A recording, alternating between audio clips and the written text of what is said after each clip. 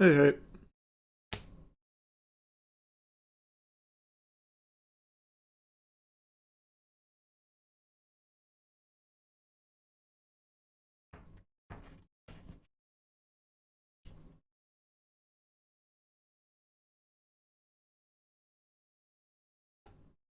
Good evening.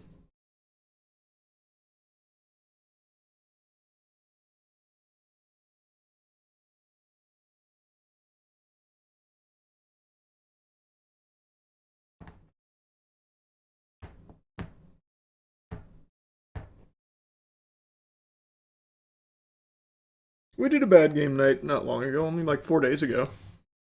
I don't think I titled the stream that. You did anything for St. Patty's Day? Nope.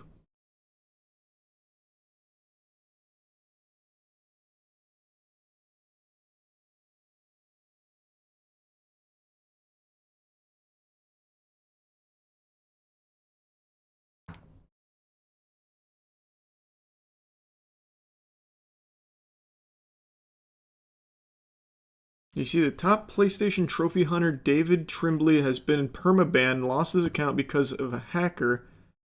He spent tens of thousands of dollars on his account over 16 years. Didn't hear that.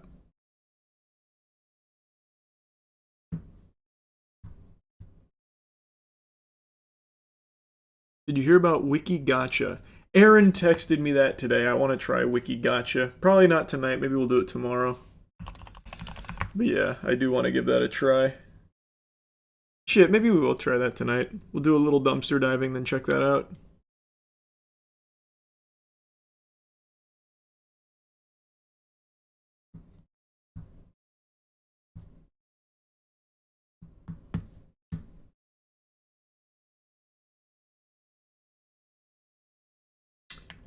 Oh boy, what is the. Oh. What's the quality look like on YouTube right now? Does it look like absolute trash?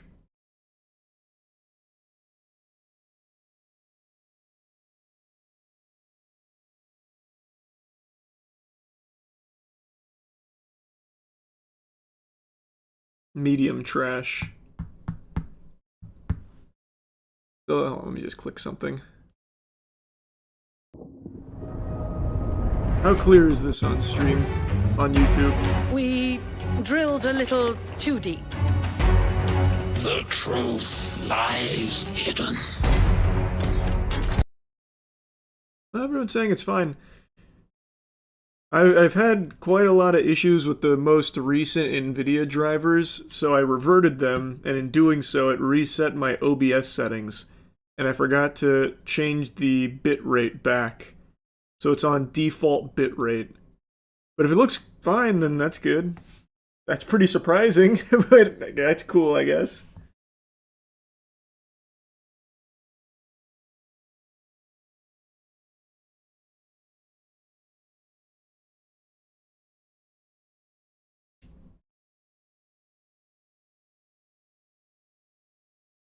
Your webcam is lagging. Is it?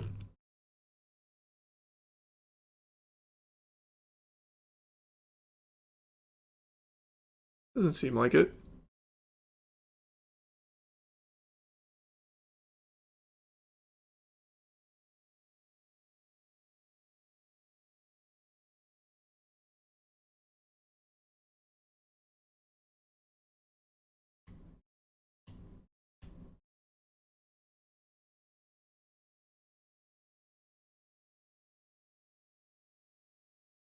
You saw FBI is investigating Steam over games containing malware. I did not see that one.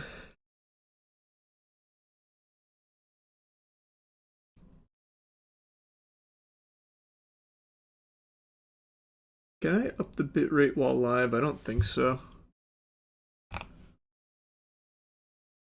No, I can. Does that change anything?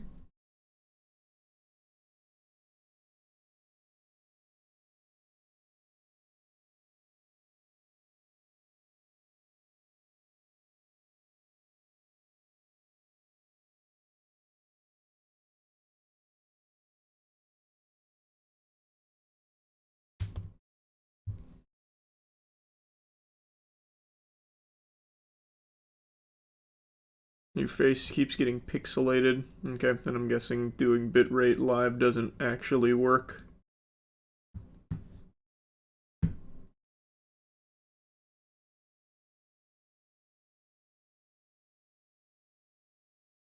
Well, nothing I can do about that. Let me start up a game and you tell me if it looks like shit.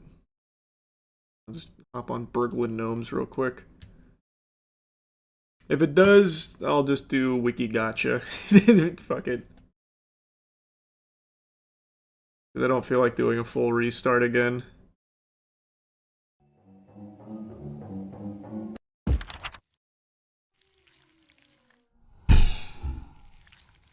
How's it look?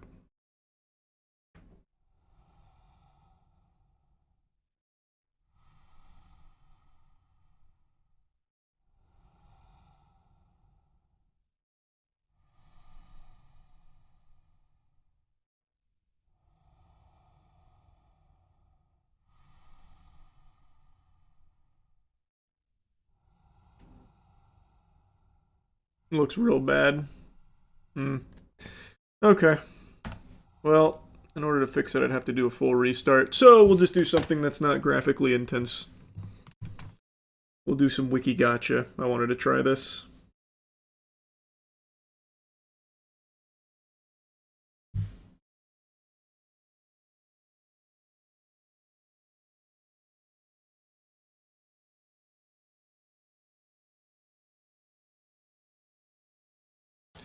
That's a shame. I didn't realize it did that.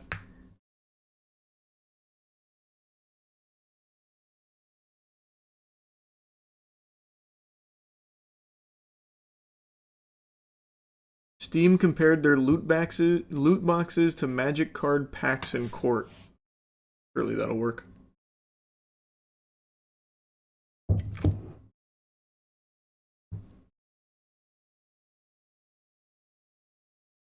Yeah, it looks fine on Twitch, not on YouTube. YouTube's the issue. The bitrate reset.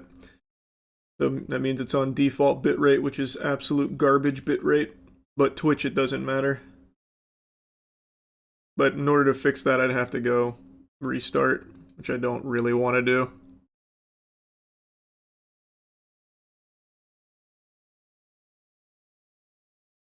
Alright, let's try some Wiki Gotcha. Aaron texted me this earlier. Gave me kind of the general rundown, and it sounds interesting, so let's see how we do. Alright, our first pack, we've got Joan Hambidge. I don't know who that is. An Afrikaans poet, literary theorist, and academic. 1913 attack, 1459 defense. Okay. We got the Bonnie sur Loire. There's a commune in the Loire department of the center of... Jesus. Okay. France.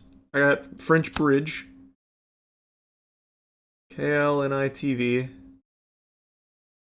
This is in Lafayette, New Iberia, Louisiana. Okay. John Humphrey England? Holy fuck. He's a common? Wow. This must be a crazy juiced set. And then Chrysocera flavopunctata. This is just a moth. Yeah, this is weak. But maybe there's some good synergy with this. Like in Yu-Gi-Oh! Maybe I can use it to like synchro summon Joan of Arc or something. Okay. So not bad. It looks like Joan Hambidge is my heavy hitter. That's going to be my big meat stick. What's this? Oh. Alright. Battle. So, daily raid battle, single random battle, team battle, or story mode battle coming soon. Story mode battle for Wikipedia page trading cards? I wonder how that looks. What the story would be. Imagine it's like Final Fantasy VII or some shit. Right, let's try a daily raid battle. Well, actually, do I have more cards? Yeah, I have 5 packs.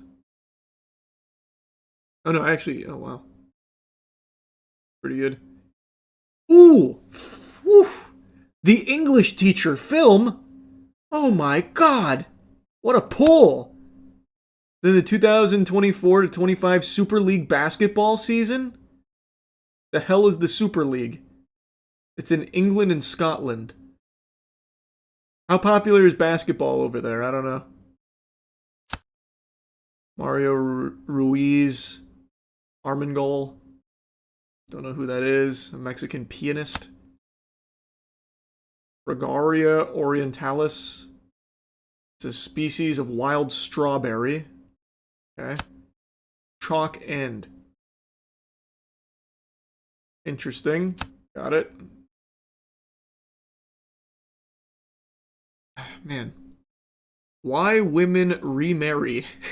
It seems like a sad card to pull. Oh, it's a 1923 American silent crime drama. Alright, that's not exactly what I thought that was going to be.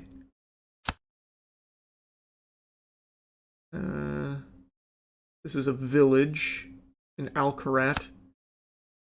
Malta in the Eurovision Song Contest, 1999. That's pre-Y2K, right before Y2K. That's big. That could have some pretty incredible synergy. And then my rare is Witzenberg Local Municipality. This is in the Cape Winelands district. Okay. I haven't pulled any juice yet. I got a full house here, though, apparently. So I got species of shrimp. Looks like a little fucking balloon animal. Or like cake frosting. I just got Winfield, Missouri. Actually huge. Population of 15, 18. That's like a ghost town. Holy shit. What a pull. List of female lieutenant governors in the United States, of which there's 21 currently serving. In total, 128 women have served in this position. I got a Japanese manga series, Karakuri Circus. I thought this was JoJo's for a second. I was about to go ballistic. In the 2017 FIL World Luge Championships. Meh. Kind of a stinker at the end there, unfortunately. Everyone knows 2017 was a terrible year for luge.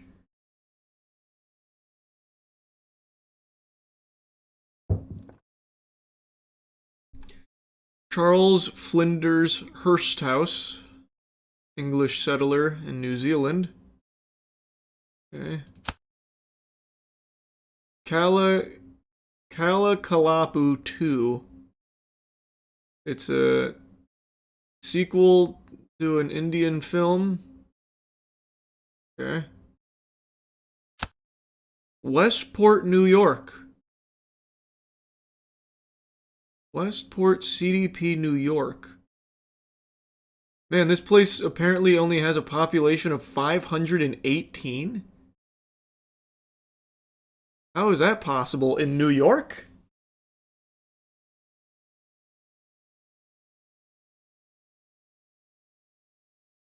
Huh. I don't really get that.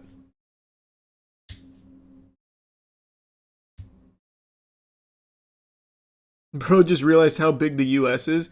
I just assumed everywhere in New York was filled to the brim like sardines. I'm shocked to learn that there's a tiny little, like, very, very small village here in New York. That's news to me.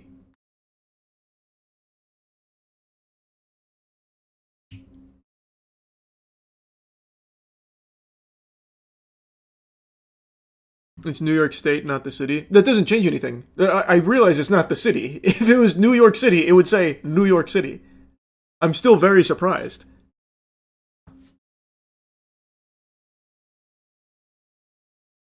I've just always been under the impression that everywhere there is pretty filled. There's a county in Florida with only 9 people. Where?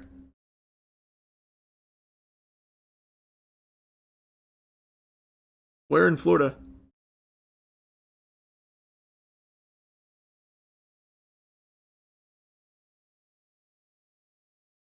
Marineland, Florida.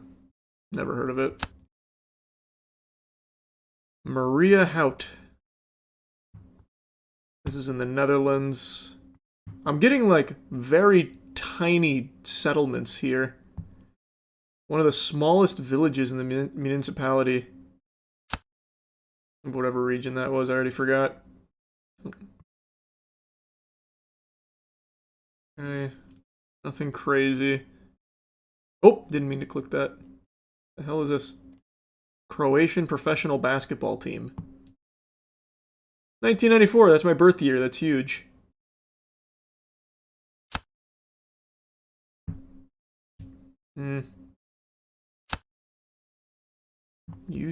Okay, Willy Rosen.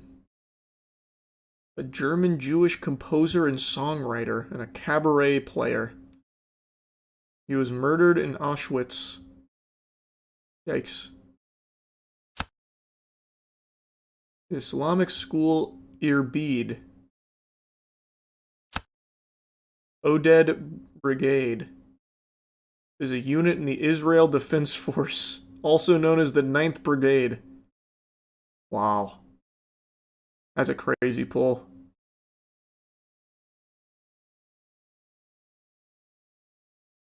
Oh, I just pulled a super rare! List of birds of Oklahoma. This list of birds, Oklahoma, includes species documented in the U.S. state of Oklahoma, accepted by Oklahoma Ornithological Society Bird Records Committee. As of May 2022, there's 488 species. That's a big pull. Its stats are kind of weak, though. I mean, its defense is pretty okay, but everything else is kind of weak.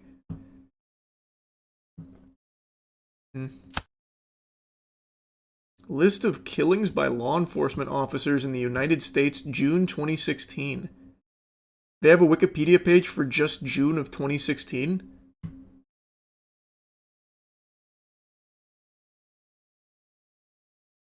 Wow, yeah. Do they have it for every month of every year?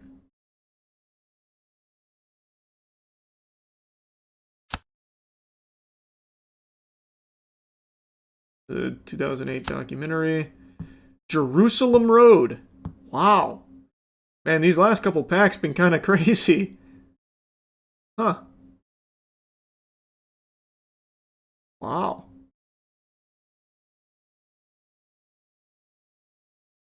Bluna. Heptaplorum Violeum. The species of flowering plant. 1912 Argentine Primera Division. Primera División. Pat Ragusa. Former American football place kicker who played for the Jets? Oh. We're almost out of packs, and then I'll take them into battle. I don't know how the fighting works, but we'll see. No fucking way! There's no way I just pulled... No! A League of Legends Pro! Wait, this guy's actually goated! What? What a crazy pull! Get the fucking sleeves! I need a top loader ASAP! No way! What a crazy pull! Imagine I get Faker in this pack too. Get that shit graded. Yeah, now I gotta send this to PSA ASAP so they can fold it up and throw it in the toilet.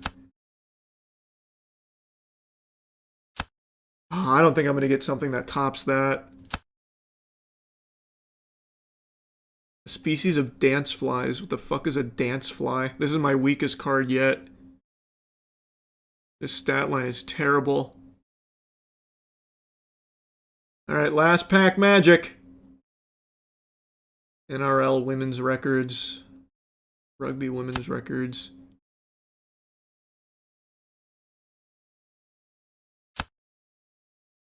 This is looking like a real dud of a last pack. Welfare in California. That's my rare? Ugh. World Conservation Award. Yeah, that was kind of that was a deflating last pack after pulling the Afromu card. Afromu. How the fuck do you say his name again? It's been so long. 12.5k defense. Oh, for the NRL women's records, you're right. 12.5k defense. That's a brick wall. Afromu. Afromu.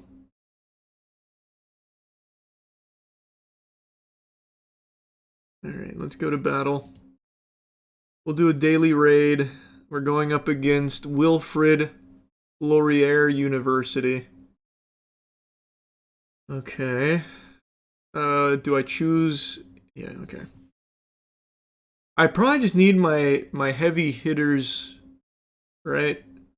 So Kalakalapu 2 has good attack. Actually, that might be my... Oh, wow, that is by far my best offense there. Kalakalapu 2, why? Oh, and the English teacher, actually. Let's focus on offense. The best defense is a good offense. We've got to get Afromu in here. No doubt in my mind. Then 1,000. I don't know how much damage Wilfrid Laurier or L'Oreal, whatever the fuck it was. I don't know what kind of damage they're capable of pumping out. I also don't know how this matters, to be honest. I don't exactly get it.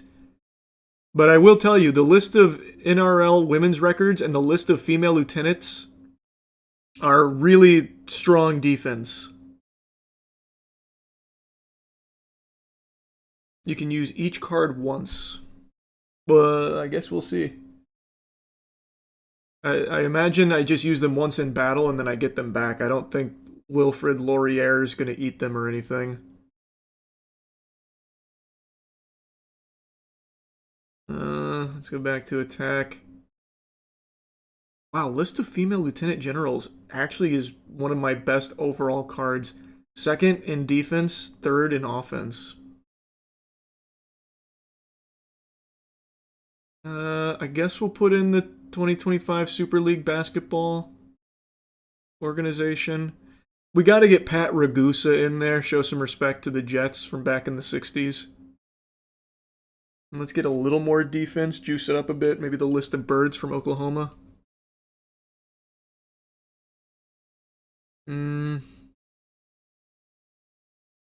Welfare in California is not a bad final card. Well, actually, I have two more. I guess maybe can I sideboard Welfare in California?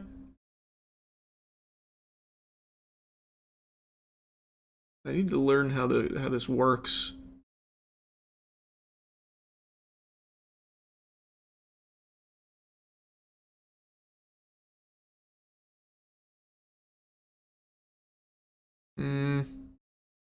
I'll put Joan Hambidge in here. That was my first pull. That's sentimental value. Maybe that counts for something.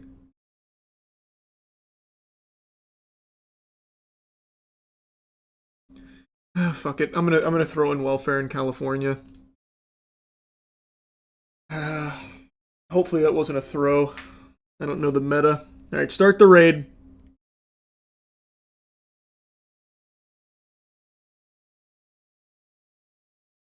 Boss AoE hits 10 units for 44k total, KOing 3. We only attacked for 1,300. They must have killed my list of women's NRL records. Yeah, we're low rolling. We got blasted. We got absolutely blasted. This was not even close. Holy shit, we got steamrolled. Wow. Wow.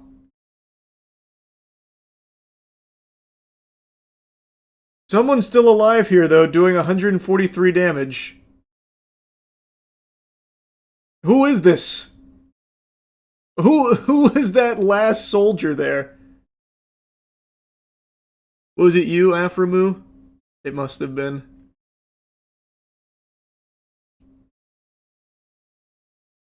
God, that was terrible, bro. What happened to my list of NRL women's records? We should have been clapping him. Can I see how each individual card performed or no? I don't get a breakdown like that. Fight him again. Maybe it was just... Oh, I do lose them. Oh, fuck. I'm cooked.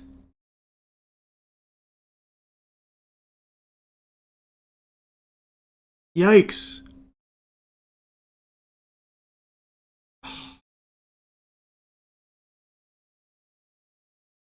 All right, well, I'm just gonna do it again. I'm just gonna throw these in there. These mean nothing to me. I lost my favorite cards. Let's see if the fucking bench warmers here, the B team, can squeak out a dub. Killed all of my cards with a single move, basically. That took 2 turns. I mean, that's how I thought that would go, to be fair. That was a ragtag team of misfits I threw at the list of Wilfrid Laurier University somethings. What is this? List of Wilfrid Laurier University people.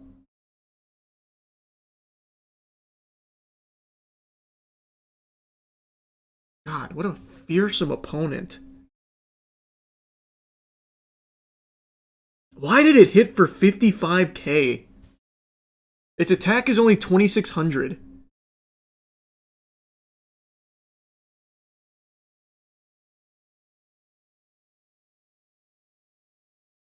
What do you think the best card is? It's got to be Jesus, right? Like, if you can pull, like, probably a mythic rare Jesus, I can't imagine there's a better card out there. Alright. We're going in again. I didn't realize I still had, like, the bonus Jonas here. The extra pack. We got a Hungarian romantic drama film. Not much there. Not much there. Population's a little higher than my other polls. Leonard Skinner discography! Wait. This might be able to solo. No way we just pulled a rare Leonard Skinner. No fucking shit. That's huge! And then what's this? We got a super rare Tariq Ramadan. It's a Swiss Muslim academic, philosopher, writer, and convicted rapist. Didn't expect the last one in there. Quite the curveball. Interesting. Alright, that's quite a pull. That's a big pull. And then we got the peanut butter conspiracy is spreading. What a tonal whiplash here from convicted rapist into peanut butter. Okay. Pretty strong cards, though. Tariq Ramadan's stat line is absurd. And Leonard Skinner's discography, holy shit is it clapping. Look at that 6k attack. Looks like I have some more packs to open.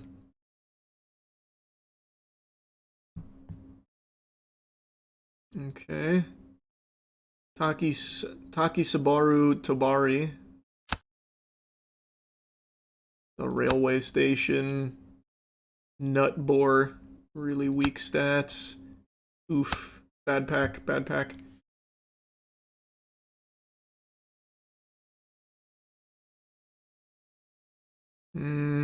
Oh, there's a super rare over there again. Tommy Herrera. A baseball player.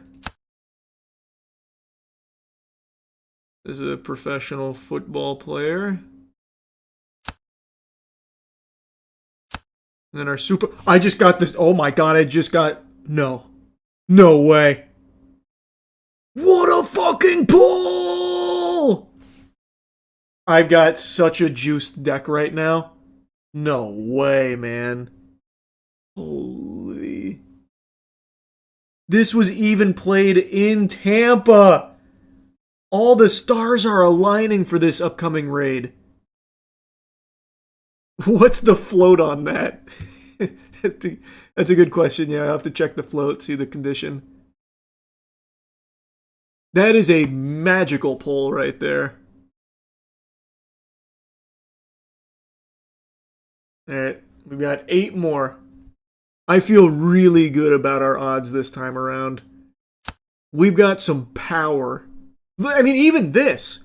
Kevin Kilner's got 6k attack.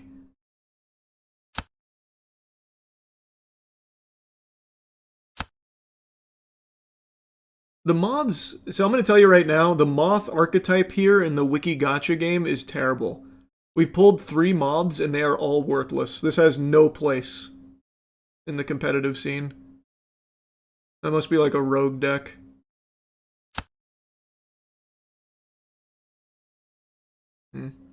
Nothing huge there, nothing crazy. Except for Kevin Kilner. We did get Bun Kebab, which is pretty good.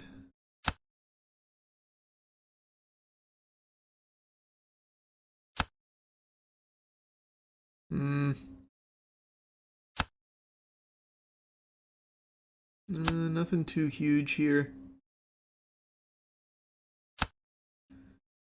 Weak pack.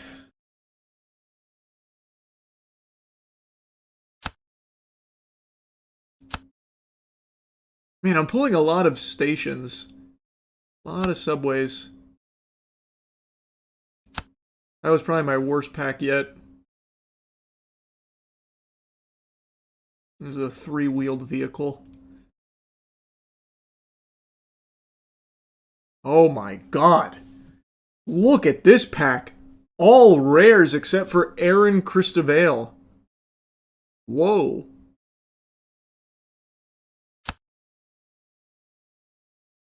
CJCBDT. Repeater television station in Nova Scotia. Okay. Christ figure? No. It couldn't be. This must be like the first evolution, not full Christ. Oh no, it's actually a literary technique. To draw allusions between characters and biblical Jesus. Okay. Yeah, so this would be like the Charmander to the Jesus Christ Charizard, I would say. Decent stats, definitely usable. This is a luxury cruise. And this is just a currency. That's not bad. Camorian Frayne.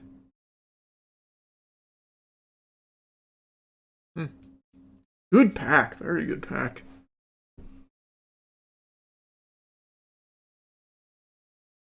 This is a Lebanese politician.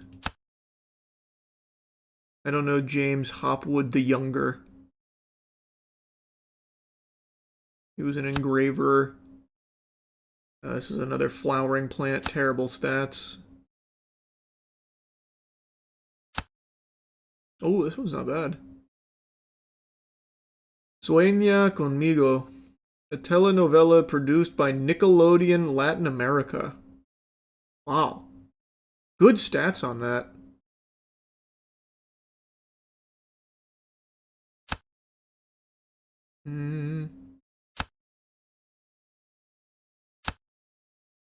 Whoa. Whoa, David Zawada. Wait a minute. Wait a minute. Decent stats, too. We got a fighter. Maybe that one can go crazy. We got 2 packs left, and then it's raid time. Ultra rare. My first ultra rare. I just got Hampton Township, New Jersey. Its stats are terrible. Does this have like a special ability? Like some kind of passive or keywords like trample? Because this is trash.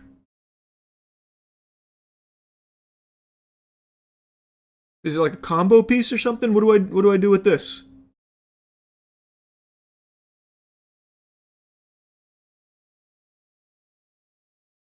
Look at the defense. The defense is kind of pitiful, especially compared to the list of NRL women's records. In fact, we pulled some better defense than this even outside of the NRL women's records. This isn't very good. And its centering is off.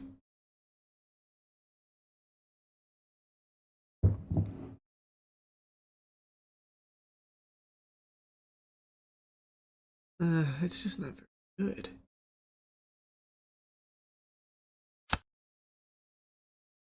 Saratoga Revolution. See, now look at this. Compare Hampton Township, New Jersey to the fucking Miami Herald. Night and day. The Miami Herald is cooking. Look at these stats. Now this is good shit. Great attack. It can beat and it can defend. It can last. Got some stickiness to it. Big pull on the Miami Herald.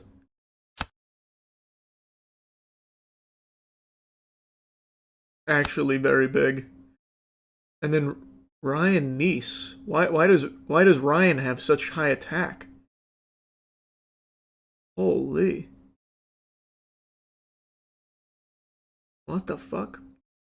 Looks like he even went to the Buccaneers at some point.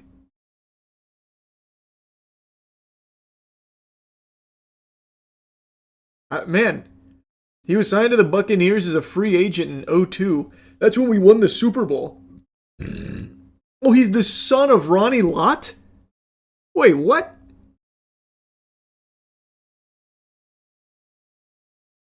And he's right here in Tampa.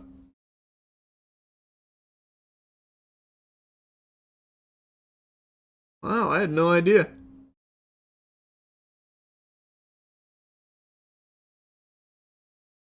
Well, Ryan's got some great stats. Well, for offense, that is. Not much in the way of defense. This is looking like a weak final pack. This is okay stats, I guess.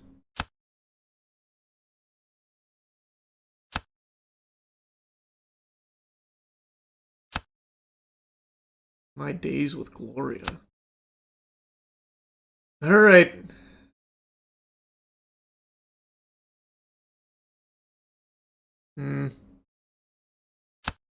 Oh, wow. Micro Pterosaurus. Yikes. Completely useless.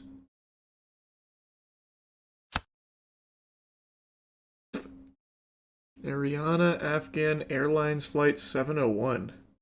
Aviation accident in 1969. Big stat line here. Alright.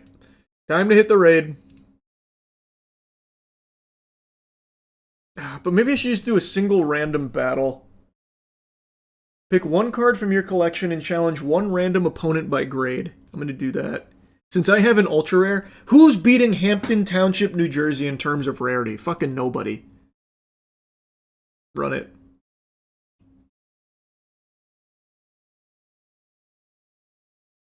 Man, I got fucked. Wait! Oh! What do you think you're doing bringing Trans St. Lawrence to a Hampton Township fight? What an idiot. This guy sucks, man. He doesn't know what he's doing. Rematch, same grade. Oh, wow. I'm just cooking. I'm actually just cooking. These guys don't know how to play.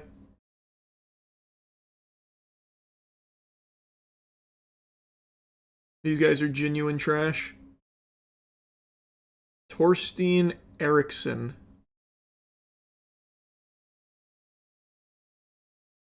I'm on quite a streak right now.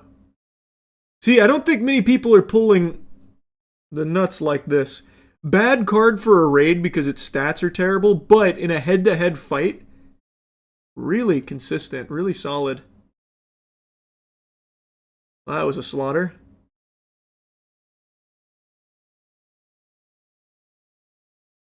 Oh, I just realized. I'm in uncommon, aren't I? Oh no, I was in ultra rare. Oh no, oh no, oh no, oh no, I didn't just go up against Gordon! No! Damn, yeah. Yeah. I went up against the Prime Minister of the UK from fucking 2007. was unbeatable. There was no winning that one. Tough, tough, tough, tough. This one's going to be a close one. Nope, not really.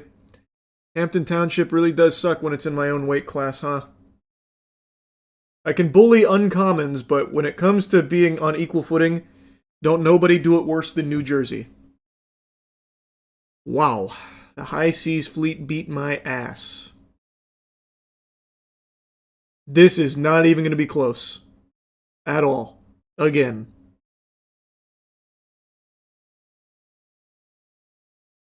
Use the Super Bowl. The Super Bowl's... Wasn't it a super rare? A super rare? I don't think it was an ultra rare. Hurricane Earl? Come on! Why is Hampton Township, New Jersey even an ultra rare? What is going on?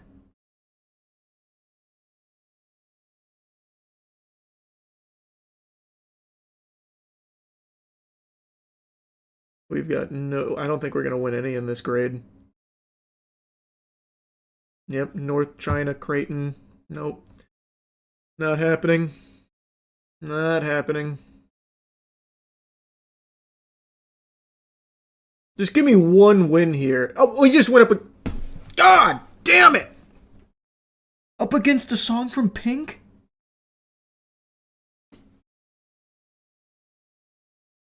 Go back to smurfing? Yeah, maybe. You need to pull full art Sweden. True.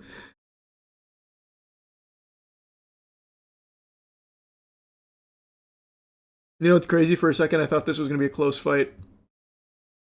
Wasn't close at all. Just give me one win here.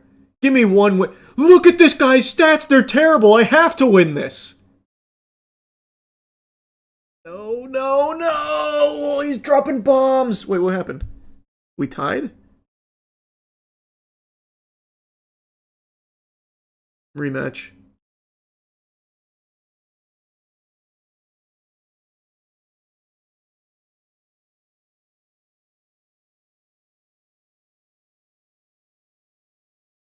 The battle of the Stinkies. Neither one of us can win. We got him, though. We got him just barely that time. Rematch. I want a decisive victory for us. I want us to actually put him in the dirt. Oh, we probably lost this one. Yep, we lost this one. Yeah, we really lost that one. They got us. They got us. They got us. The Verona defensive system.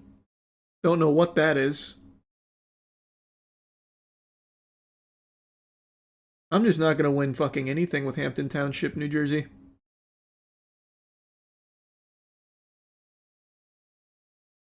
What the hell is this, man? What the hell is this?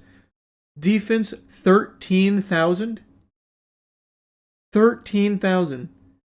A list of domestic and international reactions to the 2019 to 2020 Hong Kong protests.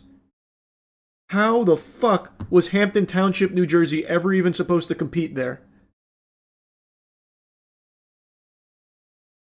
Alright, hold on. I'm going... Okay, we're going back. We're going back. I'm throwing in a different card. Hampton Township is being retired. We're bringing out the meat. Super Bowl from 09, baby. And we're going to compete in the... Well, let's compete in SSR first, and then we'll go to Ultra Rare. I don't think anything's beating my Super Bowl card. I would be shocked if anything beat my Super Bowl card.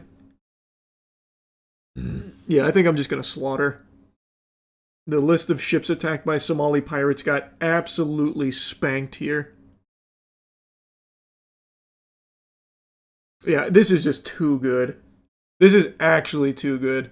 Flo Rida song couldn't do anything about it. Oh, history of Cherokee, something or other, getting absolutely smacked down. No, I will legitimately never lose a battle here, I don't think.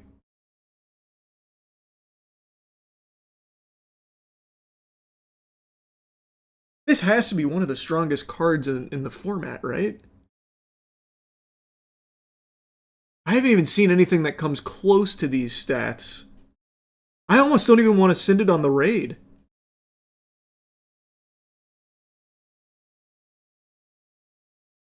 Alright, I'm gonna bump it up a weight class. We'll see how it competes in ultra rare.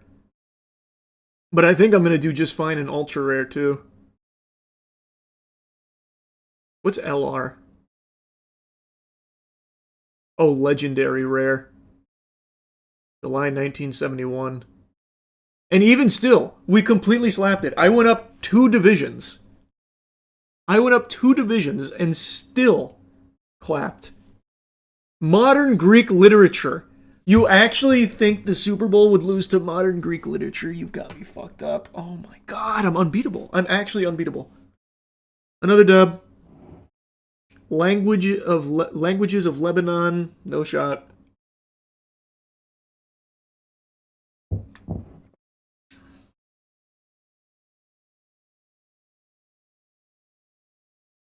Yeah. This card's busted. This card's actually busted. I wouldn't be surprised to see it get banned in the next ban list. Wait. No way. African humid period. 14k defense. Holy fuck. Oh my god.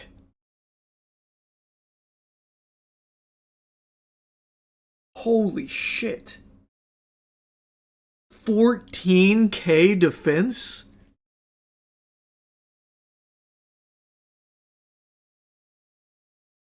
Man, now I wish I didn't send the list of NRL women's records on that raid. Because they were a common that probably could have competed in this weight class. That's probably a fluke, though. I probably don't lose again.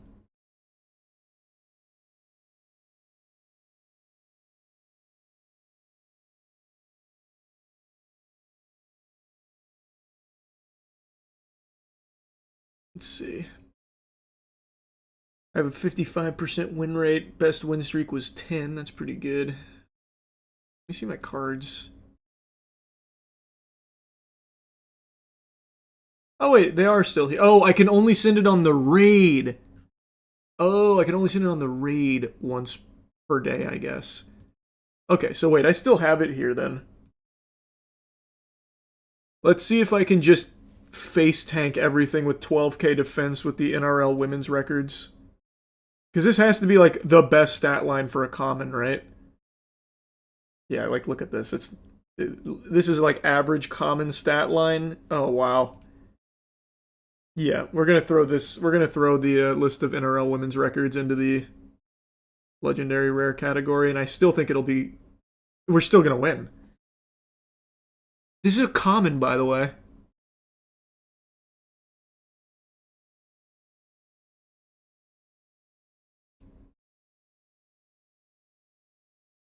Wow, what the fuck? We're beating Gene Ross?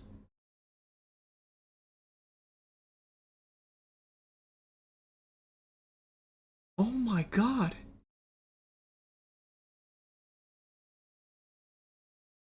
Defense has to be the most important stat. It's gotta be. The hell is Gong Gong? Dwarf planet.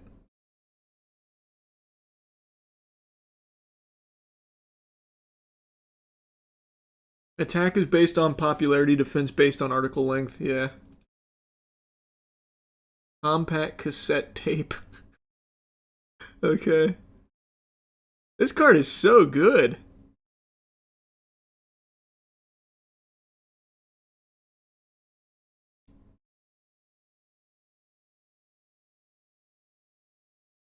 I might end up with a better win streak just spamming this one.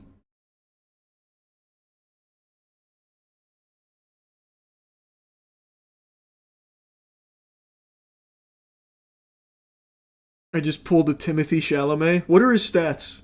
His attack's probably really high.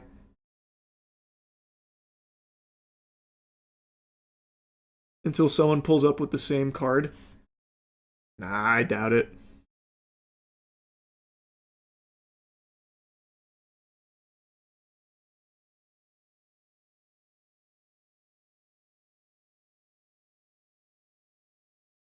Yeah, we are just far. Well, this one might be kind of tough.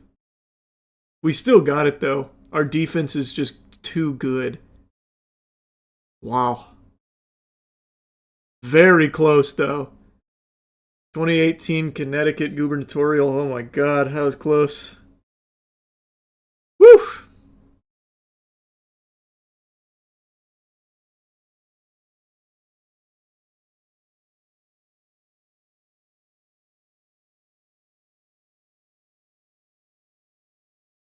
We're looking real strong.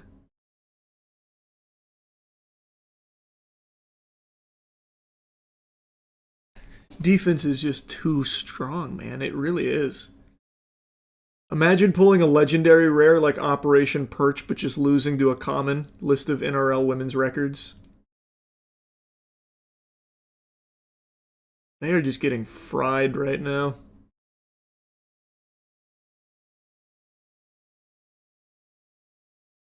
Alright, let's do the raid.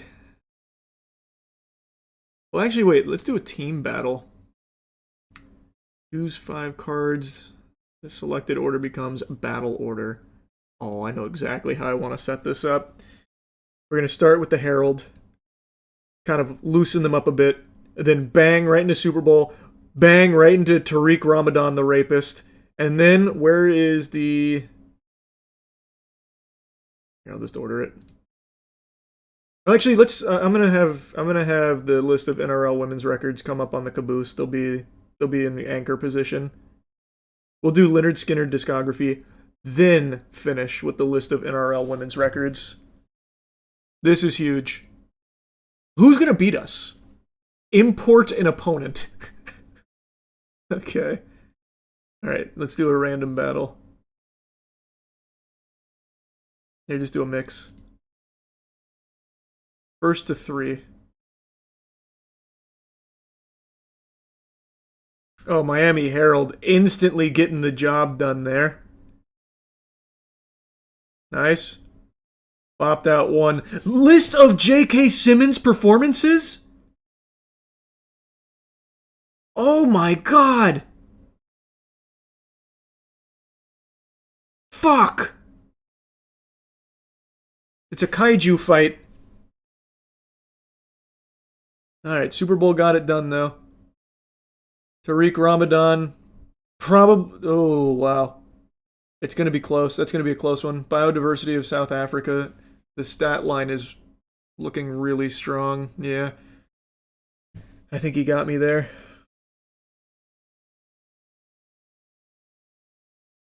Yep. Jim Mattis! Ah! No! It's alright. No one's beating the list of NRL women's records.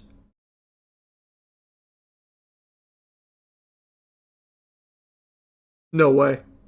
No way! List of shipwrecks in 1906. It has 17,000 HP. I lost. I fucking lost. What kind of pulls did this guy get?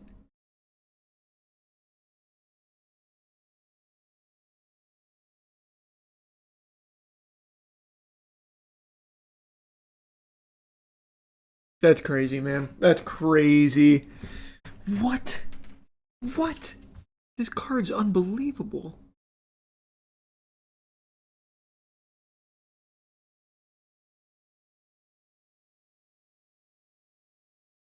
Tough, man. That's tough.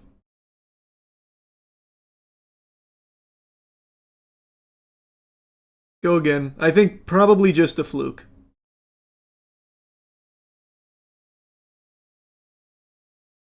Okay, let's do a survival match. Yeah, there we go. Miami Herald instantly slapping.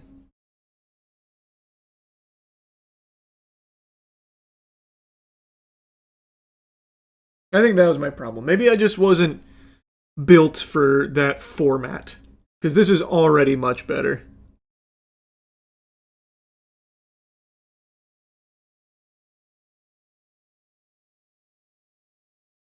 Man, Miami Herald might take down 2. He did. And then they probably won't even get through Super Bowl.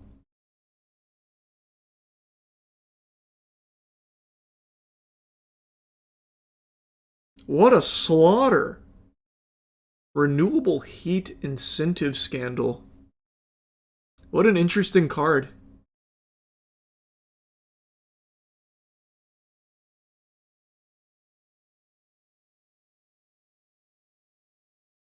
Urban planning in Australia. Strong. An admirable opponent. But it's not good enough. Yeah, Super Bowl was just collecting scalp there. My God. Miami Herald bopped one and then Super Bowl bopped the other 4. Not even close, man. Actually, not even close. Actually, Miami Herald got 2. I forgot about this one. And then Super Bowl finished them off.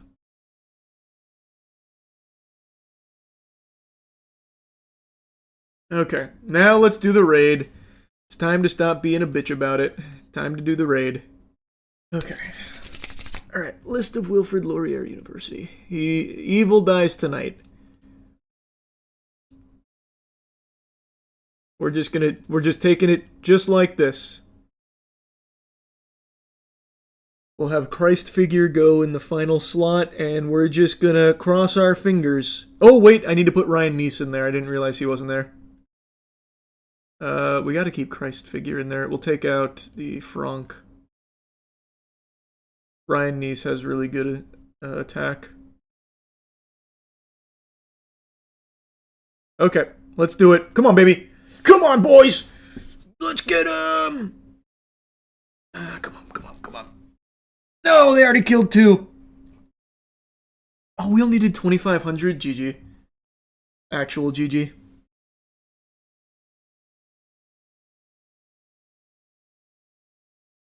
I don't know how you beat this boss.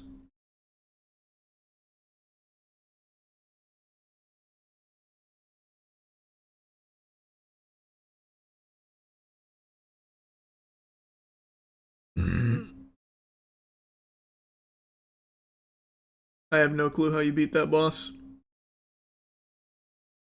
Let's start pulling again. Let's see if I can get anything better. I doubt it, though. Nothing.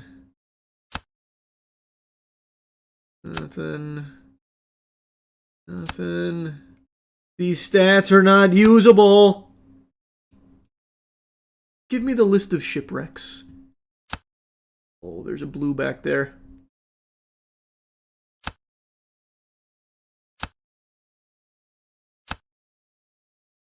I just got a Nelly Furtado song. But it's not the one I'd want. I want Say It Right. God damn it. It's alright. It's still a Nelly pull, but not S tier. That's okay. It's good for the collection. Polygamy in Thailand. Okay. Interesting card. The 1891 Baltimore Orioles season, huh?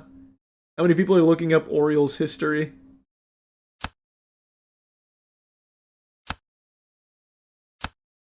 Oh, that was a terrible pack.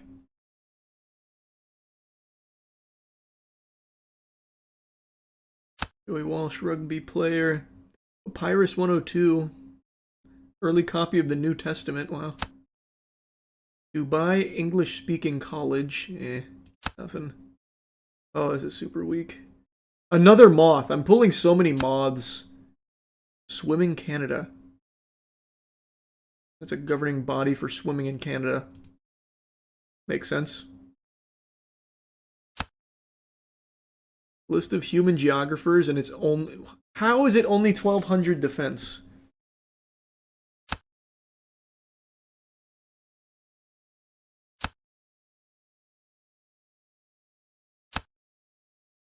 Ah, oh, boy.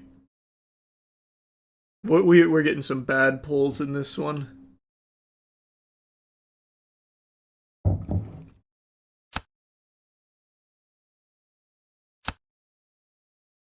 Capture of Baghdad, 1624, huh?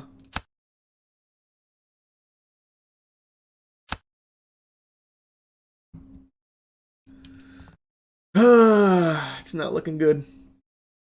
Stuck in a box.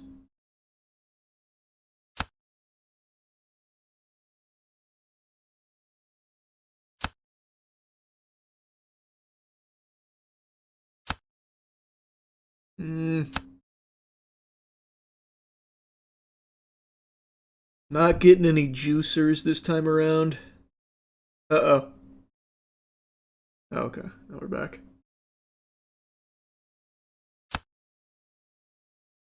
Attack's pretty decent on this one.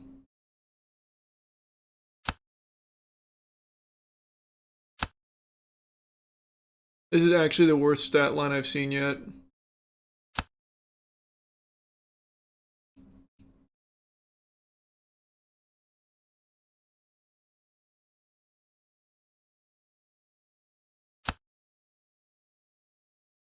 Alliance against state hostage taking.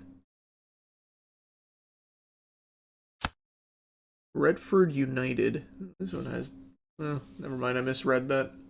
I thought it was higher defense.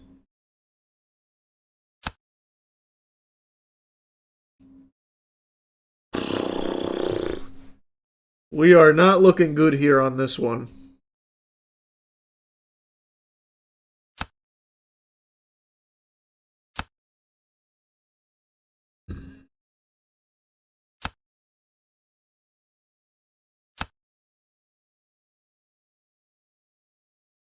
Alright, we're on to our gold pack, though. Okay.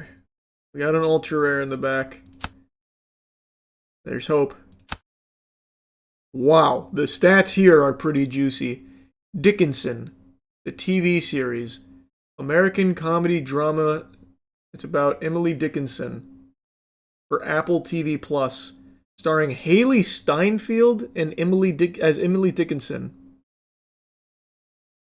I've never heard of this. Good show? Bad show? Thoughts?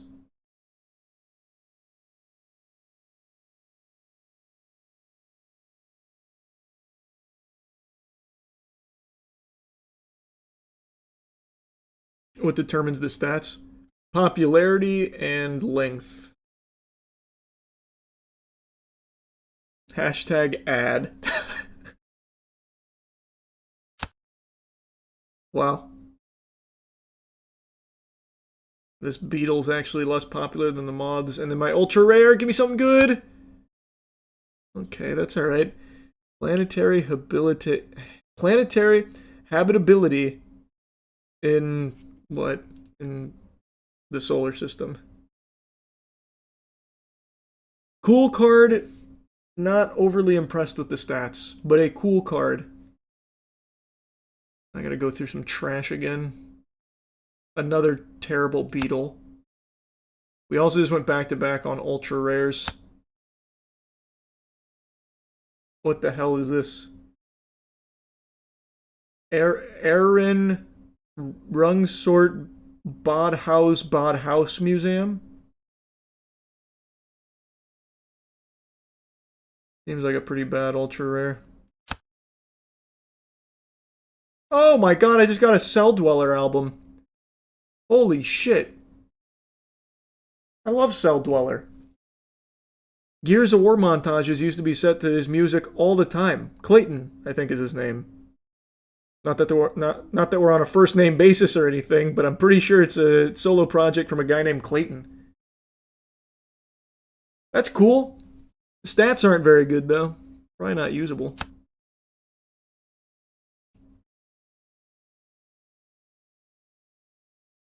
Reckless American TV series. Never heard of it. Decent stats though. Rachel Fox, softball player. Ah, man, we got some bad stats. Utah Valley Wolverines wrestling. Come on, give me a chunky one. Black Lake. This is from Bjork. That's pretty good. Like, well, it's a cool card. It's not very good, like playable.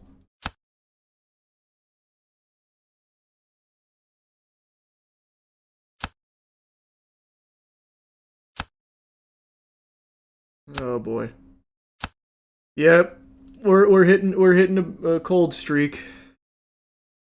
Buck, West Virginia. Jesus Christ.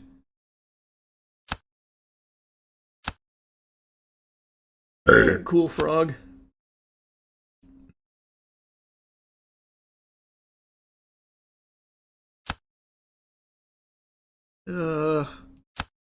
Come on.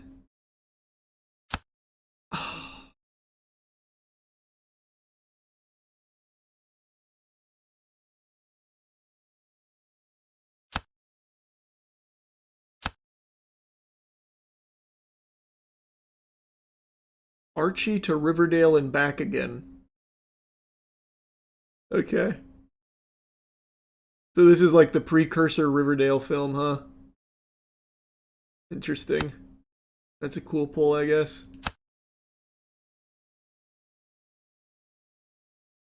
No! 20 seconds till my next pack. We had such a bad streak there. That was unfortunate.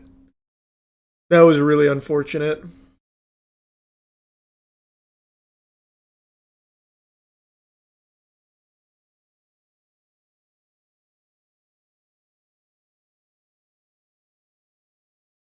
Come on, come on, come on. Oh, Wild Goose Farm. Painful. Waited 23 seconds for Wild Goose Farm. Oh. Oh, and a sea snail? Jeez, man. 2 rugby players, by the way. What a terrible pack.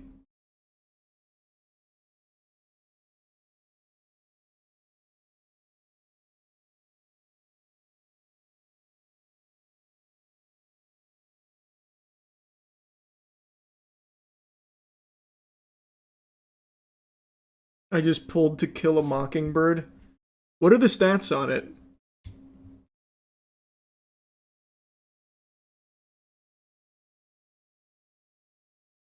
Alright, come on, baby. Give me something huge.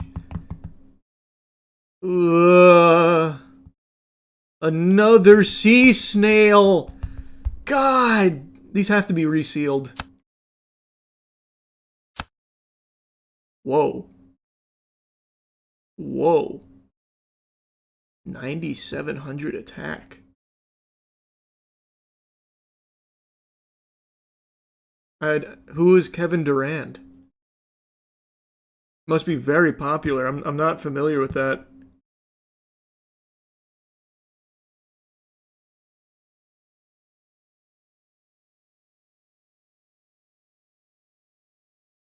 He got the Durant misprint. That goes crazy. Yeah, I'm not familiar with his work, but that is great attack. Okay, not a bad pack.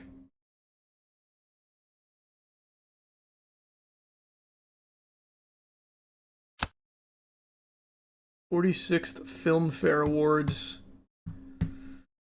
Oh. A ring laser gyroscope. This was an interesting pack, but nothing overly great there.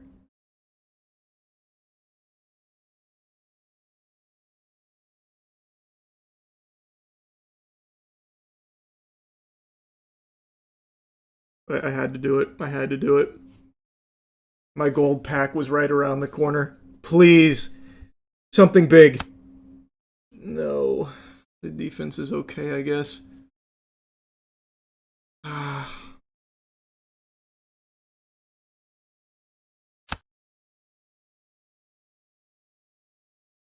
What an interesting plane. Man, I feel like I blew the ultra rare there. That's not very good. It's not very good.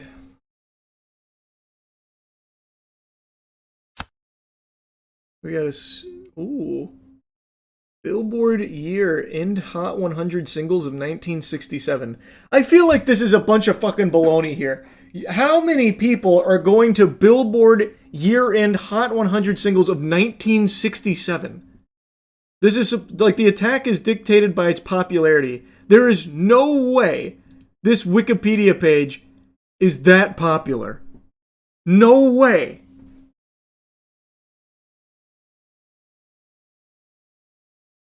I don't believe that. Though, I did just see I'm a Believer from the Monkees and Light My Fire.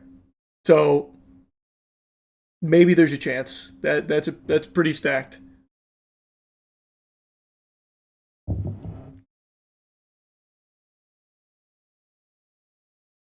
I'll take it though. I mean, that's a good card. This card sucks. Grade 2 listed buildings in Brighton and Hove. Okay. That was my SSR there? Jesus.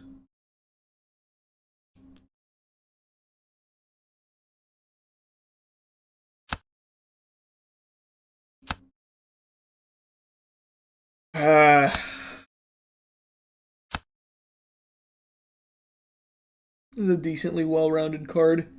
Southern Combination Football League. A lot of rare in this pack.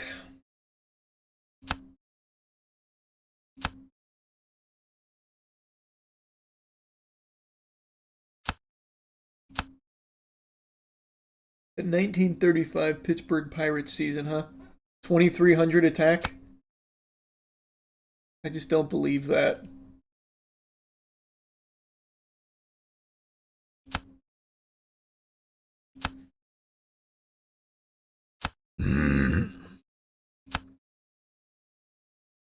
Nothing.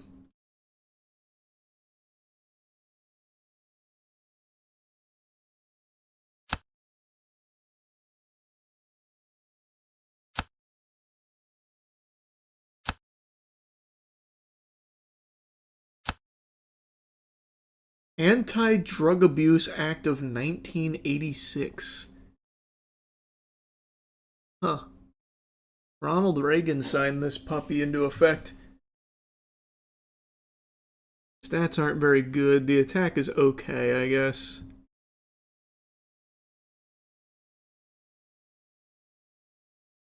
What the hell is Beijing Coma? Novel.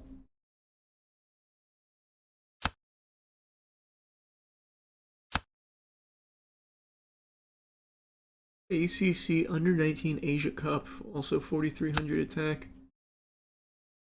I need something like really juicy.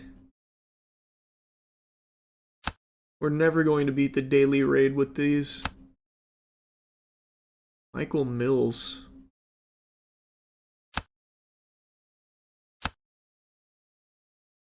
List of gated horse breeds. Okay.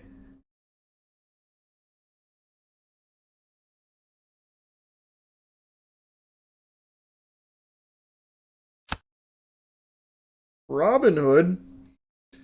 A Coven Opera. I haven't pulled a good card in so long. We are so dry right now. Well, this is pretty good. We actually just pulled a pretty big treaty. That's pretty good. Decent stats. Okay. Wait a minute, we might be back.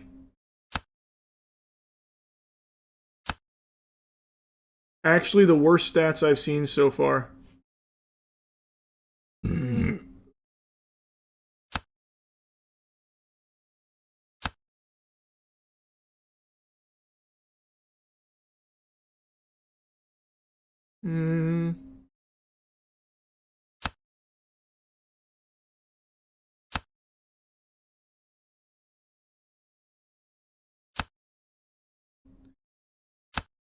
Oh boy. Alright, come on, gold pack. Come on. Nope. It's not looking good. Mass graves in Chechnya. Oh boy. Oh. Dog fighting in the United States.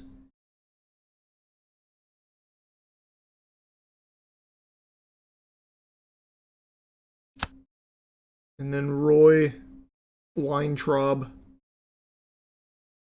Not the best golden pack. Not the best golden pack. I've got 4 left.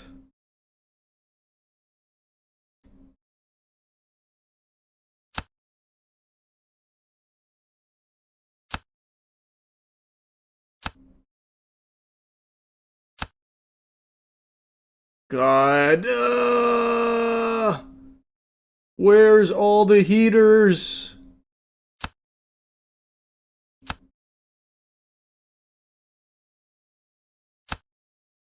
Oh my lord, I think we're cooked. Last 2 packs.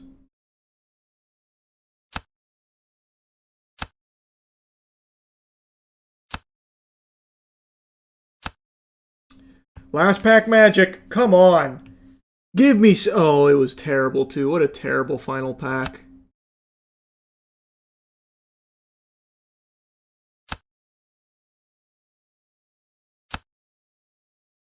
Shame. That is a damn shame. Oh wait, I got one more. Okay, it was still bad. Man, we fell apart. We were pulling some absolute slappers earlier.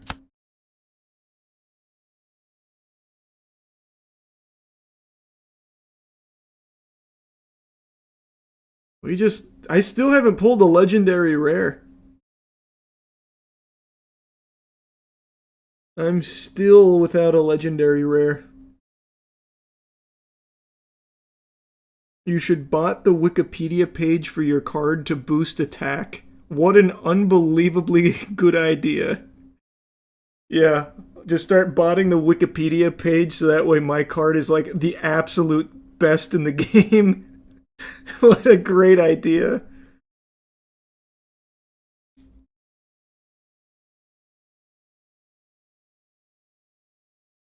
I pulled a legendary rare, but it was bad.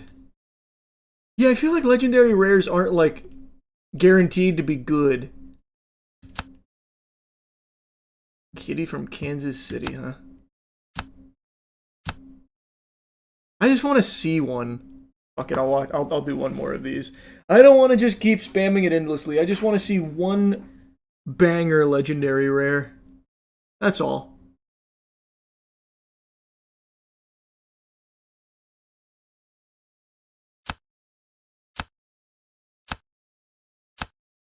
Ugh.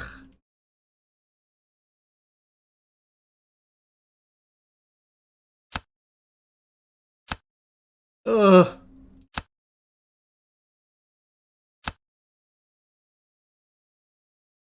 We've lost it. It's just not here anymore. We don't have the hot hand. Wait, what the hell is this? Automania?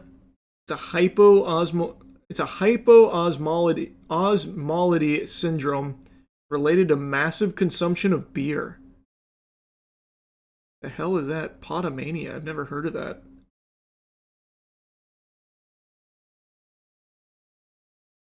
That's pretty cool.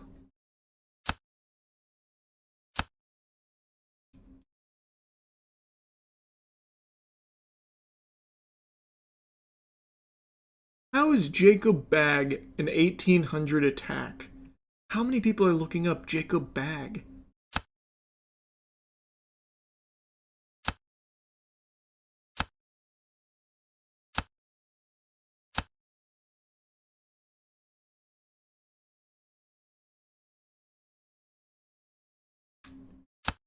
Oh, this was my gold pack too, by the way. This is what was this? A boxfish? A prehistoric boxfish. And this has higher attack than Jacob Bag. I think it's a lie. I think it's just random, the attack and defense of this. List of terrorist incidents in 1997.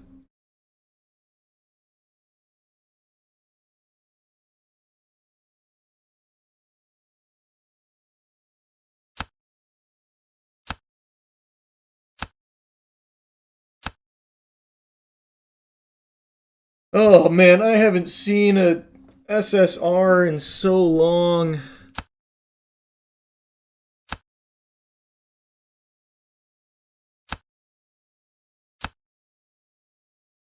I think we peaked with the Super Bowl pull, I'm gonna be honest. I think that's all we get.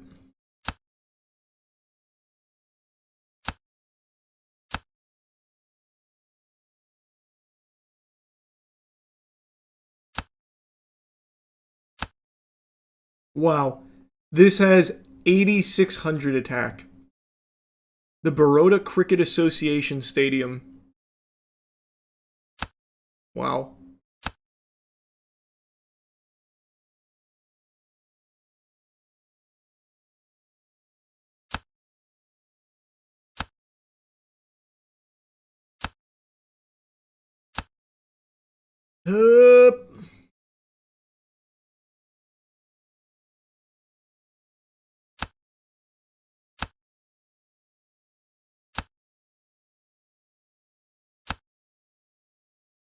Sweden bashing refers to criticism of the Swedish government, the Swedish people, Swedish language, or Sweden as a whole.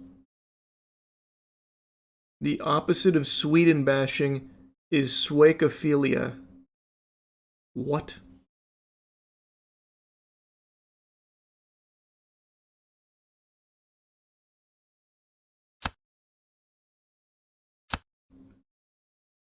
A Springle pump. Okay. Can't say I'm overly familiar with the Springle pump. Ah, yeah, I still didn't pull anything good. The duplex worm.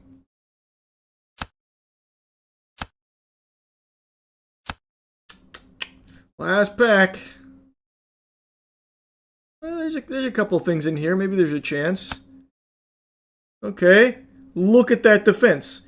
List of United States tornadoes from January to February 2023. Finally, a heater. Not as good as the list of NRL women's records, but still really solid. Finally, a little something.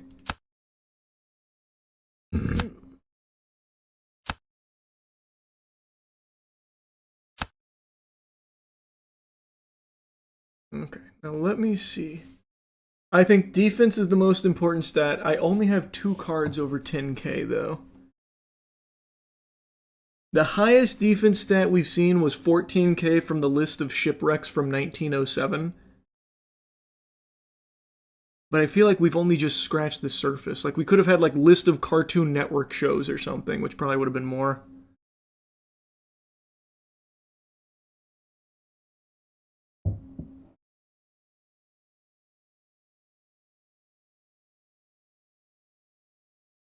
What determines the defense? How long the article is.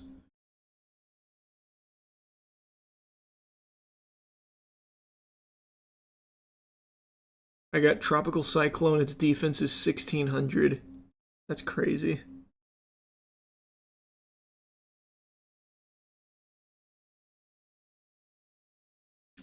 Super Bowl still is by far the best.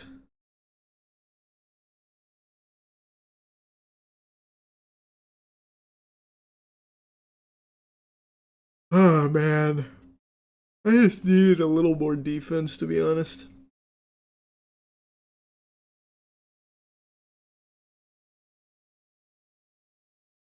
I got France, and it's insane.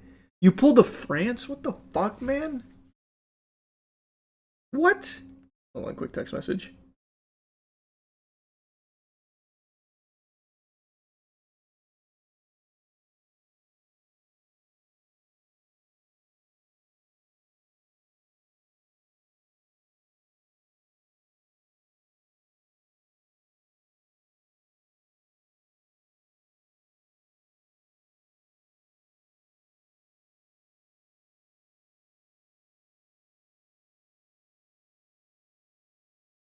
Okay. Sorry, I was reading something and sending a text. Aaron was sending me a couple of his card pulls earlier. He pulled a Mental Illness in Middle-earth, which is kind of cool. It's not great. And then he sent me a super rare that he pulled, which is a Tom Coughlin, which is an 8,800 attack. Pretty solid. Ultra rare oil refinery. Man, you guys are stealing all my fucking RNG. I'm getting trash.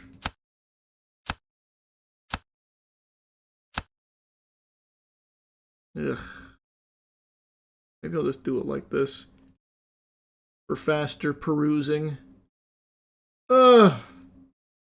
Greg Chappell, decent. Actually decent.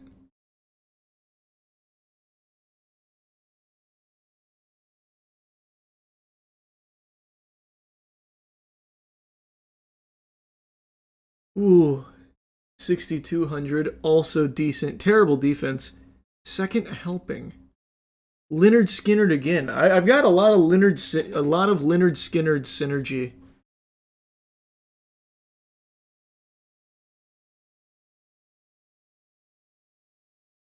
Beer for my horses. This is Toby Keith and Willie Nelson. Thought that would have been better. Guess not. God damn it. I just want to see one crazy card. One really crazy one.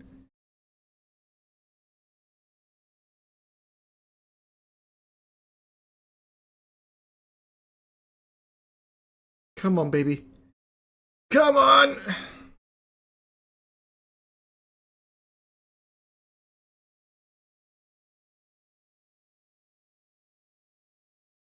Ooh, what a terrible, terrible pack. Oh my god, I just got... How is this possible? I just pulled Ultra Rare Woman. And it's not even my best card. Super Bowl is still better. This is just Woman. That's a really juicy pull, though. Actually, let me double check. Maybe it is better than Super Bowl. I don't think it is, though. Yeah, Super Bowl's still better. Woman is pretty good, though. My third heaviest hitter right behind Kevin Durant. Not bad, actually. That is really not bad. I was a little disappointed at first, but that's pretty good. I just would have thought Woman would have been higher.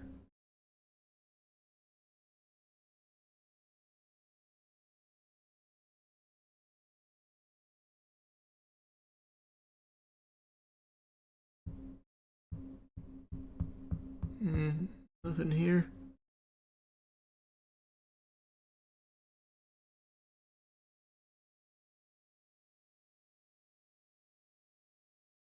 Eh. The other woman lost. Maybe we have woman synergy?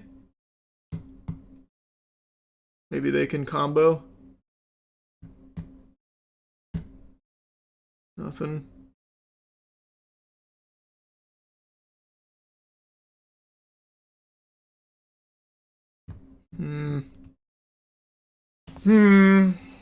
Woman might be our best pull that we're gonna get here. That is a good card.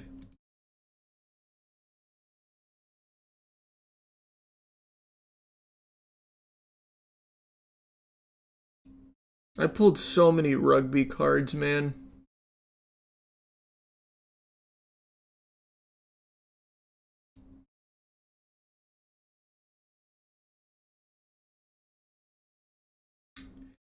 Yuck!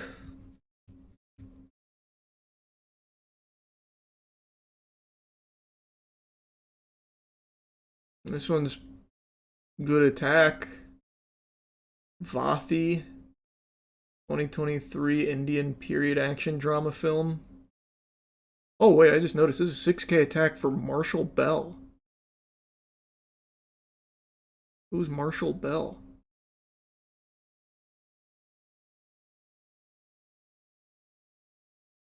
He was in Nightmare on Elm Street, Stand By Me, Twins, Total Recall, and Starship Troopers. Oh. Pretty cool.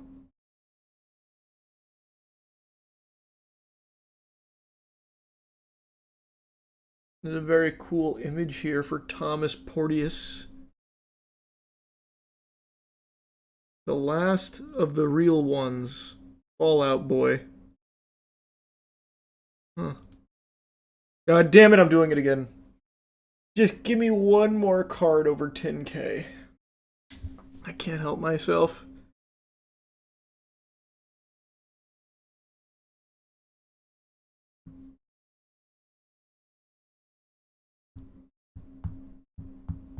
Woman playing a guitar. Pretty cool.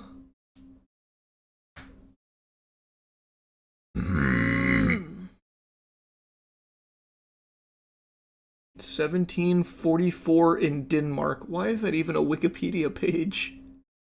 Events from 1744 in Denmark. And not only why is that a Wikipedia page, why is its attack over 1,000? That's higher than some of the other shit that I've actually heard of.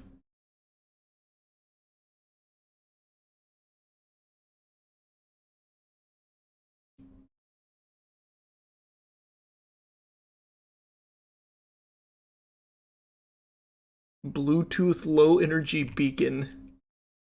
Cool. The best one in that pack. Give me something fat. Something very big. Ugh.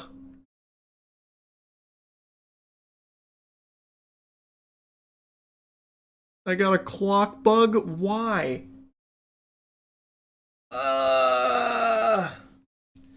Come on. This is the one. This is the one. No! God damn it. These have to be weighted packs. They have to have snatched the good ones already.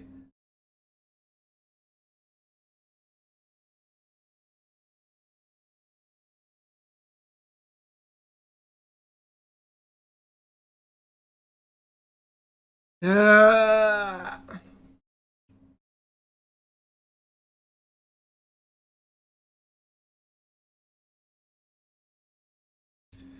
Two more. Two more. Come on. Take it home. Take it home. Give me something. Damn you. Damn. Oh my god. 1998 Pepsi 400. Why is that my rare? Why is that my rare? You keep getting Beatles and moths. I know. Beatles, moths, and rugby players.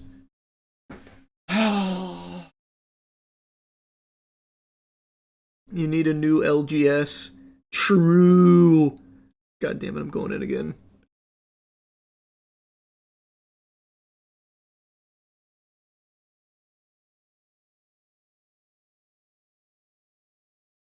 This is it. We're going to hit our streak here, and it already started. 11K attack for UFC 324. Actually, massive. Wow. Juicy. See, I knew it. We were right on the cusp of getting the big ones. Even got a Richard B. Lewis in here. And the T29 heavy tank. Good attack as well. That's our best offense.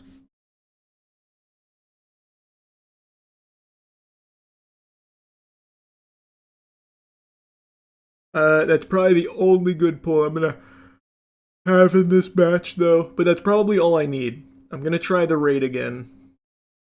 With UFC and woman, I feel like we have a good chance.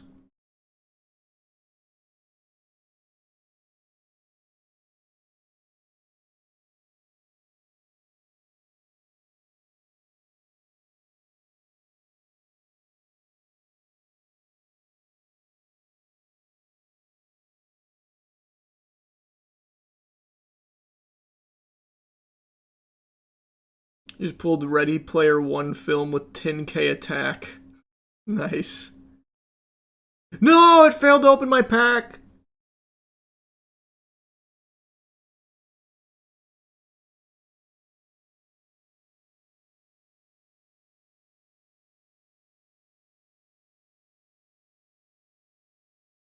Why did I get an achievement for that? I've pulled plenty of SR.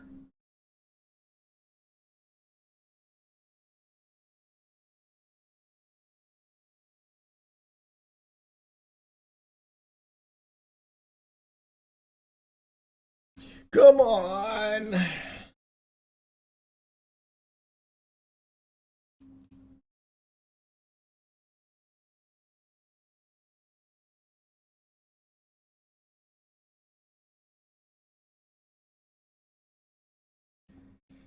Yeah, it's not looking good. Wait, did it reset my... No, it didn't. Oh, it's after midnight. I see what happened. It reset my dailies.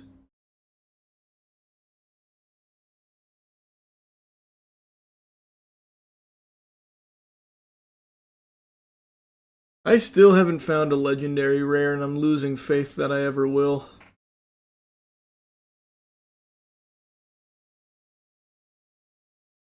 List of Turkish Americans.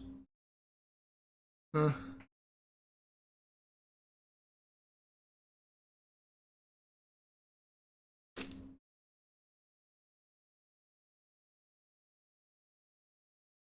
Oh boy. Yeah, I had a feeling after UFC it was going to be all downhill for this batch. I just had a feeling.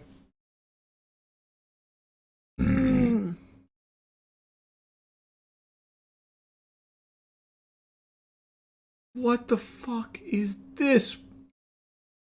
List of Pacific Coke... Pacific Coast League no-hitters. Like, it's fine defense, I guess, but it's not a usable super rare.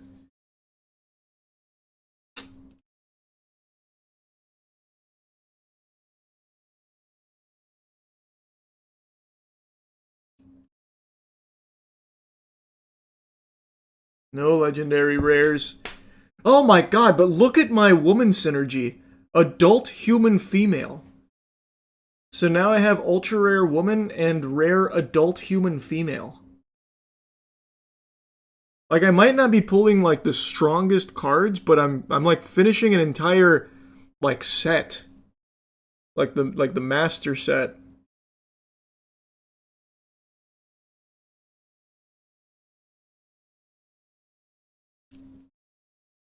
Why is that 2 separate pages?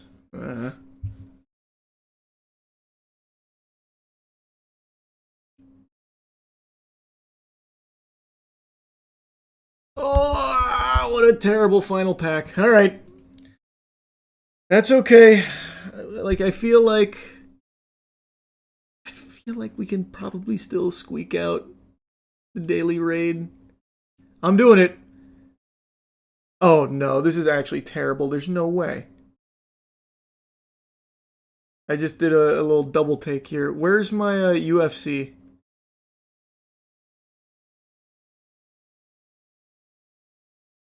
Let's just swing for the fin. No, it gets the first attack. But whatever, fuck it.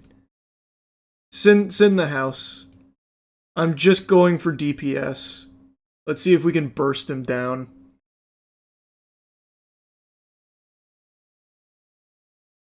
Yeah, the fact he gets the first attack is what cooks me, I think. That's GG. That's GG. It's all up to woman now.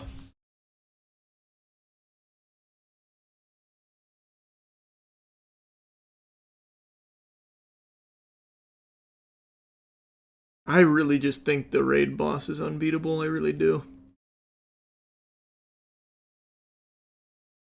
But in a team battle, I think I'm just going to be unbeatable. Let me make a new team.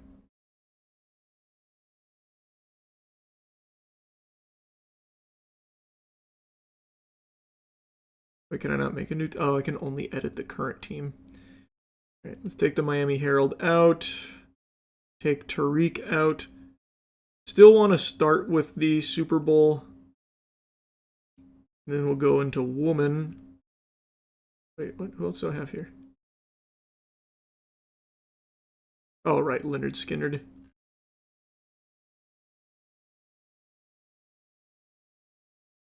UFC.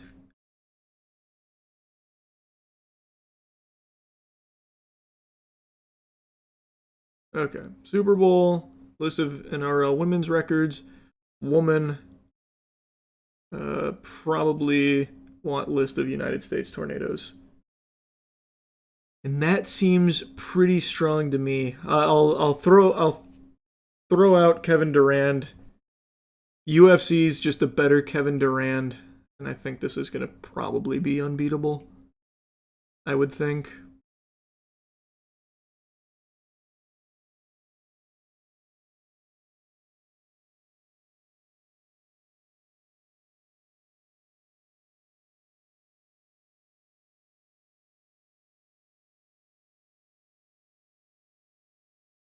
You keep challenging the raid boss until it's beaten. It's not one team raid. Oh! Didn't even notice. Who am I playing against? This guy's not even trying.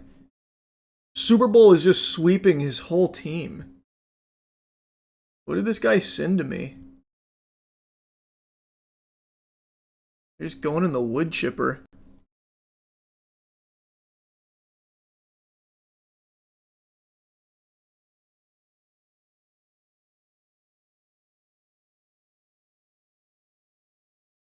Oh, wow. Some 41. Wow. That heavy hitter came out of nowhere for the anchor. Wow. Oh, wow.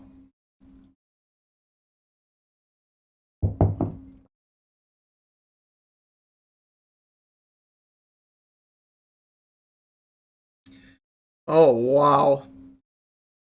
This might be a reverse sweep. Holy shit.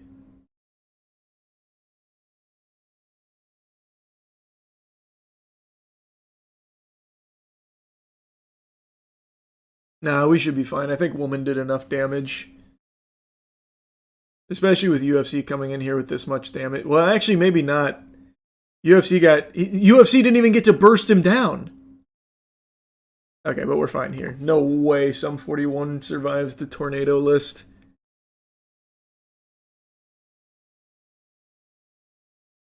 Yeah. GG. That was close. Actually almost reverse swept. That's the highest I think I've seen yet. Alright, let's do a single random battle. Defense is just the most important stat. I still haven't lost with the list of NRL women's records, by the way. Still completely undefeated. I wish it could just be random. But, like, competing in common is not even fair for this.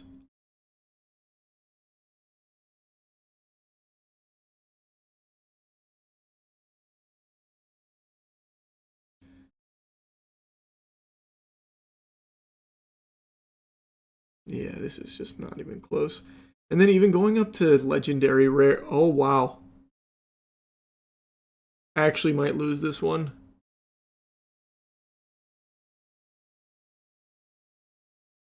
Wow. Well, Herbert was not playing around. That was a close one, though. Oh, wow, wait a minute. Now I'm going up against, like, some really juicy legendary rares. Oh my god. Holy shit.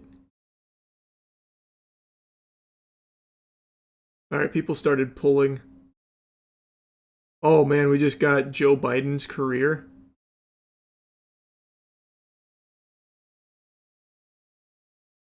Alright, we still got him. That was close. Dark Brandon almost came in there and took us out.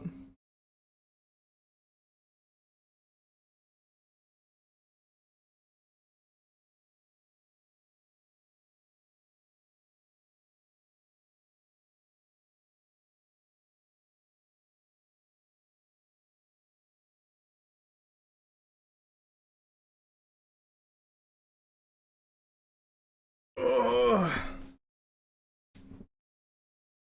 Just pulled Muhammad Ali. He's cracked. Yeah, I bet Muhammad Ali is pretty crazy. The lists are OP. The lists are just so strong.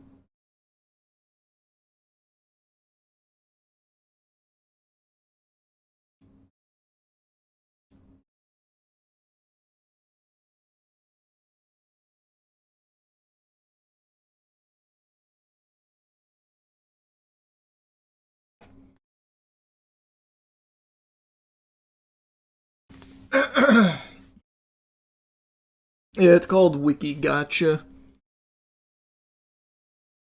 I don't know how long it's been around. Aaron told me about it earlier today.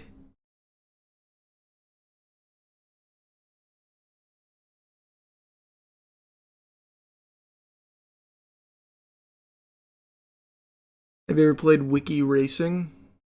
Mm-mm. What is it?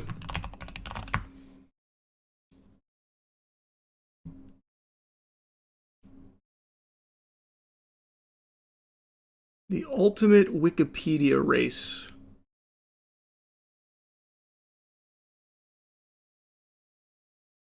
How does it work?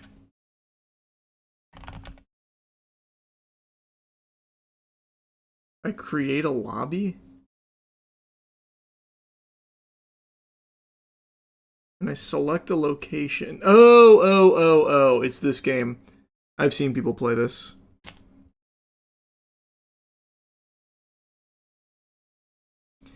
Yeah, I've seen people play it.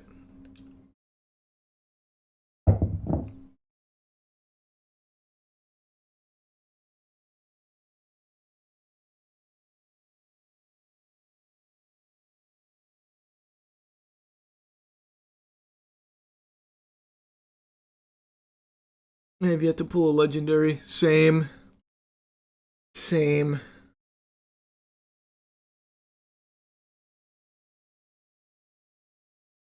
Ugh.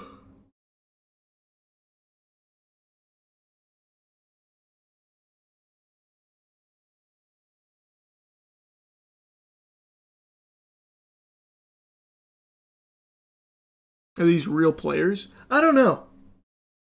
I have no idea. They have a leaderboard, it seems. Oh, no. These are trophies.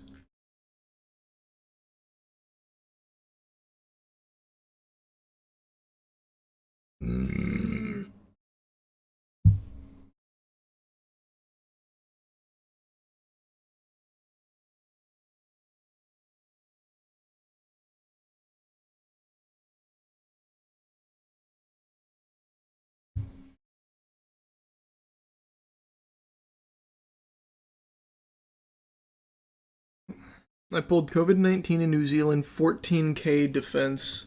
Pretty solid. That is pretty solid.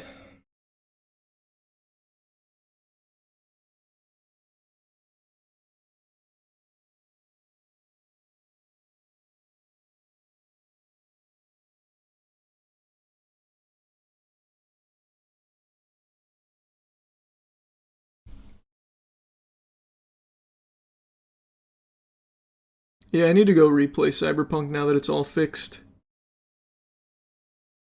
Bad games now. No, I can't. The stream settings got reset when I messed with my drivers earlier, so on YouTube the quality is fucking unwatchable when I try and play a game. So that's why we're doing simple ones like this.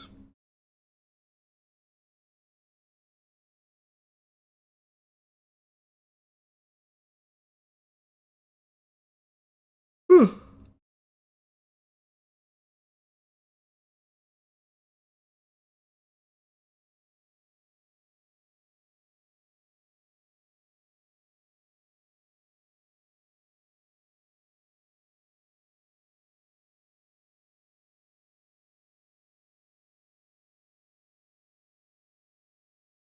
What type of old Flash games did you play on the browser? Tons, man. Tons. Like all the classics on Addicting Games and Armor Games. RuneScape used to be browser.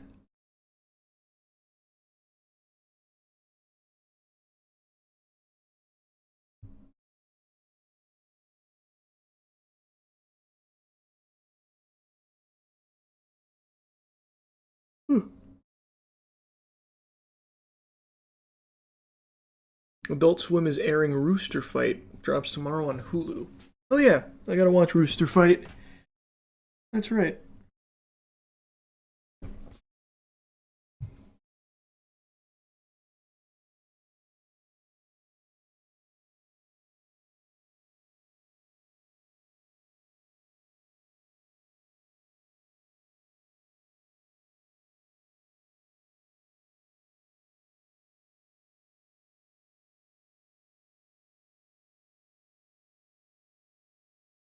Go visit old Nickelodeon and Cartoon Network Flash games. Oh, Cartoon Network had some banger games, man. Like the Dexter's Lab one with the chickens, where you make laser fences for the chickens. Oh, that was so fun, man. Cartoon Network actually put effort into it. They had the Teen Titans fighting game, too.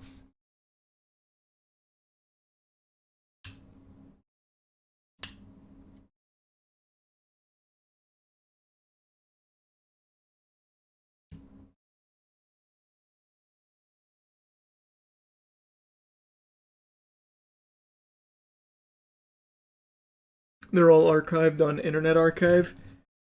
They got them all?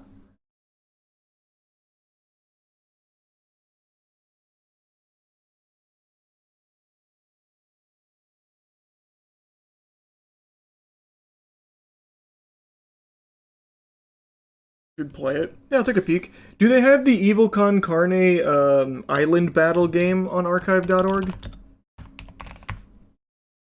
Because that was one I used to love, and then they took it down even when I was a child. So I doubt they have it. But if they did, holy...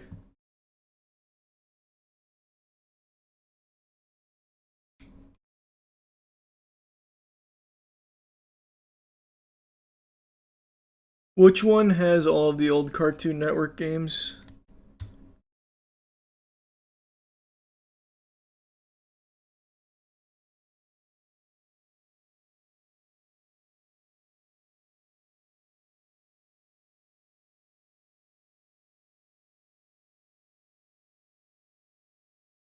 Whew.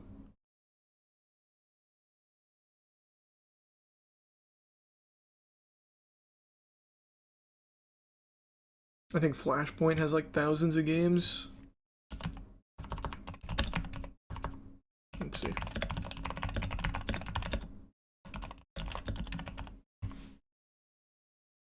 Oh, that's what it was called. Evil Con Carne Battle Fort. Wow. I used to play this on my family computer when I was actually probably like 7 years old. Wow. Where can I play it?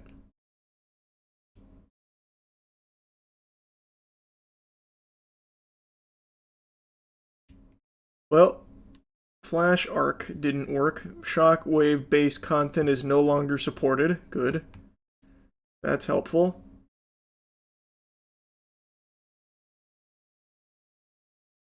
What else? Where else might they have it?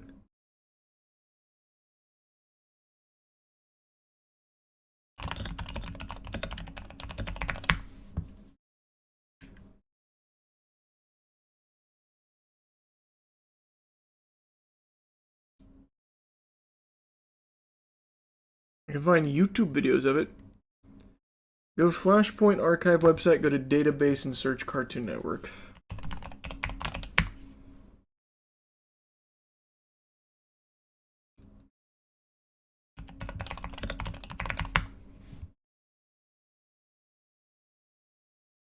Okay.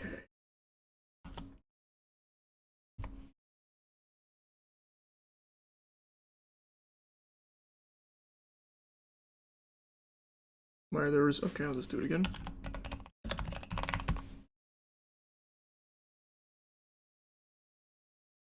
All right.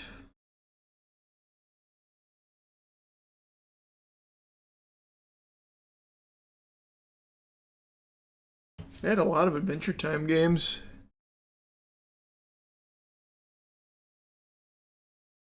I never played any of the Adventure Time Flash games.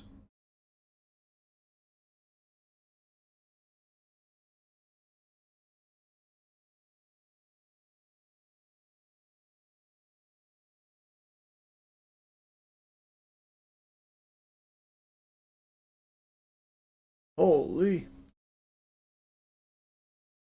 And these are all playable?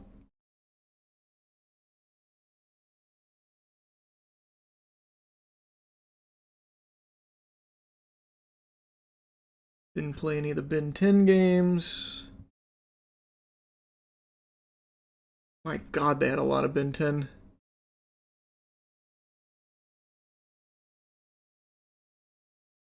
The hell is this? Bickelschnotz County Flying Club? Okay. Bionicle Colgate. Wow.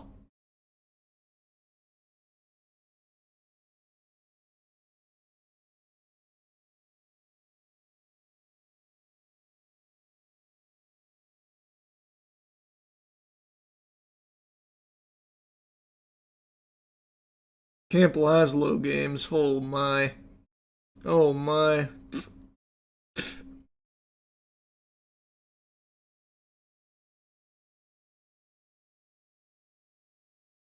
Toon Hoops. I haven't played any of these so far. Where's like the real OG bangers?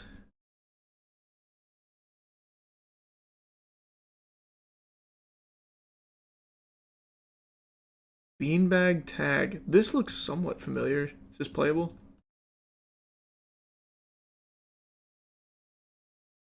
Status is playable. Oh, do I have to download each of these?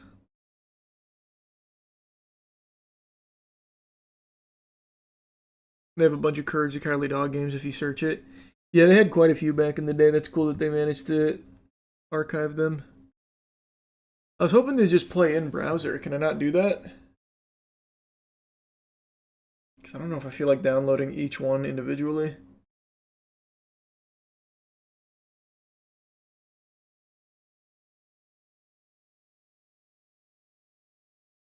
Some you can, some you can't. Okay. Well, let's see which ones I can. Play at 9030.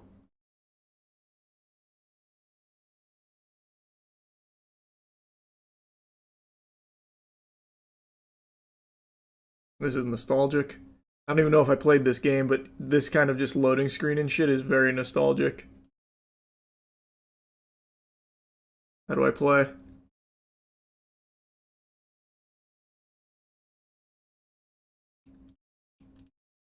I feel like it's not working. This is going to be a direct link download, I think, but I don't feel like downloading them. I want to play it the good old-fashioned way in browser.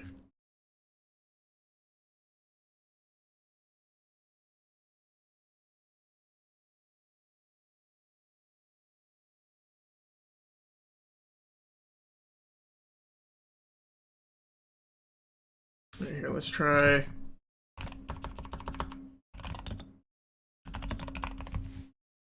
Oh, that didn't work. Evil Con Carne Battle Forts! It's here! They have it here, but I have to download it, it seems. What the fuck? Came out in 2002. I was actually 8 years old. Playing that on the family computer.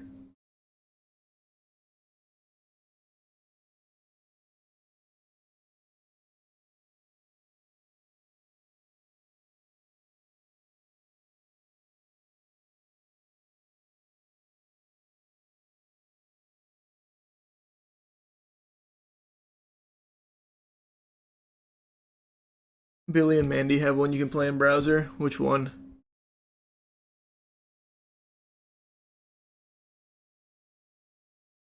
Just copy and paste the launch command. Does that work?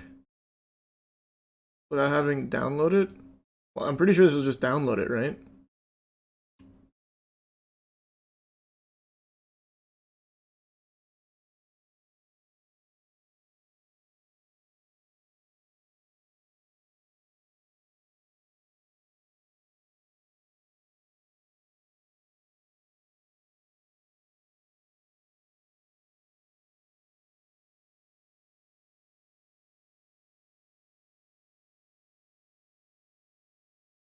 First result when you look up the show.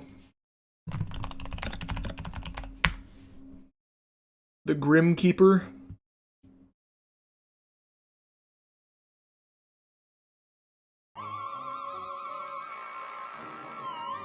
Wow. This is some old-fashioned shit. What year was this? This was added in 2020.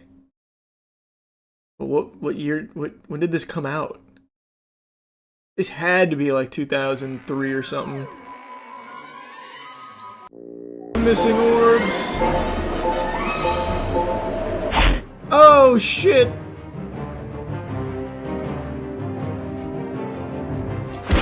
Ah. Oh. Ow.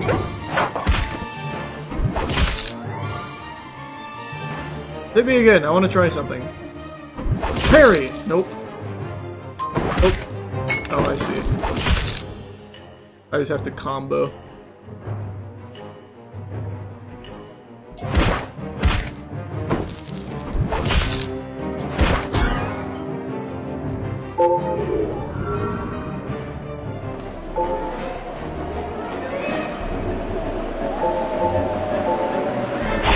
Oh, god damn it! Another bad guy.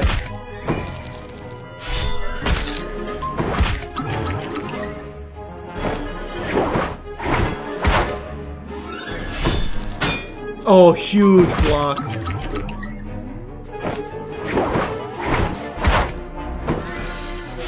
Too early.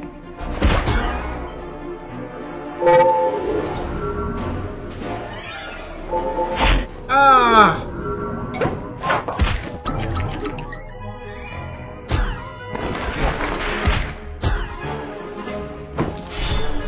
Damn it! Too early again. I like this one.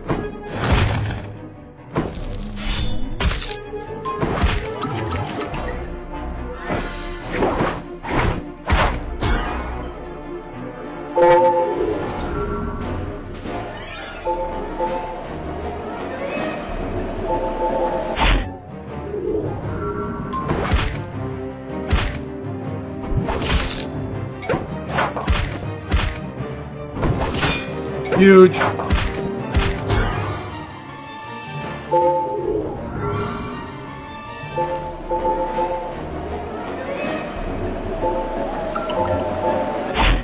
This was primetime gaming back in the day, man.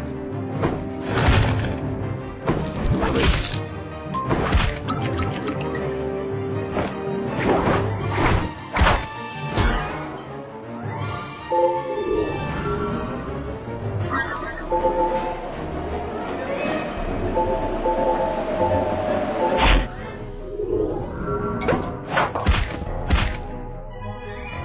Ha! Damn it!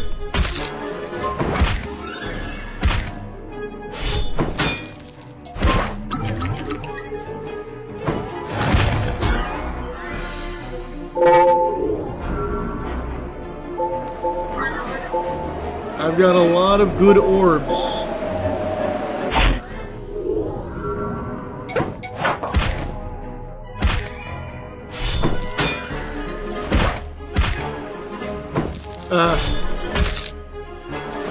I didn't mean to throw him out there.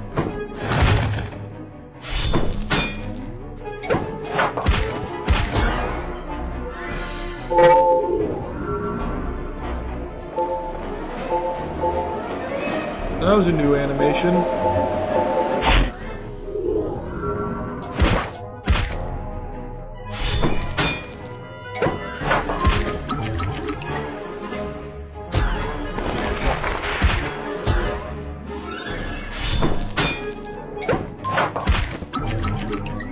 Just keep getting him with this. Actually, that's not great damage.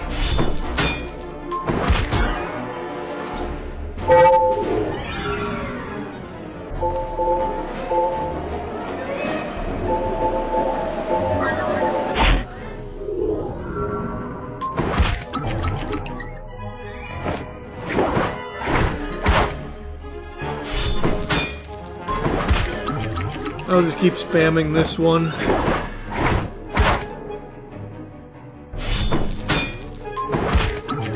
Man, I'm cooking. I think this is the whole game, though. I don't think there's anything more here. I mean, there's some more combos I can unlock, it seems, but it's gonna take a while. Oh, why'd that happen?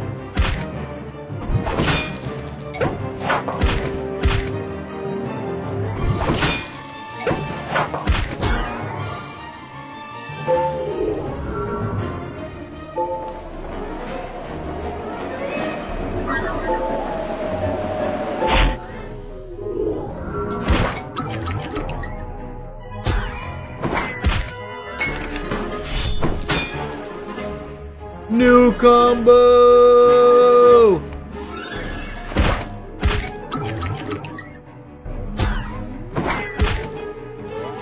Oh shit, I need to do that. I got excited for my combo.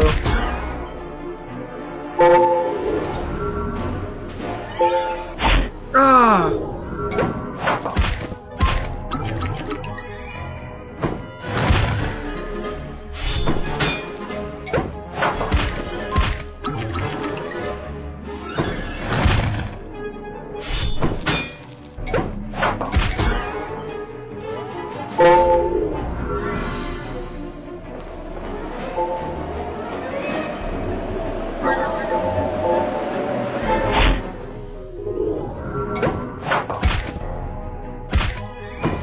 Oh! Too slow.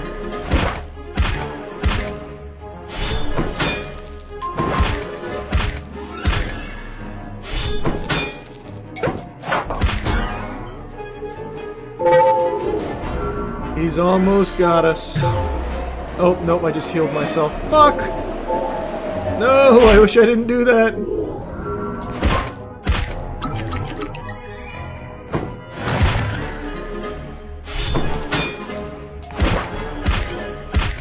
Alright, that's probably enough of Grimm's downfall.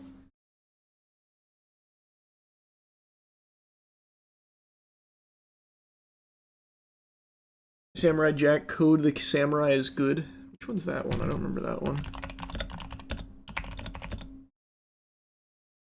I thought I'd come up with that.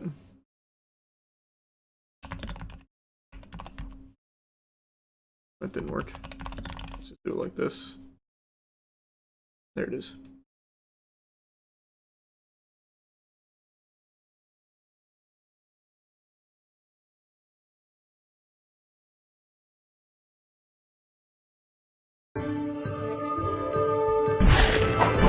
Oh, baby.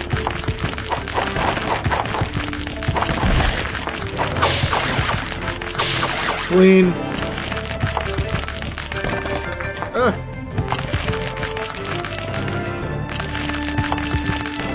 Oh my god.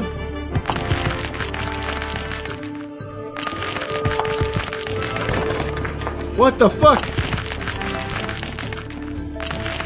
Oh, no, no, no. Come on.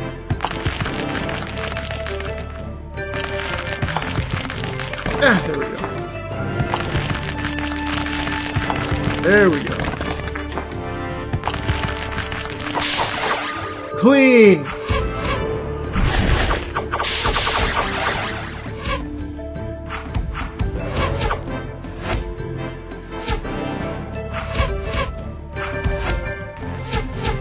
What a dodge.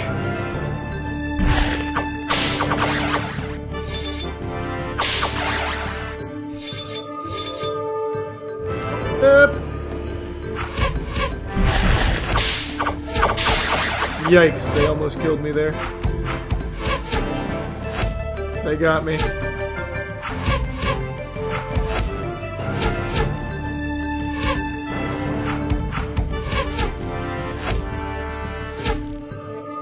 Those are hard to dodge.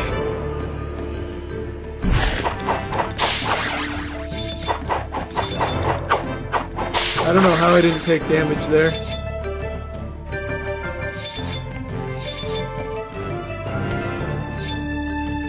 Boss fight!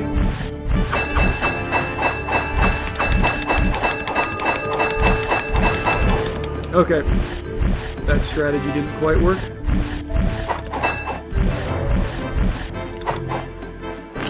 Oh, shit!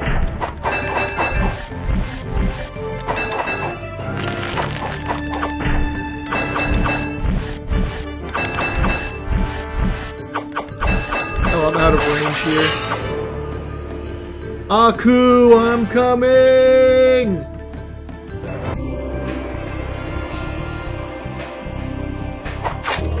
Oh.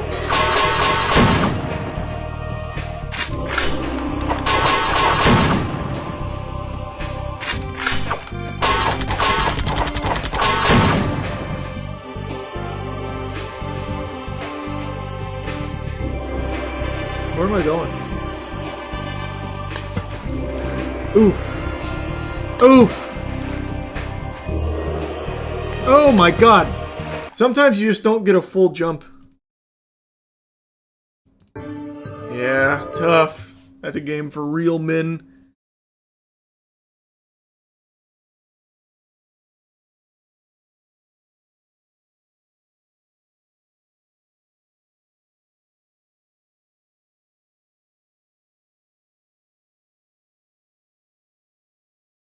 There's also the Dexter Robot Rumble. Which one was that?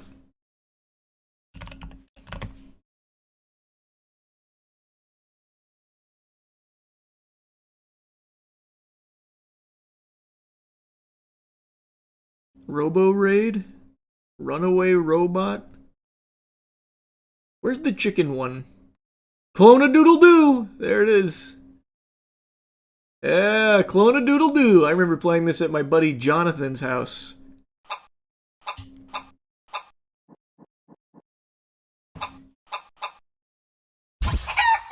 Mm-hmm.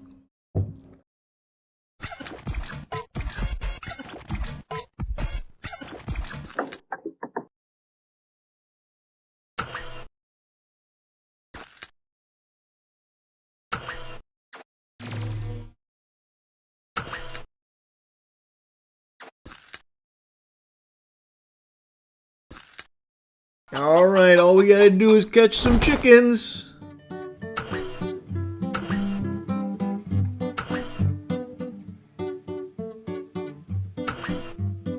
When do they... Oh, I have to connect them first, I see. I thought I was gonna do it automatically.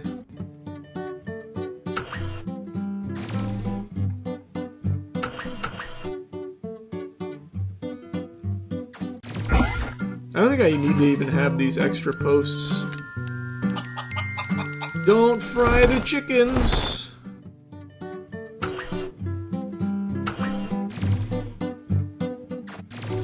Clean. Ah.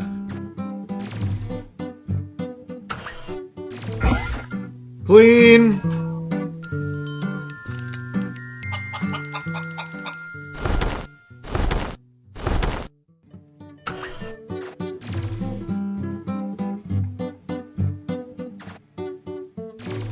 Oh, that was big. No!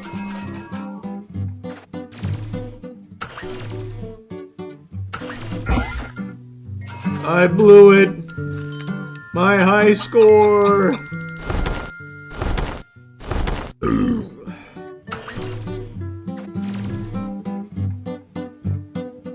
This was actually kind of a bad idea. I'm definitely gonna fry one of these bitches.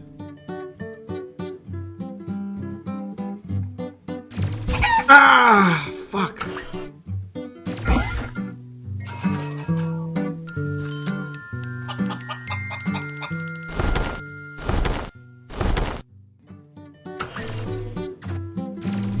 Oh, I got real greedy. Might as well just end it now. Reset, reset. Oh, you go all the way back to level 1? What? I don't remember that. That is no mercy. What the fuck?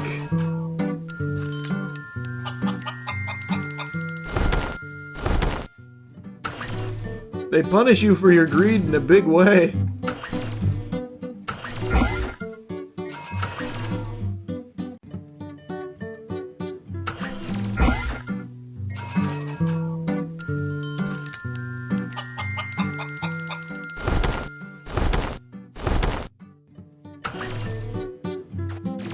No! I got greedy again!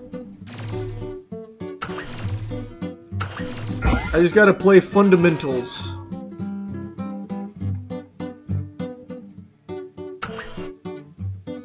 That was silly. I wonder... Oh wow. That works. I was gonna try and like pinball him around.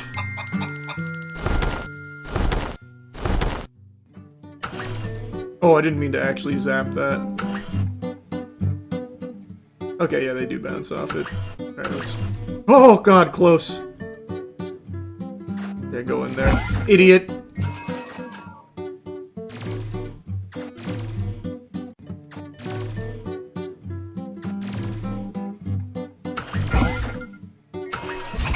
to blast the last guy, I only need 2. Alright, back into level 5. No one's ever beaten it.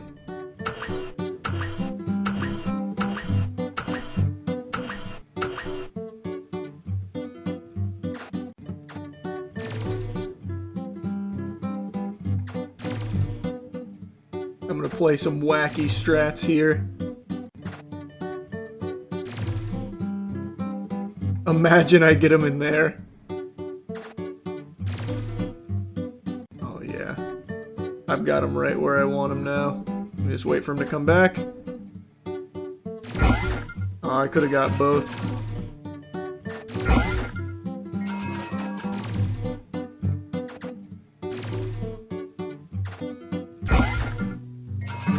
Clean level 5 completion. Oh, that's a big boy. Oh, and he's fast!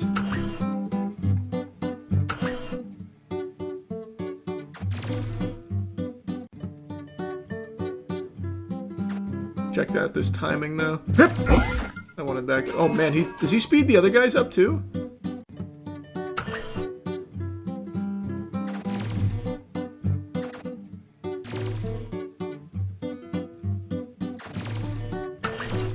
Uh-oh. That wasn't enough to catch him, huh? Oh boy, I gotta wait. Oh! What a terrible position for him to go in. I only need to capture 1, but I want to get this guy. Pride thing. That's not captured? Does it... He must not count. Unless this isn't fully connected, but I think it is. That guy must not count. Yeah, it definitely doesn't.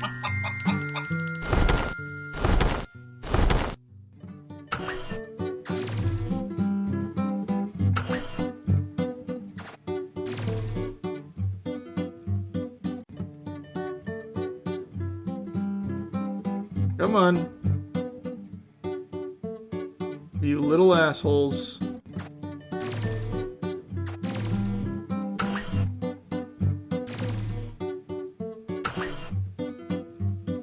Damn, they're desynced. Oops. Oh, I didn't mean to right click. Yep, I couldn't see what was happening there. I accidentally right clicked.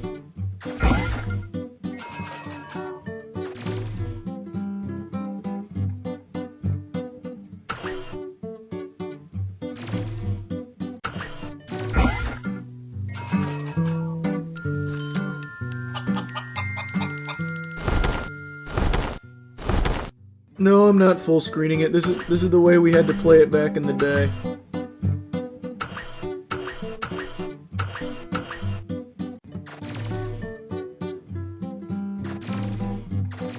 Ah, shit. GG. I was gonna try and do some really tight quarters in there. Damn you, Clone-a-Doodle-Doo.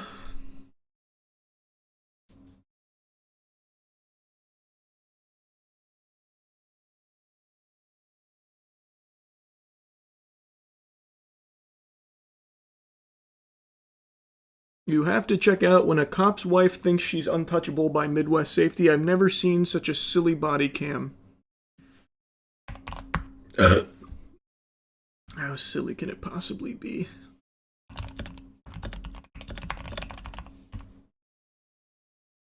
That was brand new. Stay in the car. How silly can this possibly be? Stay in the car, boss. Stay in the car. Hands out the door. I'm sorry? Hands out the door.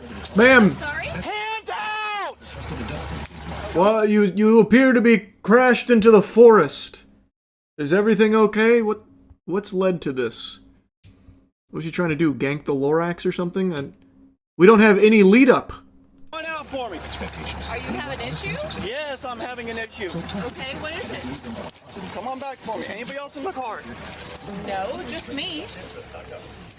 Are you okay? I'm totally fine. Are you okay? I'm fine. I'm just asking about you. I mean, Okay, don't be worried about me. I'm worried about you. Why are you all over the road? I had Can't no park idea I there. was all over the road. You didn't? No. Have we had anything to drink today? I had a drink before I left the bar, but for tonight, but that's it. Okay. Just one. Just one? Yes? Okay. She looks radiant. All the lights reflecting off of her, it's making her look like a cosmic being. And that is a very expressive face she has there. That can convey a lot of emotions. You put your hands down now. Okay. Where are you from? Here. You have your ID on you? It's in the car. All right. Would you like me to go get it? No, just give me a second. I'm waiting till my partner gets here. Your name is Deputy Daniels. Daniels. Okay. I'll forget that in a few seconds. One drink before I let a Bloody Mary before I left there at the bar tonight. All right, so why are we all over the road? I had no idea. I mean, I have new tires, but I don't know if anything other than Okay, that. I was following. You got called in by several people. I was. My new tires, they're I bald got called in tires. by I several people, fucking, and while I was and the behind you, road you're was all- slippery, you're going over the right banana side, you're peels. going over the left side. I mean, you can, if you want to drive my truck with my tires, my new tires, they're kind of a little Go fine. funky, but Come on, walk back out this way for me. Do you know who lives here? my friends. You live here? Yes, Okay. I live here. What's the address here? 4130. Reference the vehicle that somebody hit. Do we have RP on that? Hit?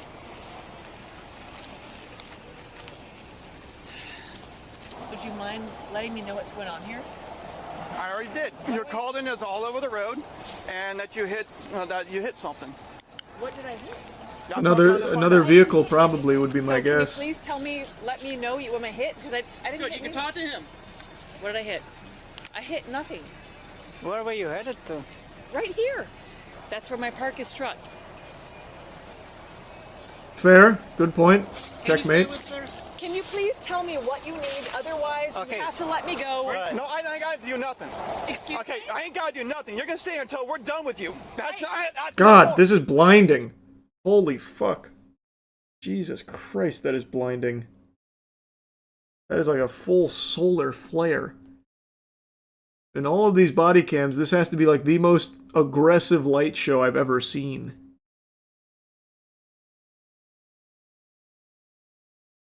Pause it directly on the blinding part. It's mainly the flashing that's hurting my eyes, not so much the light being that bright. You keep talking. That's it. We're Yeah, done. I gotta You scroll can give down. me a That little is patty. disorienting. Where's your driver's license? Where's your ID? You Ma'am. tell me. Ma'am. You tell me, mother. Okay, now we're not directly on it. Don't worry about it. Ma'am, I was married I'm gonna to a explain. motor cop of 15 years. Okay, I don't have to deal with this. No. You ask, I wanna explain you what's going on, okay? Please tell Do me. you wanna know what's going Please on? tell me. Please tell, because he is being an asshole. So Okay, please tell alright. me. So then talk to me, okay? Thank you. You have been called as a reckless driver, that you are unable to maintain lane. That So can you please tell me what I have done? Oh my God, they've said it 1,000 times. Holy shit. Pull over, okay?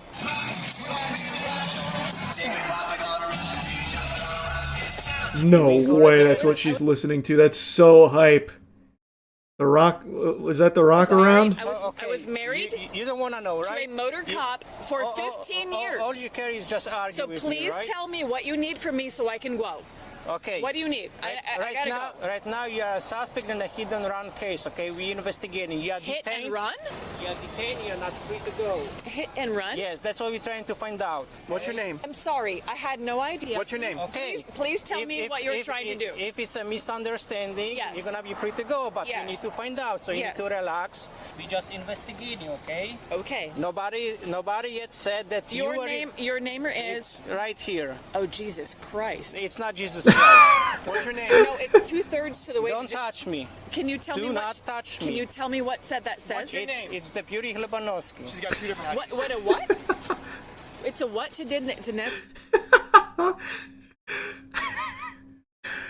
Uh-oh. She's falling apart. He was what? I'm Heather Sunderman. I'm Heather Okay. Uh-oh. Oh boy. Formerly Heather said Sunderman. I'm divorced. I Okay. was Sunderman. Now I am.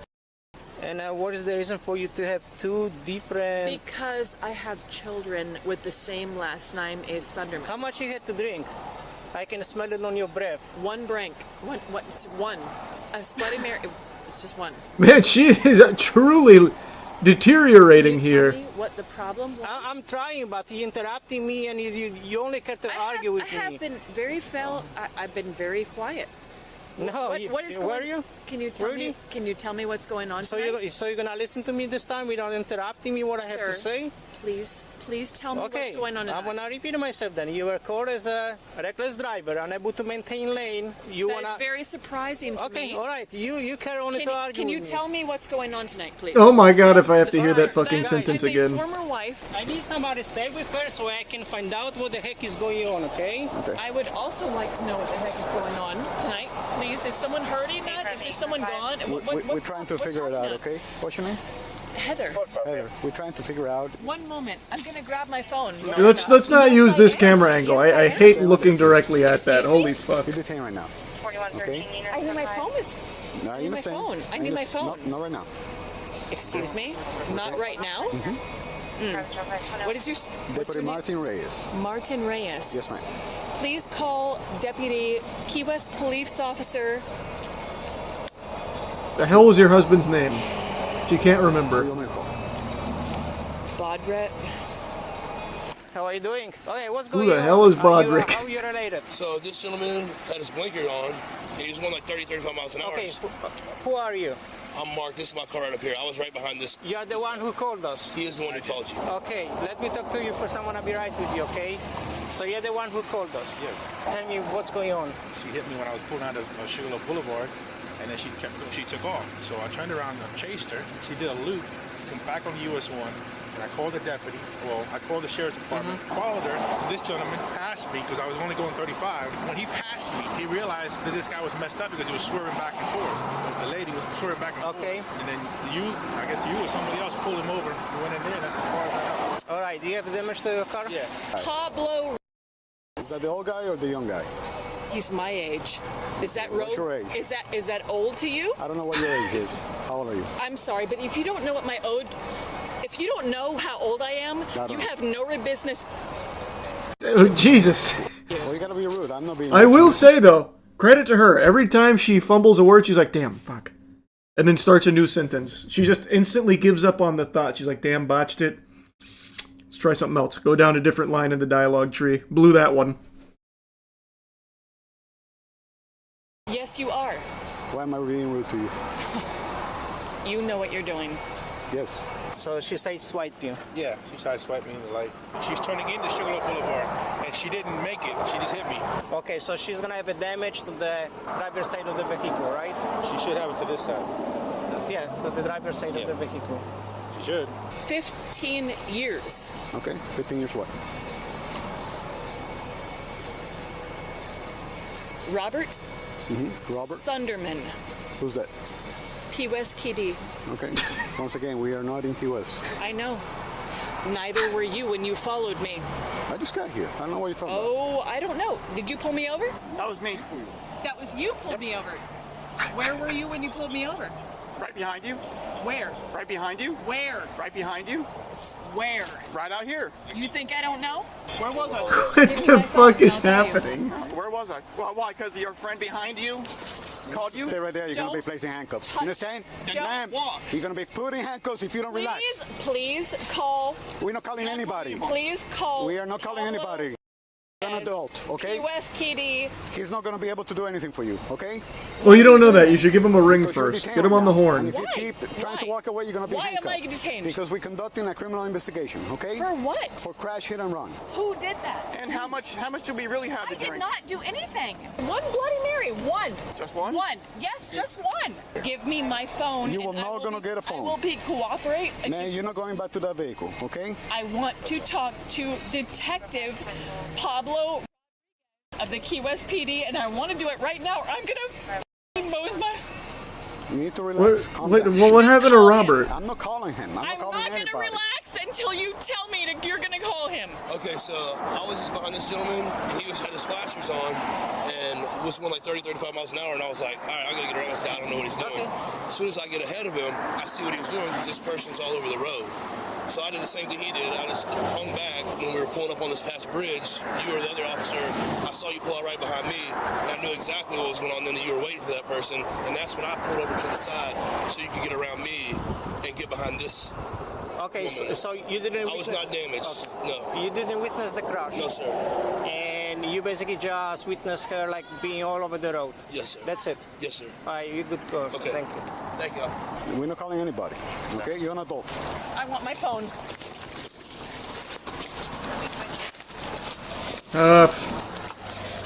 They didn't even call Pablo Robert Sunderman.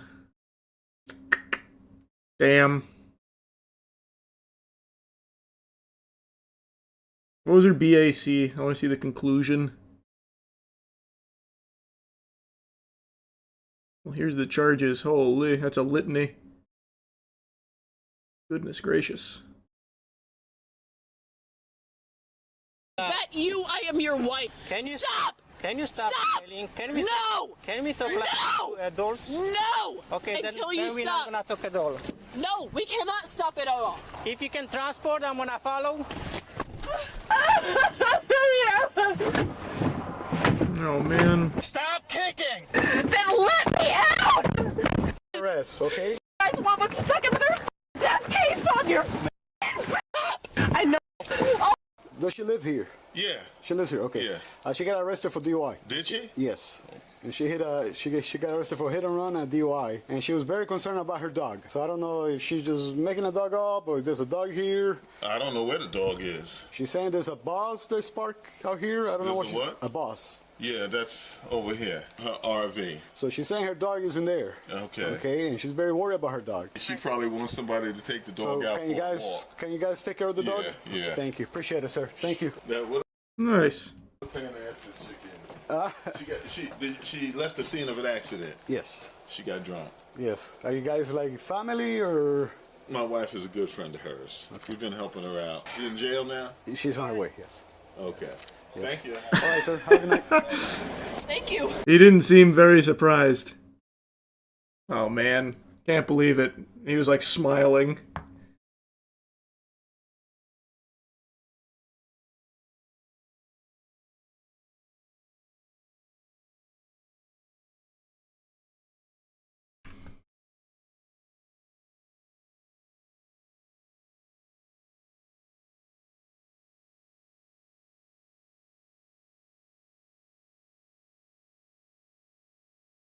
I'm probably happy she's in jail, not there. He seemed like kind of relieved. He's like, oh, finally, an excuse to get her RV out of here and get her out. Get her out.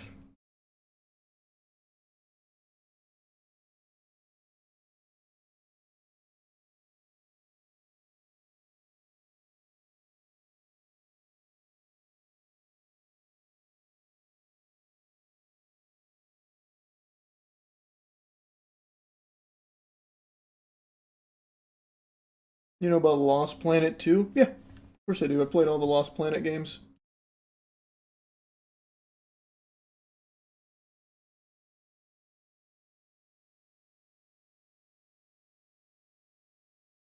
Hear about that priest who's being fined $500K for feeding the homeless? Oh, I saw that headline. I didn't look at it though. Forgot to look into that.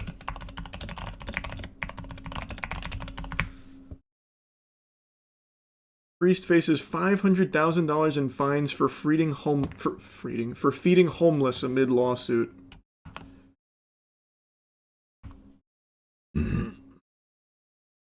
Did you know Sudan is the world's worst humanitarian crisis? It is the only place in Pray, O Lord, that they will help us to win this case. For 36 years, Father Bob Cadill has been feeding the homeless at All Saints Catholic Mission in Oakland Park. For the last 12, he's been locked in a standoff with the city, which alleges he's operating a non-permitted soup kitchen. 2014, they decided to rezone Powerline. And they told me, fallaciously, that you have to stop feeding, you're not fitting into the new zoning. Father Bob kept feeding the homeless, offering them showers and giving spiritual guidance. There's a price to that. Long and short of it is the case, we are suing them to stop the harassment because it's over $500,000. It's $125 a day since 2014. Jesus. And they put a lien on our building. He already took the city to court in January, but Oakland Park's attorney successfully got the case tossed because of a missed deadline. Currently homeless. So what, did you just sleep? Yeah, I sleep outside. Jeremiah Williams is unhoused. He's been coming here for the past few months as he works to get a license to drive a semi. I'll come here to take showers. I'll come here to eat breakfast and lunch. I use my SNAP card to go purchase other items. I go to the park, I exercise there, and I even come to mass here. He depends on the help to give him a hand up. I don't know any other church or any other pastor that will help us the way that he has. So Christ was very clear about us helping his people, and it doesn't matter what stage of life or who you are. Everybody's just a child of God, point blank, right? Father Bob. What a nice guy. Finally, someone who actually follows the Word of God. See, that's very good stuff right there. That seems very nice. Good on him. And how poetic that he's getting punished for it. Lovely. Plans to continue his mission to give food to the hungry as he prepares to head back to court for round 2. Pray for us. Help us win this trial. Amen. He seems nice. I'm glad he's not letting it, like, ruin his life or anything. He knows that what he's doing is the right thing, and he believes that by doing the right thing, following the Word of God here, he'll come out the other side of it just fine. And I hope he's right. What a nice story. Oh, I mean, what a nice guy. What a sad story. It's fucking cringe. $125 a day he's being fined since 2014.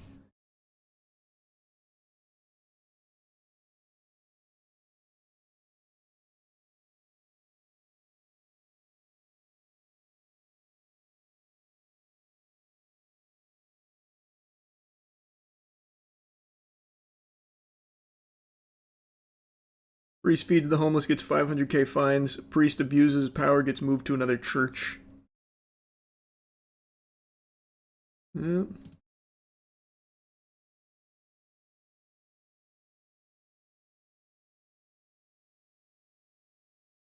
you think the person signing off on those fines feels bad at all? Fuck no. Absolutely not, man. I already know they don't care.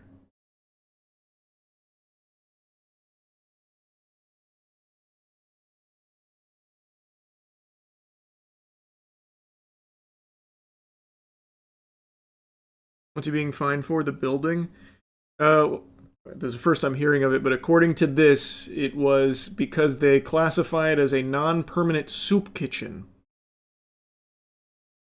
Which I guess is bad.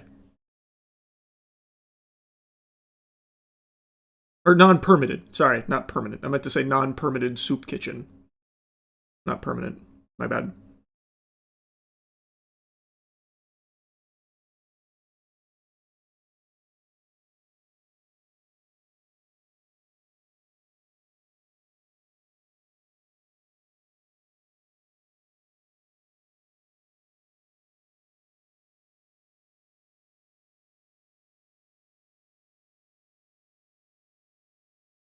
So if I gave food to random people, that would be against the law.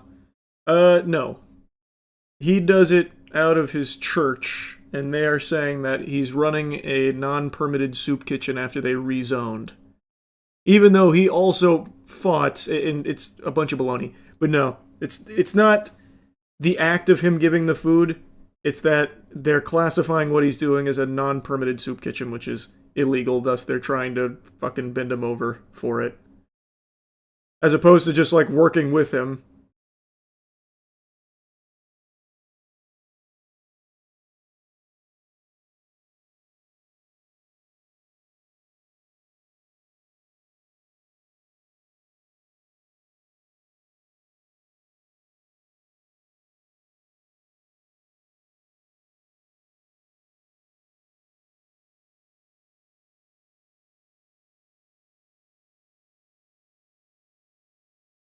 My church does stuff like that and has never gotten into legal trouble. I couldn't tell you. He might just be extremely unlucky with the area that he's based in.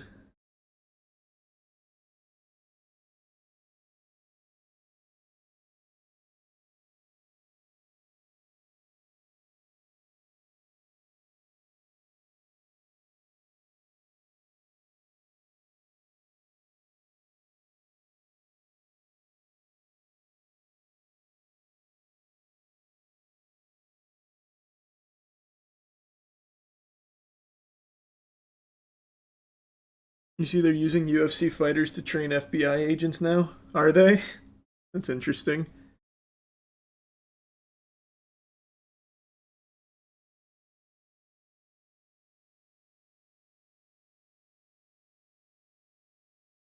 Register properly, would that have been an issue? He did.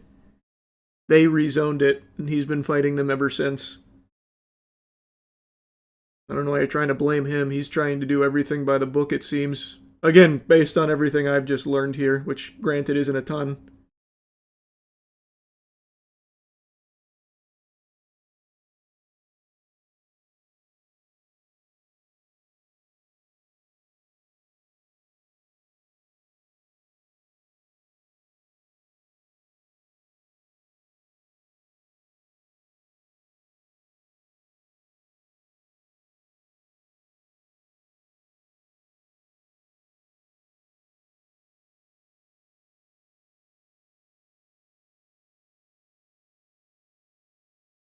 Just watched Undertone tonight, really enjoyed it, but wish they did more with the audio gimmick.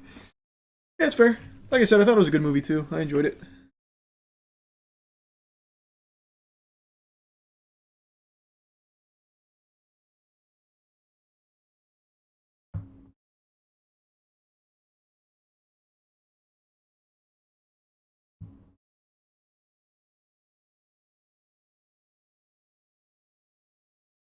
I'm very excited for Crimson Desert, yeah.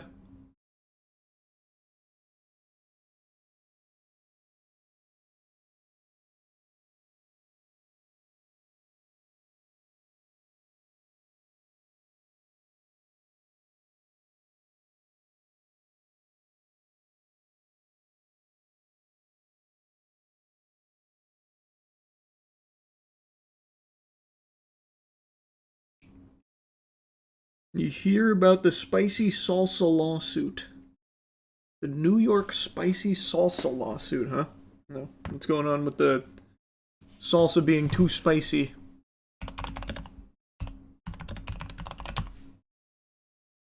Torres sues Los Tacos #1 over spicy salsa, claims severe physical symptoms. Uh-oh. Oh, geez.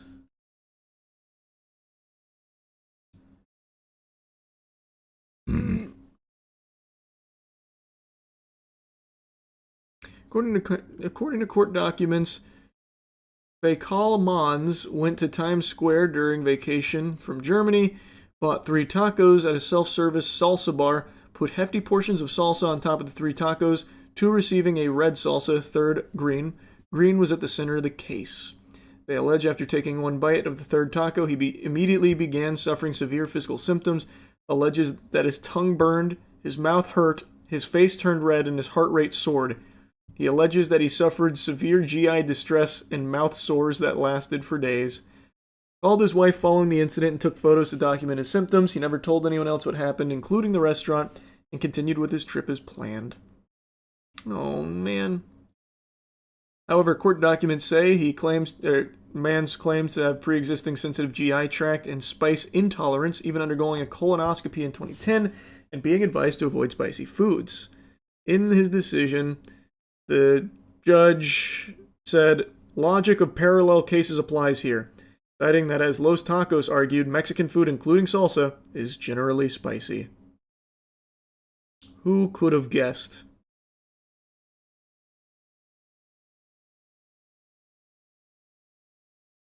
What a shame. He had a big tummy ache. He had big tummy ache and now feel good.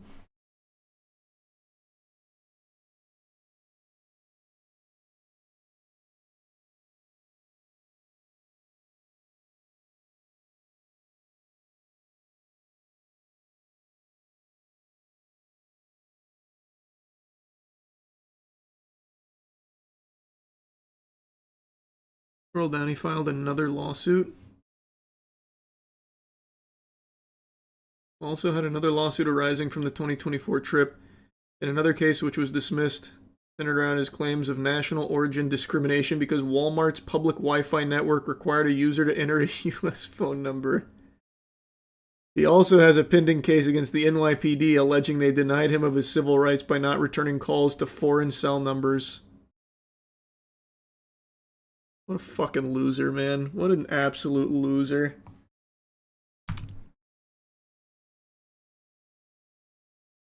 Just a serial crybaby. Not even a crybaby. He's just one of those litigious loser douchebags who's constantly trying to file frivolous lawsuits for some kind of payday. Just a piece of shit.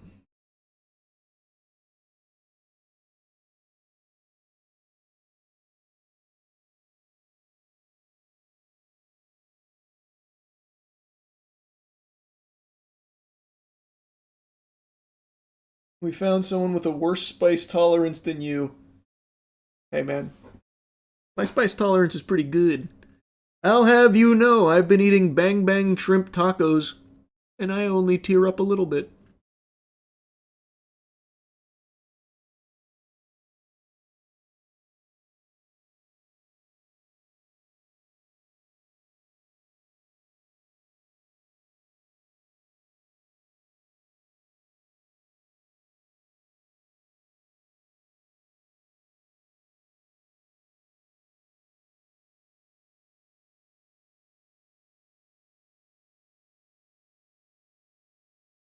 One ship challenge win? We did that a long time ago. That one wasn't very fun. Just like a chemical burn. It sucked ass.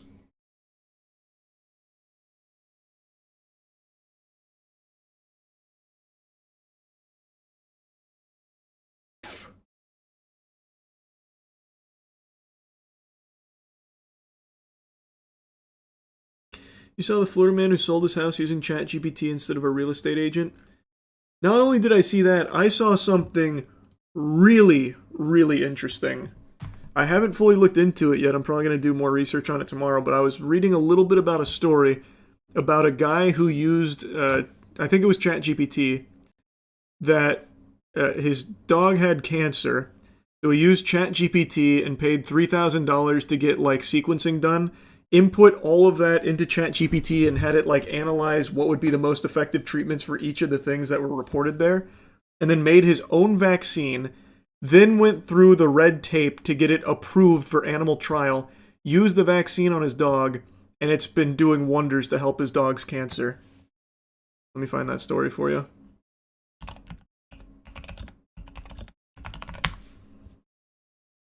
Here, it's from a day ago. I haven't fully looked into it yet.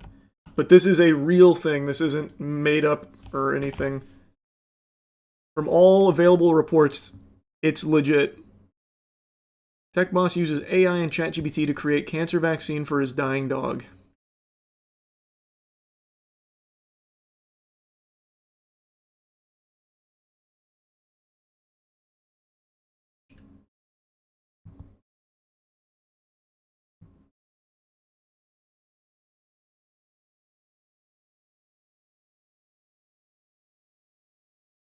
After treatment with the custom mRNA cancer vaccine over Christmas break, the tennis ball-sized tumor on Rosie's hock has shrunk in half in a recovery that has astounded researchers at the cutting edge of human cancer treatments. It was like, holy crap, it worked. An associate professor of computational biology and director for genomics at that university raises the question, if we do this for a dog, why aren't we rolling this out to all humans with cancer? It gives hope to a lot of people, and it's something we're passionate about trying to chase up here. I don't know if this story goes into the details, but I was looking a little bit into the details. He paid like $3,000. Oh, here, it's right here. With 17 years of experience in machine learning and DNA analysis, Mr. Honeyham is an AI pioneer, electrical and computer engineering, who co-founded Core Intelligence Agency, director Data Science AI Association of Australia. He paid $3,000 for genomics sequencing, and then started plugging it into ChatGPT. He came up with a plan on how to do this. First step was to reach out to the university to get the DNA sequenced. Yeah. It's very interesting. And it seems like it's real.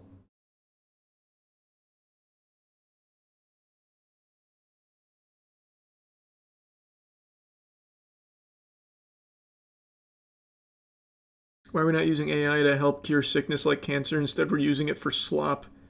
Well, that's what I've been saying from the very beginning. I have said the most exciting thing about AI that feels like it's highly underutilized right now is it's unbelievable impact it could have on the medical industry, like on the entire medical field.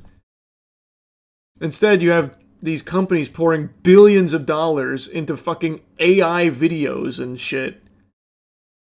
But this is like the actual really cool usage of AI.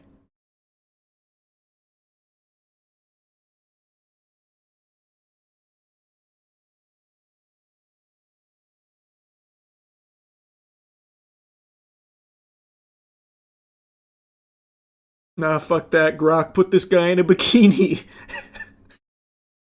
True. That's where the money is.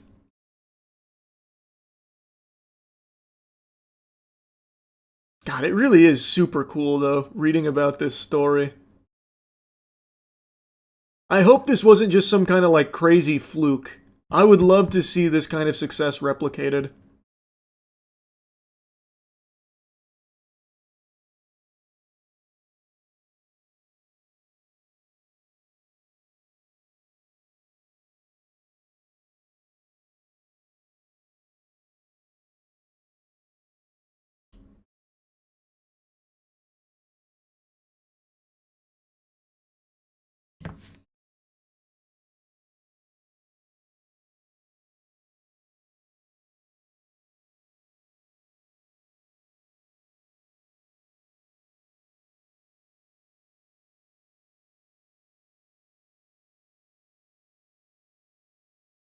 Have they tried it elsewhere? Not to my knowledge.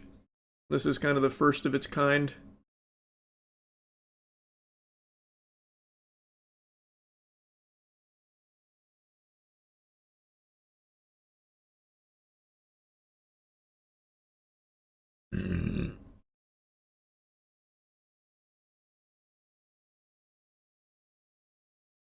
God, like, that is such a cool proposal. Personalized medicine. That is an incredible usage of AI.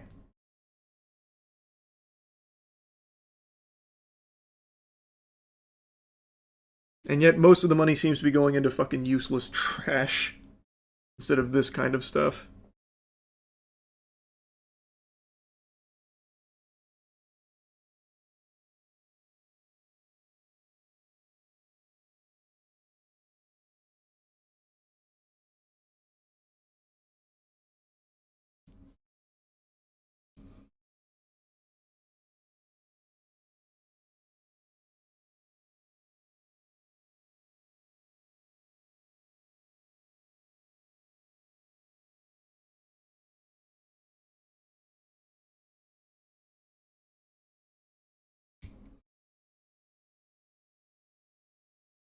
Once a robot kills someone... Oh, well, yeah, that's an inevitability. That's 1000% gonna happen. I fear that anything that could affect big pharma and insurance will be ignored to not affect their profits. Yeah, but if they try and ignore it, then they'll just be replaced. I used to be very, like, strong believer in the too big to fail notion, but I just keep seeing examples of things that are by all definitions too big to fail, failing.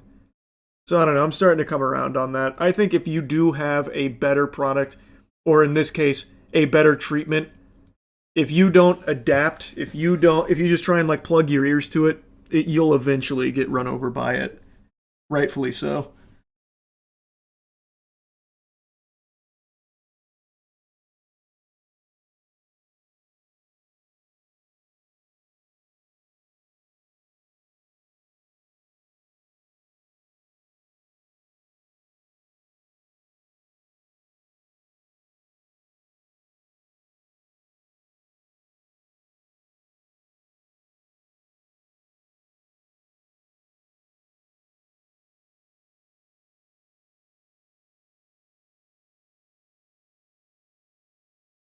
No, I haven't seen the McDonald's employee body cam on the FBI's most wanted list thing.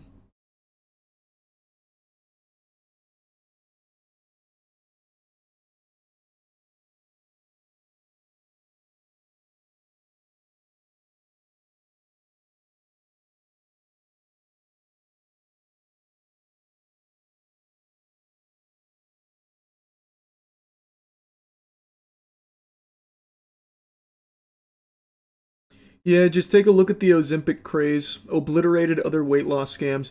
That's a good point, actually.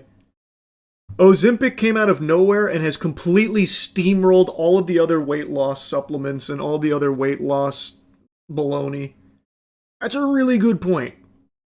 It has destroyed them. And that was like a fucking billion-dollar industry with fat loss supplements and all of that garbage.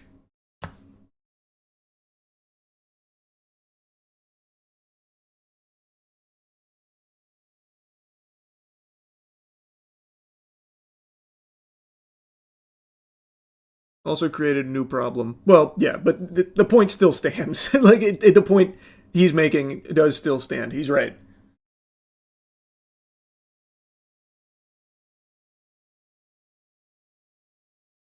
Has obesity gone down since Ozempic?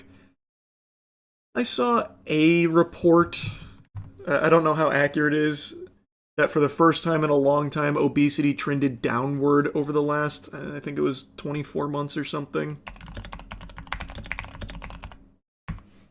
Let me see.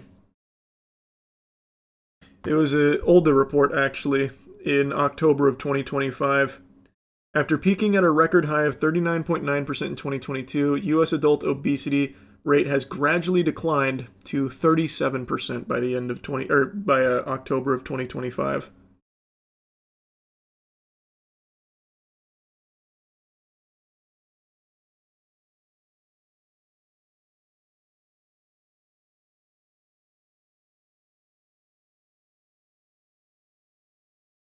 %37 still a massive number. Well, yeah, no shit. But the question was, has it gone down since Ozempic? And according to the data, it has. Not directly, like, associating that with Ozempic, but I imagine there is still some kind of factor there.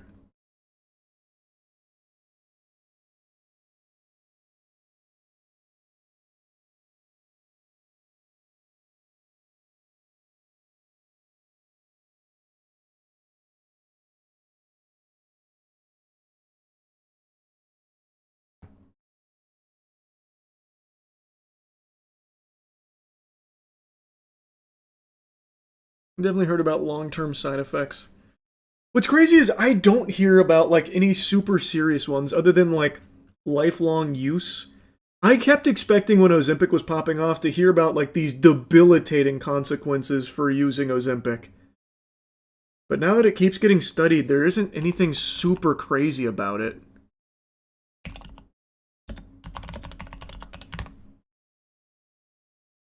In terms of, like, fucking killing you or anything. But it's still new. Like, I have to imagine there's gonna be something, right? There's gotta be something.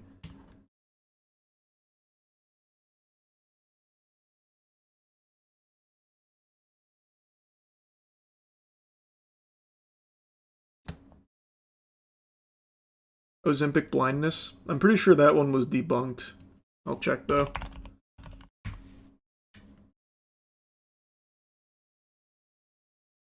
Let's see. Let's look for a recent report on the Ozempic blindness correlation. Do GLP-1 drugs like Ozempic cause or prevent vision loss? This seems to be the most recent one from the American Academy of Ophthalmology. Let's see.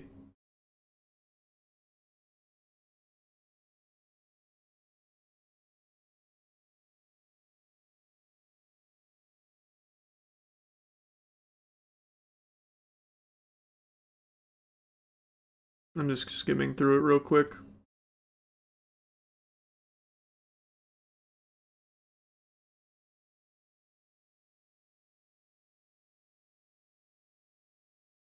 Okay, so see, this is how it concludes. The authors of both studies conclude that more long-term studies are required to determine the effect of GLP-1 drugs on eye health. They also endorsed the conclusion of both the American Academy of Ophthalmology and North American Neuro-Ophthalmology Society. Patients who develop NAION while on GLP-1 drugs should engage in shared decision-making process with their physicians, including their ophthalmologist, neurologist, primary care physician, and endocrinologist. So it seems like the conclusion is they're still not entirely sure. But based on the reports, it's something that should be more heavily studied. That's the most recent thing I can find. That's also October of 2025.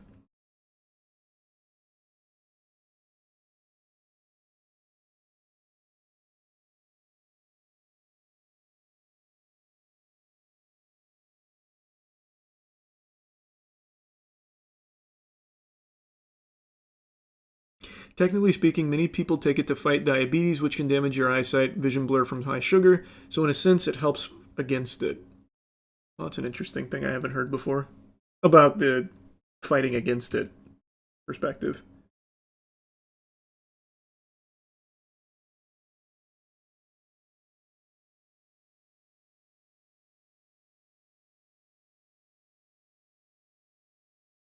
You have to look into the incentives. A lot of the case studies are also funded by fast food industry and snacks industry that have incentive to be against Ozempic and weight loss drugs. I haven't seen who's done a lot of the studies. Maybe you're right. That is something that, in particular, the food industry really liked to abuse back in the day, to blame fat instead of sugar for obesity, where they vilified sugar throughout the course of many studies so people would keep buying their sugary products and avoid fat ones. As for the Ozempic studies, I'm not sure. I haven't looked into that. I could definitely see it. I have no doubt they'd do it again.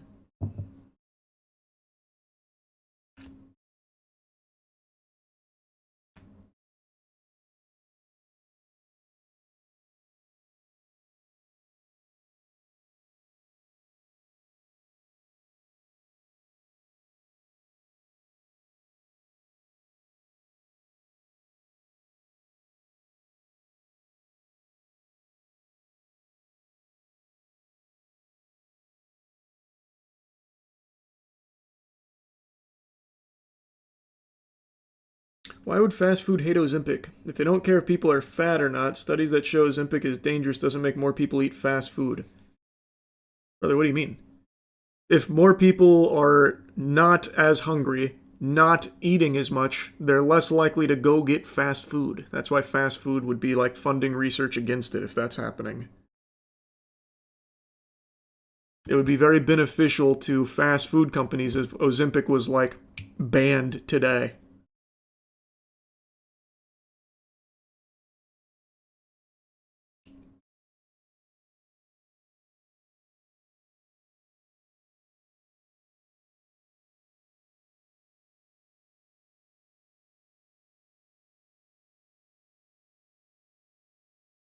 Any news on Godslap you can share? I really want to. I guess the most recent news is we finished all of the voice recording sessions with all the voice actors. Our animatic is fully finished, so now we're moving into animation. And it should be done by end of year for the first 27 minutes.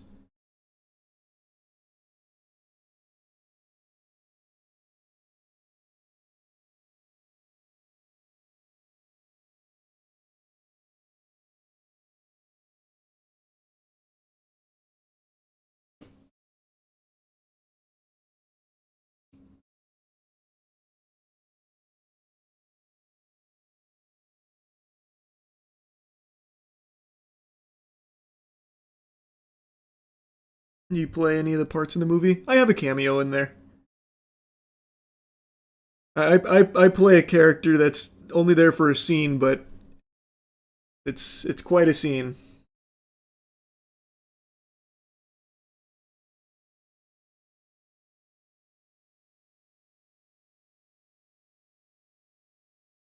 Are you gonna wait till it's completely finished to show a preview?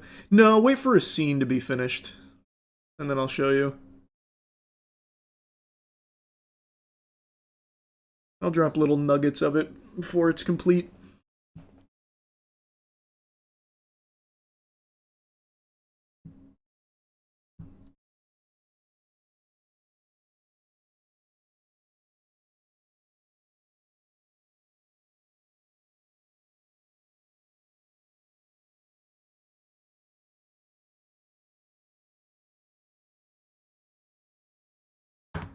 Any more browser games tonight? Probably not.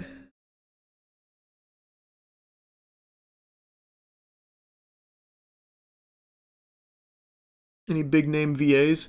Yeah. The voice actors we got are really fucking talented. I don't know if I'm allowed to say who they are though, because they're like actual actors. So I don't know what the rules are. Like, there's no NDAs or anything, I don't think, but I don't really know.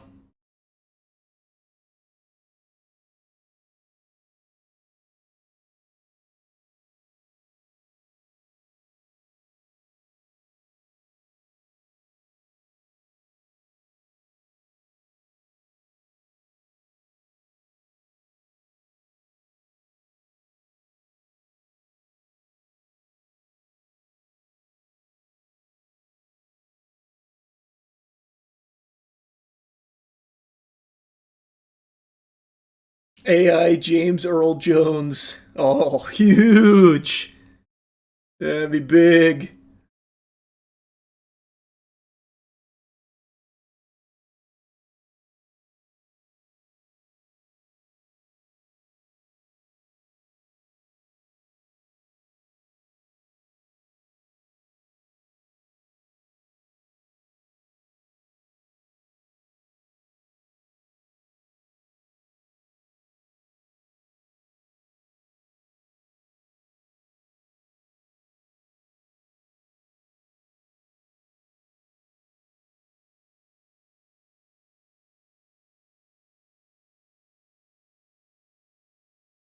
I know it got shut down. I saw they took down High Anime. R.I.P. I saw they got it.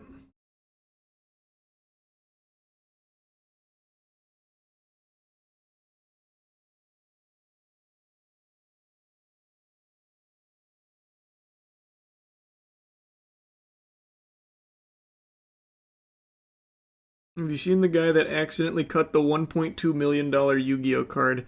It's actually crazy just how much misinformation there is around like the silliest parts of stories. What you're talking about is the guy who cut the Dark Magician serialized, which is a $10,000 card. Not a $1.2 million card.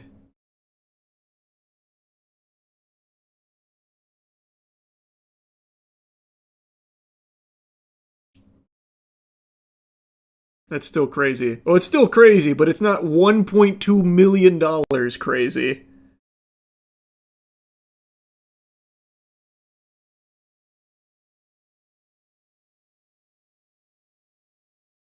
Are you still an active bowler?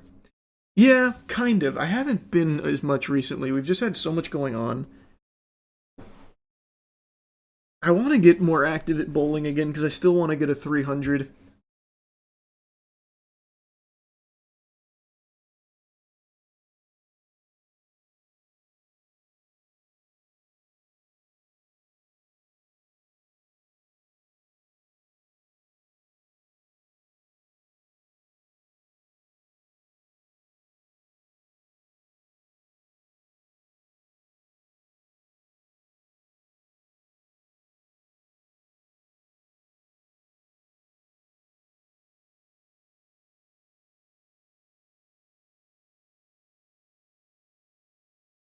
Who do you think could build the best log cabin at the farm? Oh, that could be cool. A log cabin building competition. That'd go crazy.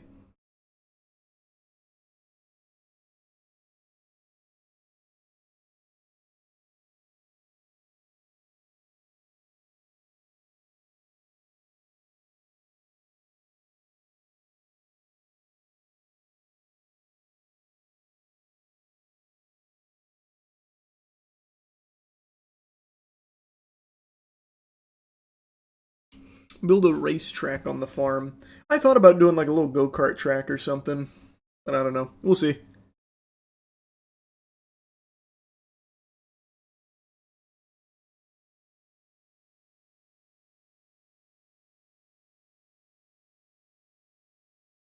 You have any interest in going for the Grandmaster rares? Nah. Probably not. Get a license to grow cannabis, plant your own weed strains. Nah, but I want to do a greenhouse. I've been really wanting to grow my own crops.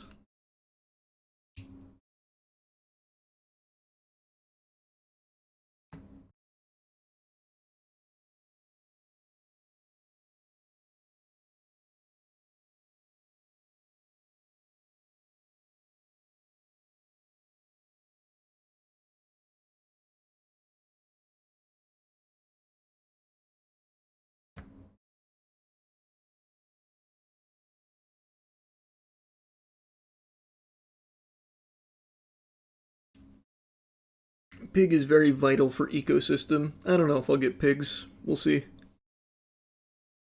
Can we fast forward to when you start a cult on the farm? I don't know about that, but I am getting a little wacky with the farm, actually. I'm excited to show you guys some of the stuff we've been cooking up at the farm. I'll give you a little spoiler. I'm working on like an indoor basketball court and all kinds of shit.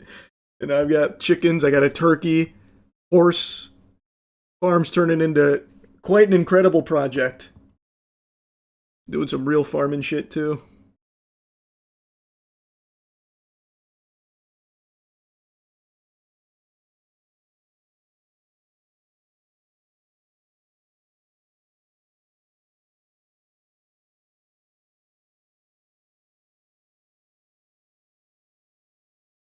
His cheeky soap pipeline to the cult. Don't know about that, but another cool idea I thought would be planting like some of the actual like ingredients we use and toy around with different concoctions from my own garden to see if I can make a really good scent for Cheeky. Like a very unique one from my actual farm.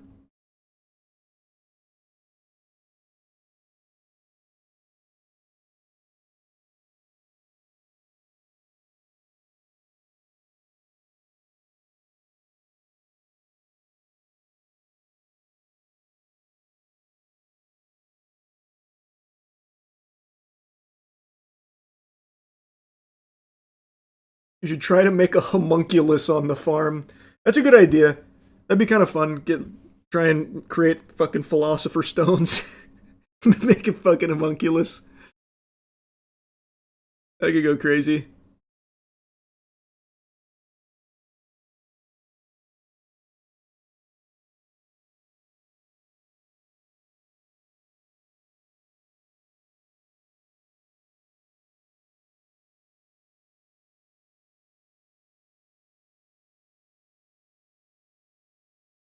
No, I've never heard of Porkstein.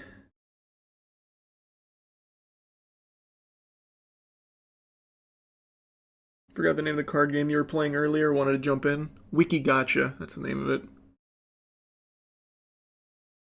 Arcade would actually go hard on the farm, fill it up with pinball machines and old arcade machines you played as a kid. That could be fun.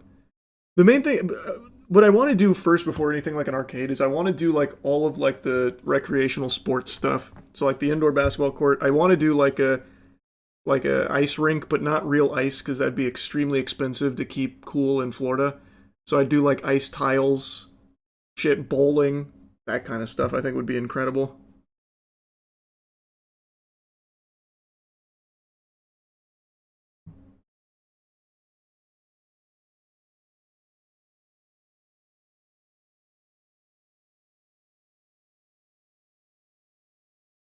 There's non-ice hockey. Yeah, but I want ice hockey. And they have ice tiles that are apparently pretty decent. Apparently that's what malls do when they set up those ice rinks. They just use those ice tiles.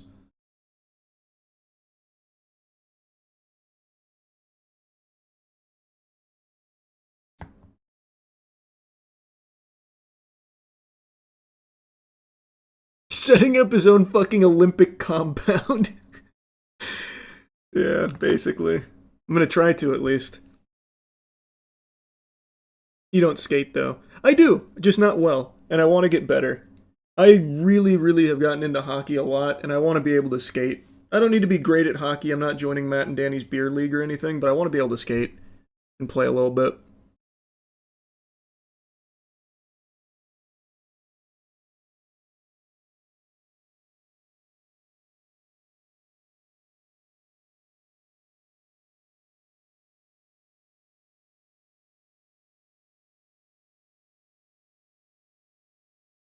You can't rollerblade. What the fuck are you talking about? I used to be able to.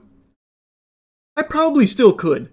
I bet if I slapped on a pair of roller skates right now, I could get around.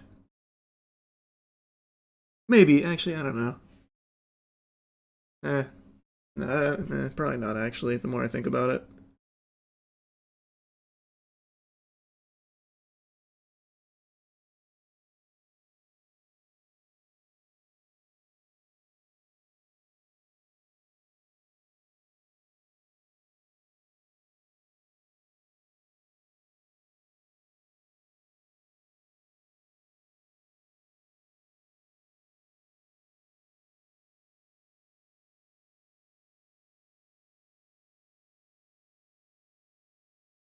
You doing solar on the farm?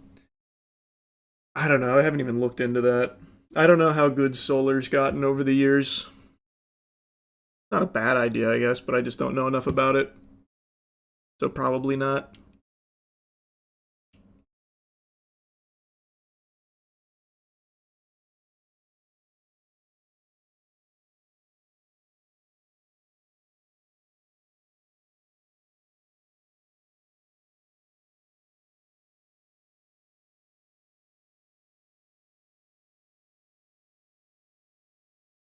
There's an idea, build a nuclear plant. That is a good idea. Build a nuclear plant. That way they can come blow it up and celebrate. Like that, what keeps happening all over the place, like in Germany and shit.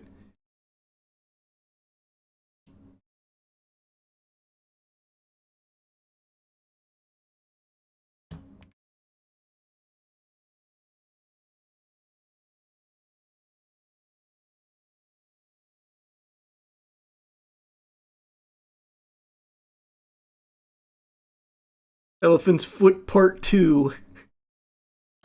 Yeah. Well, we'd be good. I think we'd be so good. We'd have such a great nuclear plant. It'd be very buttoned up, no doubt.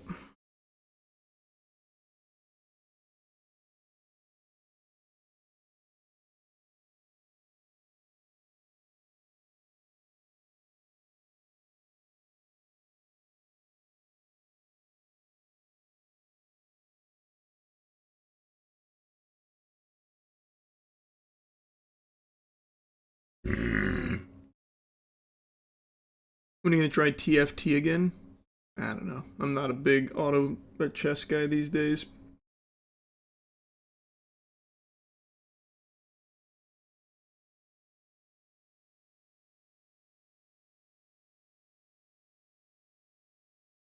You gonna build a gun range on the farm?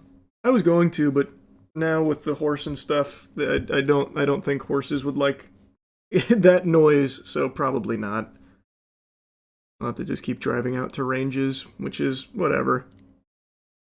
But I wanted to. Would have been nice.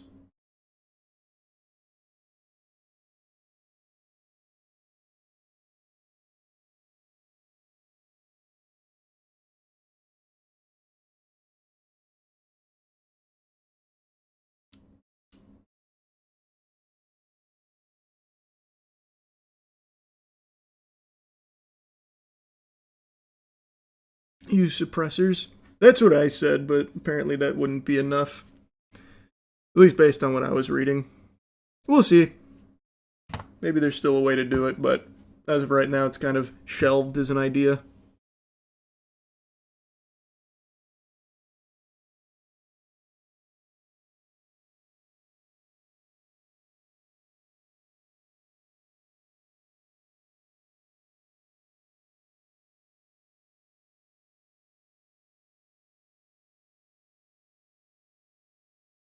Make it underground. Fuck no. That takes it from a pretty simple operation of building a berm and shit into like a deep six figures operation needing lead ventilation and all kinds of stuff. Absolutely not.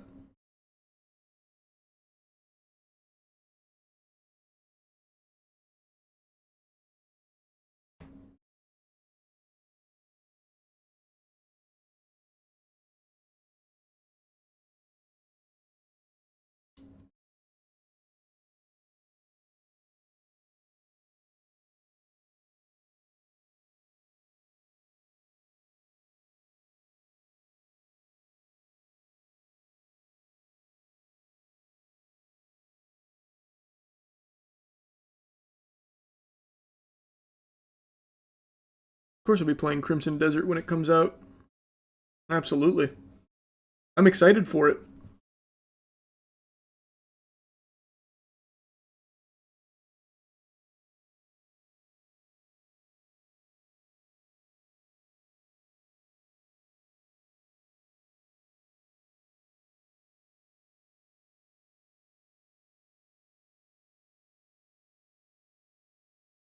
Have you played Rewind 99 full release? No, I haven't played full release yet.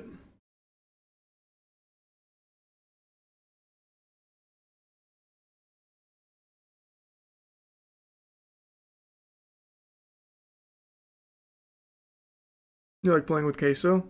Absolutely. Love playing with queso.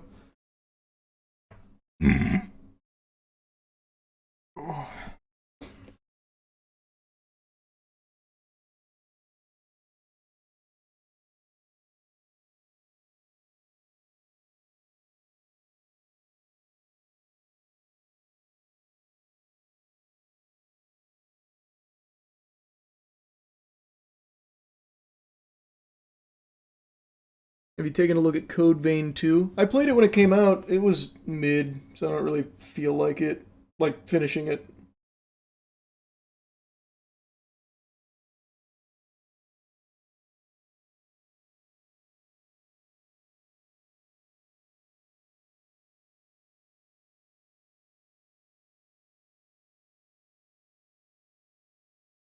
Notice you haven't been taking sponsors for video and stuff. Is there a reason for it? Yeah, just don't want to. I take the very rare odd one for games that I know I'm going to like, games I'm excited for. Like, I think the last sponsor I took was Dying Light the Beast, and I loved that game. But yeah, I don't need to.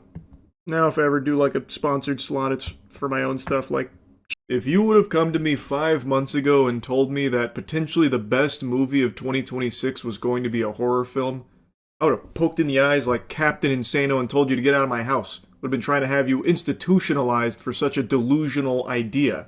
But now look at us, farting and shitting in the reality where the best movie this year really might just be the horror film I just got back from.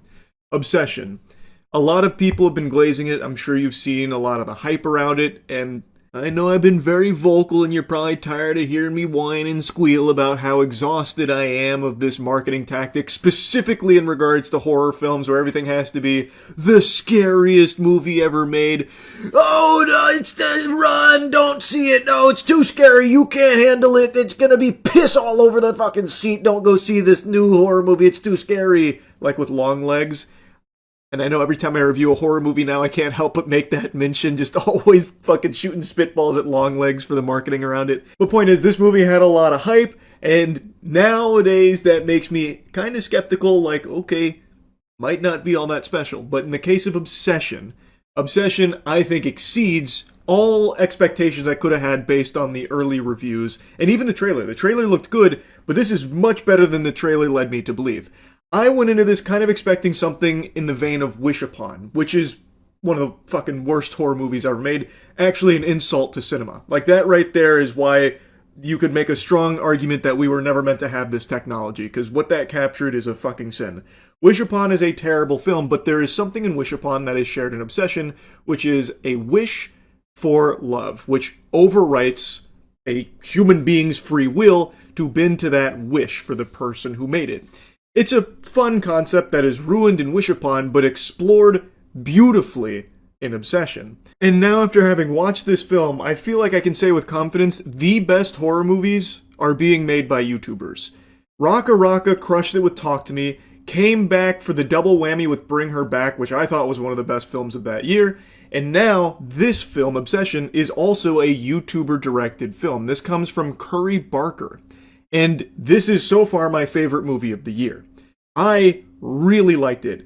And I think what, like, elevates it, the concept is pretty simple. And like I said, it actually isn't the most unique concept ever. Making a wish for someone to fall in love. Fucking Fairly Odd Parents had something like that with Timmy and Trixie at one point. So, like, it's not the most unheard of concept. And you can immediately deduce where it will go, where it becomes an obsession, stalking, that kind of thing. But what really gives it that extra oomph is the performances from the main characters. So, Bear, played by Michael Johnston, and Nikki, played by Inde Navarrete. I'm sure I fucked the name up, I'm super sorry. But they both gave such a great performance, in particular the actress who plays Nikki. Extraordinary. They are really able to sell everything in this film to you. And it does a great job of tiptoeing on the line of being like comedic at points, and also just being extremely unnerving. This movie does some great tension building. I just have zero complaints about this film. I also like that it unapologetically uses weirdness. It uses, like, tactical cringe, where it's self-aware of what it's doing because it's it's part of what's happening. He has made a wish to make the girl of his dreams fall in love with him, and now she is obsessed, but it's not her, and they make that point pretty clear that this is now basically just some kind of like demon that's piloting the body here under the orders of the wish that he made. And so they'll occasionally have like the real Nikki come through like at very rare instances, and it snaps from her being all over him and in love to then just freaking out like, help, it's not real, it's not me, that kind of thing. Like the film is not afraid to be weird. It doesn't just try and rely on like the normal standard horror movie cliches you've seen a bunch, though there are a few cliches sprinkled throughout. It does try and just be like odd.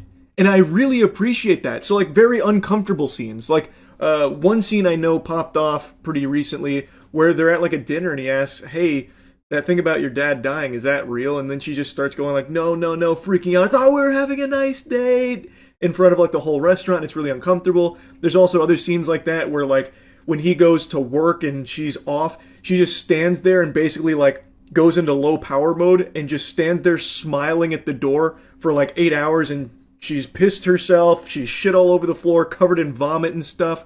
Like, it does just get weird and uncomfortable and unnerving. And I think that really helps sell the unpredictability of each scene as they're building all of this tension. Because you don't know if it's going to go in like a comedic direction where like at a party she has to do something for a drinking game and it ends with her reading a really odd passage from a book that she's working on and everyone's all weirded out. She's completely ruined the whole vibe of the party. And then she just goes into like wacky maniacal laughter. Just joking. No, I'm joking about joking. So what if I'm fucking serious? Like that kind of thing. And it's not afraid to like slow burn these scenes. This is a horror film that actually does a good job of being scary and frightening without just using like the standard like demon jump scare or something like that. Like again, there are jump scares, but at the end of the day, this is still a human being that you're watching. At no point does she like transform into some kind of like, monster creature or anything like that. It's not even like very violent or gory. There is some violence and gore in there, but it very, very seldom. It really is impressive just how effective it is at making you like, I don't know, kind of tense up just by having a scene with a bunch of darkness in there and she's talking in the darkness. Like there's a lot of scenes where they're showing her where you can't even really make out her face. So then you are sitting there trying to like figure out what facial expression she's even making, and it's really effective. Like I have like no complaints about this film whatsoever. They also do a good job of making you not exactly the biggest fan of the main guy either, because what he's done is fucked up. And even after he starts to piece it together that wish that he made on basically a fucking toy turns out to be real, he kind of just like, okay, so what if it's not real? I still get to have sex with her. So he's taking advantage of this. And one of his friends is like, hey man, it really seems like you're taking advantage of her and she's going through like a psychotic episode. So like, it does a good job of like actually making you kind of root against the main character as well. Like everything this film tries to do, I think it does extremely well. I was blown away by how much I was enjoying this film. And like I said, it is self-aware. So when it is giving you like those cringe moments being very on the nose or giving you like really wacky over the top scenes of this, like stalker type behavior and like, crying like, oh, why don't you love me? That kind of thing. Or like even just something really over the top, like you cooked my cat, that kind of stuff. All of it works. All of it flows so well in this film. And I think a big part of that falls onto just how great the acting was. The performances really did complement it amazingly. Like I said, no complaints about this film. So far, it is my favorite film of the year. There are some heavy hitters coming out in the next few months, and especially towards the end of the year with the Dune 3, so I guess we'll see if it stays my favorite movie of the year, but man, this was very strong. I am so pleasantly surprised by how good this movie was. Man, I just keep reflecting on some of the scenes. I'm avoiding spoilers for the most part in this one. I'm giving you just more broad strokes about this, and I know I usually dive into spoilers, but for this one I'm going to make a special exception because I really think that this is something pretty special here. Again, and it uses a concept that I don't think is special or unique, like the wish gone wrong type thing. We've seen that explored millions of times, just not like this. And I would even go a step further and say that even some of the story beats that it hits I've seen before in other films. It's not that unique. But it's the way that they get there and the way that they build it and the way that they shoot it, the way that they use lighting here and the way that they convey it, especially through the performance of the lead actress, is unique. Something that I think is very special to this film. It is extremely rare. I can't even really think of more than a couple of films ever that have made me feel secondhand embarrassment. And I mean that as a compliment because that's what it was going for in those scenes. It's supposed to make you uncomfortable. I do not get uncomfortable with movies or horror games or anything like that usually. It's very, very rare. But this film was able to pull that off. It actually does such a good job at what it set out to do with each of its scenes, with the tension or the cringe. I really am impressed. Again, so far my favorite film of the year. I highly recommend checking it out if you like horror movies at all. Anyway, that's really about it. See ya. Wow. The world looks so different today. The colors don't even seem the same. It feels like this morning I woke up in an alternate dimension. One separate from the dimension I inhabited yesterday. The new research that was published changed everything. We've been lied to our whole lives. And I know you've probably already seen it. I imagine some of you took the day off of work just to process it. They found the male G-spot. And I didn't even know it was lost, like the city of Atlantis. I thought we had already pinpointed that sucker down eons ago. I remember for as long as I've had holes, I was told that the G-spot was buried deep in my ass. And that's where it stayed. But apparently, that was all a lie. That was a guess that wasn't ever fully confirmed, and now they've published new research saying definitively we have found the male G-spot, and it's not in that cavernous hole. You see the new male G-spot meta? I did. It's out of reach though. My loadout isn't equipped for the new meta for G-spot. It's apparently a place on your foreskin, not in your butthole. Male G-spot revealed, and if you guessed it's in the butt, you're wrong. Intensely pleasurable. Also, no one's guessing it's in the butt. That's what we were told for years. It was supposedly confirmed to be in the asshole. Not like people just randomly made that up. But now new evidence, I guess, throws that theory in the trash. After years of searching, I like that. I guess the fountain of youth. After years of searching, scientists in Spain have finally found the male G-spot, discovering this so-called erogenous zone is far from where they suspected. They detailed their findings in a stimulating study published in the journal Andology.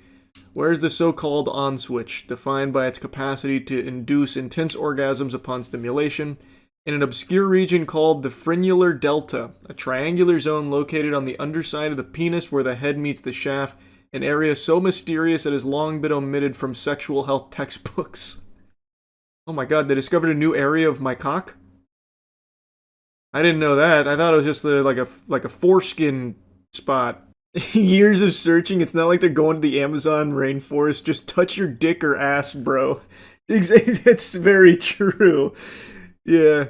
It's not like it was some kind of crazy expeditious journey to find it. Like you can study the shit out of your wiener and butt. According to this study conducted by scientists at the University of Santiago de Compostela in Spain, this region is richly innervated by partially overlapping perineal related to the region connecting the genitals and anus, and dorsal, aft-facing nerve branches with heightened concentrations of nerve bundles and pleasure receptors. In layman's person terms, the frenular delta makes for intensely pleasurable and highly specialized sensations, according to the paper. By finding this penile pleasure panel, scientists have closed the book on a region that has eluded scientists for years, like sexplorers finding a phallic northwest passage. For decades, scientists have seen the prostate as the trigger for male orgasms, but had neglected to identify it on the proverbial pleasure map until now. That's good news. We're finally here. We've arrived. The apex of society. It kept hiding from us.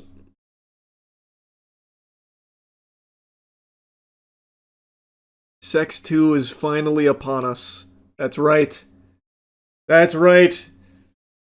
You can kick and you can scream, but it'll come all the same. We have discovered the male G-spot. And it's right where I said it was from the very beginning. I've been saying for years that the dark side of the moon on the penis it's highly unexplored. No one ever checks underneath. Do we flick it or something? You do whatever you want with it. You slap it, you fucking fart on it. I don't know, man. But I think you need to have your foreskin for it. Can I sue the doctor that took my G-spot? I know. A question on everyone's mind now after this stunning revelation. The G-spot Krampus that stole all our foreskin, hogging the G-spots to himself. It's a game changer, not gonna lie, feels so good. Okay, I can only speak as a circumcised man, but I feel like there's no way uncircumcised dudes didn't know that, right? Like, I feel like just through trial and error and experimenting, you would have found that, oh, this spot feels cool. Wow, this feels so good over here, right? Like, there's no way someone who's uncircumcised read this and they're like, holy fuck, I never thought to touch under my wiener. I'm only ever on top doing this, like a DJ. Like, I feel like this isn't new information for, like, the majority of people. It's just now it's being officially labeled as the male G-spot. That guy's the only hooded homie left alive. Yeah, we have to preserve him. Put him in a bubble. We must study him. Ask him questions. The only man with a hot dog and a bun still around. So does that mean the spot in your ass was just LARPing as the G-spot? I feel like it must have been like maybe a placebo thing or something. I don't know, I never tried getting up in there and seeing what that felt like. But I feel like just because of all of the propaganda, like all of the articles written about it, a lot of people probably convinced themselves that this is euphoria, this is the good stuff. Meanwhile, they're just fiddling around in their butt. It doesn't do anything. The other channel video, which one of the boys can find their G-spot first, doing everything behind a curtain so you can only see the shadows. That's a good idea. That is a good idea. I'll write it down. I'll put it in the notes. So you're saying I've been sticking my finger up my ass for nothing. I wouldn't say nothing. You're becoming more familiar with your body. Knowledge is power and all that. So, I mean, I wouldn't say it was moot. You probably got some experience out of it. Mapping it like you're splunking. Exactly. Exactly right. He gets it. I once stuck my finger in my anus to get the poop out, but it felt kind of good. What's your plan, man? How would you get the poop out by sticking a finger up there? All you're doing is just plugging it further up. What the hell? What? How is that? What kind of strategy is that? It's not like a lawnmower with like a ripcord or anything. Like all you're doing is just poking it. Fish hooking, I guess. Oh, I guess. Yeah, you could be fish hooking. Turning my asshole into an arcade claw game. Nurses do it for chronic constipation. Well, I don't think they just... Well, I don't know, maybe they do. I was gonna say, I don't think they just go like one finger up and just start jamming it up there or something like Naruto 10,000 Years of Pain. Like, I imagine there's probably a methodology to it. They just slap the cheeks around, probably. Can you imagine if that was the actual, like, medicinal strategy? I see you've got some impacted feces here. Alright, bend over. Just on, like, bongos on their ass. It's shockwave treatment. They do it for kidney stones. You don't need foreskin, it's above the foreskin. I don't know if this article covers it, but I was reading that in order to, like, actually optimize male G-spot, you need foreskin. Let's see. Maybe I've been lied to. Maybe they're still trying to keep it under wraps. Doesn't say here. Let me just Google it.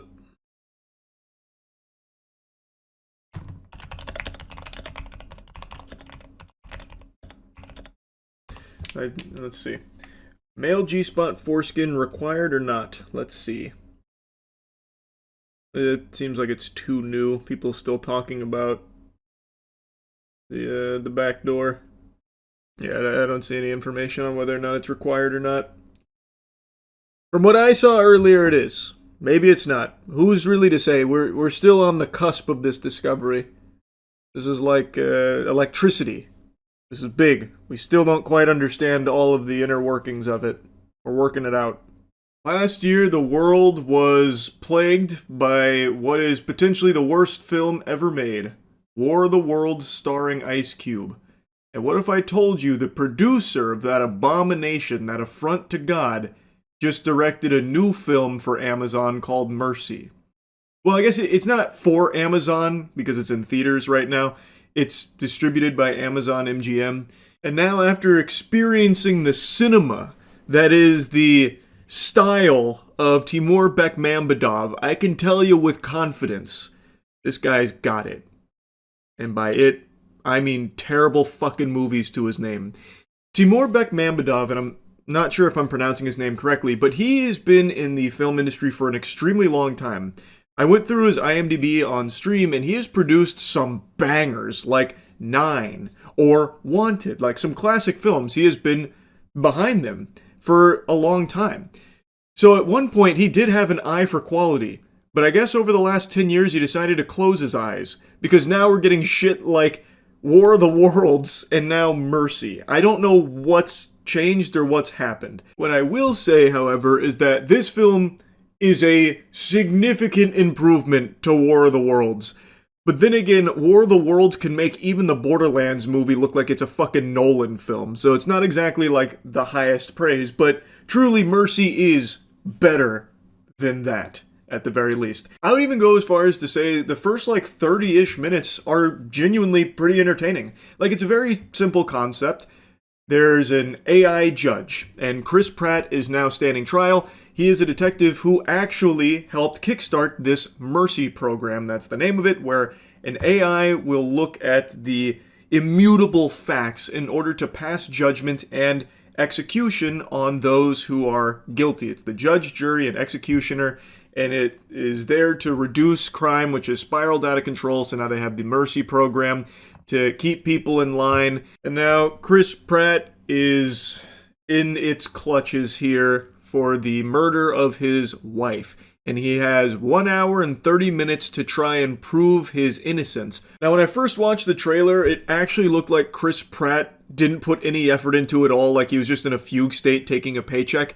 I will say, in the actual film here, he does try. And he does, I think, do a pretty solid job with this character who just found out his wife has been murdered, and now he's about to be executed for it because they have so much evidence that places him at the scene and places him as the killer. And now he's got to find a way to try and argue his case and compile new evidence and try and find who the actual killer is. In the trailer, I feel like they took his lowlights, like they actually just took his weakest moments from the film and used it as promotional material. Because again, in the actual film, he does a fine job, minus like some really rough scenes at the end. The entire third act of this film is actually just extraordinarily silly. Anyway though, this film is shot in similar fashion to War of the Worlds, where we are watching everything unfold through videos that are compiled through like cell phone footage or security camera footage or drone footage. Very much like what they did in War of the Worlds, but it seems like the budget here was a little bit higher, so the CGI doesn't look like it's straight out of fucking GeoCities from the late 90s. So it definitely looks visually a bit better, but not by a ton. There are a few explosions here towards the end of the film that genuinely look like video game cutscenes. Like, I don't know what's going on with the CGI here for these movies right now, but my god, some of the visuals were like actually bad. But for the most part, it was much better than War of the Worlds. But anyway, if you have seen Chris Pratt's movies and ever thought he moves around too much, well, let me tell you something. He doesn't move an inch in this movie. He is strapped to a chair for the entire fucking thing, save for, like, the very end. We're going to be getting into spoilers here, because I have got to talk about some of the wackiness to this film. Now, like I said, the first 30 or so minutes were actually pretty solid. It was setting up an interesting mystery with a damn near insurmountable task of trying to prove that you weren't the killer despite all of this evidence from a near omniscient AI that has every single fact at their fingertips. And with the Mercy program, they give the accused access to literally God mode where they can see, find, and hear everything. So anything that Chris wants, he can ask for, and the AI judge will provide it so that way he can try and prove his innocence. And just like in War of the Worlds, the AI can do anything lickety-split. So anytime Chris says, hey, can you find this bathroom? I'm looking for a glory hole that I might have caught a glimpse of in this one frame on this one video that you got from a nearby walkie-talkie that ricocheted off a radio tower. It's like, oh yeah, I've already found it. It only took me 2 seconds. It's like, okay, whatever. But that's fine. I don't have a huge issue with that. It's like silly, but whatever. It moves things along and lets the investigation get steam. But there are just some moments where it's genuinely laughable, the capabilities of the AI, where Chris can just be like, hey, my neighbor's got a bird feeder cam. Can you go ahead and pull that up? As if that would, for some reason, be something that it'd be readily available and easy to access. But the AI judge is like, oh yeah, I've got it right here. Looks like the internet went out though, so it's going to take me a little while to rebuild the video archive. And it's like, okay, it takes her like 3 or 4 minutes or something. It's like, oh yeah, I think I heard a fart on this one piece of audio here from the murder scene. Can we reverse this fart here and find out whose butthole this was squeaked out of? And it's like, yeah, I've got that. And like, that's actually like a core part of things, not a fart in particular, but there is a photo that is torn in half, and Chris notices that there are 3 fingers from somebody that are in the photo. And Chris says, can you find out who those fingers belong to? And the AI is able to run the database of every single fucking person's fingers on the planet and somehow find an orphan that was a child in the photograph. And like, oh yeah, this is who it is. Which was a key piece of evidence, by the way. So like, it is a little over the top, but I also don't care that much because the whole thing is just kind of wacky in that way. But anyway, the film is very, very, very, very predictable. I think anyone will watch this and know exactly who the real killer is. Because shocker, it's not Chris. I think you'll piece it together pretty much immediately. But then they start pulling out crazy ass pulls. Like, I mean the craziest ass pulls in the third act. But I don't even want to get to that yet. I want to talk about the journey even getting there. So, Chris has got a partner, Jack, who he really trusts. He's also got a AA sponsor, Rob, who he really trusts. So he's trying to utilize them to help prove his innocence. Jack becomes like the main one he communicates with. So he basically keeps sending her out in the field to try and like do this and that to try and compile more evidence for him. And she has like a hover bike. So she scoots around on the hover bike and holy shit does it look bad. Actually looks like YouTube skit quality anytime you see her on that hover bike flying around the city. I don't know what they were thinking. They should have just like had her teleport or something at that point because it is so fucking goofy when she is on that hover cycle. But anyway, so he's sending her on those like odd jobs to try and like interview people or try and like search crime scenes for certain things, this and that. And through this, we learn that his wife was privy to a scheme at her business where one of her workers was stealing product and maybe using it to distribute drugs, something like that, to make money on top of all this very shady dealings. He uncovers this big conspiracy, this big plot. I'm fast forwarding through a lot here, but trust me, it's very good. Chris also eventually admits to being an alcoholic, and he had a huge argument with his wife the day she was murdered, and also a whole year leading up to this murder. Their relationship had soured. There was even talk of a divorce. Chris was very aggressive, even like slamming a knife one time, grabbing stuff out of her hand. And on the day she was murdered, Chris went to work and then inexplicably drove back home, broke the Ring doorbell in a fit of rage because he found out his wife took away his secret booze stash in his car. So then he closes the door, goes in, they argue for 26 minutes. He leaves, his daughter comes home, finds that her mother has been murdered. And the last words from the mother, which is on body cam when they're asking, as she's like fading away, shedding the mortal coil, they're like, who did this? Who did this? She says, Chris, which is never addressed again. I want you to keep that in mind. That is never addressed again. When asked, as she is dying, who is responsible, she answers the question saying, Chris, and then she kicks the bucket. But Chris didn't kill her. It is proven that Chris didn't kill her. why the fuck did she say it was Chris? Like, it seemed like she was just trying to get, like, one fucking slam dunk in on him before she died, before she met her maker, in order to make sure that Chris also, you know, suffers at the end, too. She knew it wasn't Chris that killed her. The person that stabbed her, murdered her, was not Chris. Why did she say it was? Like, what the fuck? Like, I tried to be, like, very charitable, like, oh, maybe she was about to try and say, like, it wasn't Chris, but she didn't get the first part out, or she was trying to, like, you know, say, Chris, I love you, or something on the way out, but none of that comes up. It is actually never addressed again why she would say it was Chris when it just wasn't. Like, that is crazy. I won't bore you too much with, like, the middle stuff and all that, but when we find out who the real killer is, we learn that the killer was one of her work associates, the one that was stealing the product to maybe distribute drugs, and decided to murder his wife, Nicole, because she found out, wasn't really willing to play ball, and also there's a very close personal connection to Chris from the real killer. The real killer was able to pull off this kill by going to Chris's barbecue 2 days prior to the murder and hiding in the basement for 2 days, and then sprung out and stabbed and killed his wife. Now, the close personal connection is that picture I mentioned. Well, that kid with the 3 fingers was actually the brother of the real killer, and that brother was someone Chris sentenced to the Mercy program where he was found guilty and wrongfully executed.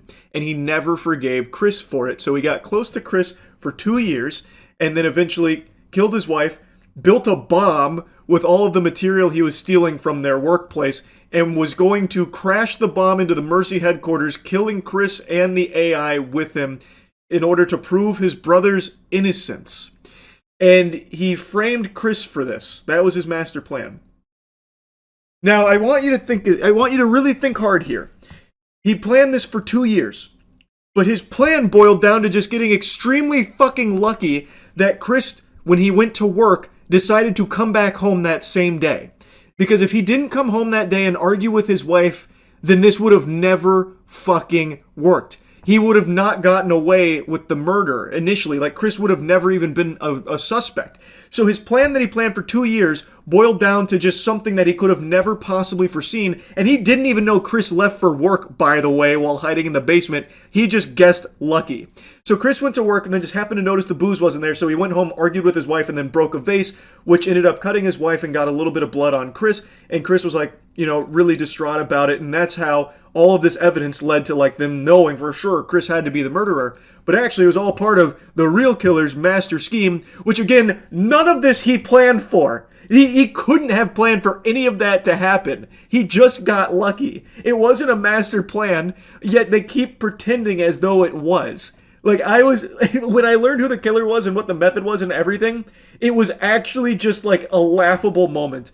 And then the entire third act, he's got this big semi with a bomb in the back that he's gonna blow up the fucking city with, like the Joker. And then the police are so incredibly inept, they can't stop him, they can't do anything. So he just keeps, like, hitting all the police officers, and it's like the worst CGI carnage where the officers' cars are like ramping off tow trucks and the officers are going, as they're like getting slammed by the truck. They can't stop this guy. They've got the drones out on him. And by the way, I was really expecting them to do an Amazon shout out when there's a scene where Jack is like, I'm going to get the scouting drone out. I thought for sure she was going to say, like, I'm going to get the Amazon drone out. It's really good for scouting too, not just delivering packages immediately to your doorstep with Amazon Prime, like what we saw in War of the Worlds. I thought for sure we were going to see some Amazon plugs. Surprisingly, we did not. But anyway, they got the drones out and shit. They still can't fucking stop this guy when all he has is the semi-truck, and then he eventually makes it into the Mercy headquarters. Chris has already proven his innocence now. They clearly know it's Rob. They have him dead to rights now. He is the murderer. And he also kidnapped Chris's daughter and brought her there because he wants to ruin Chris's life just like he ruined his by killing his brother. Well, by having his brother go to Mercy, which ended up killing him. He then argues with the AI judge that his brother was innocent, which is where another shocking twist comes into play, where he's arguing about how his brother was innocent, and it turns out Chris's partner, Jack, was actually the one who didn't process the phone from that guy's brother in his murder case because his brother was said to have murdered a woman. Turns out he didn't murder that woman, and the phone that would have proven his innocence had been thrown off the side of a bridge by Chris's partner because she wanted to ensure that the Mercy program was a success so they could stop crime together. So they just framed a completely random dude for the murder of this woman, which Chris and the AI judge reveal at the very end there. So it's another big, like, twist moment. I'm serious, the entire third act is actually, like, very, very silly in, like, a fun, bad way. I probably don't need to yap any longer about it. It's not a good movie, but I will tell you, I had fun watching it. And I do think it is objectively a huge step up from War of the Worlds, so we're on an upward trajectory right now from this director-producer. So perhaps the next one's a fucking home run. Anyway, though, that's really about it. So yeah.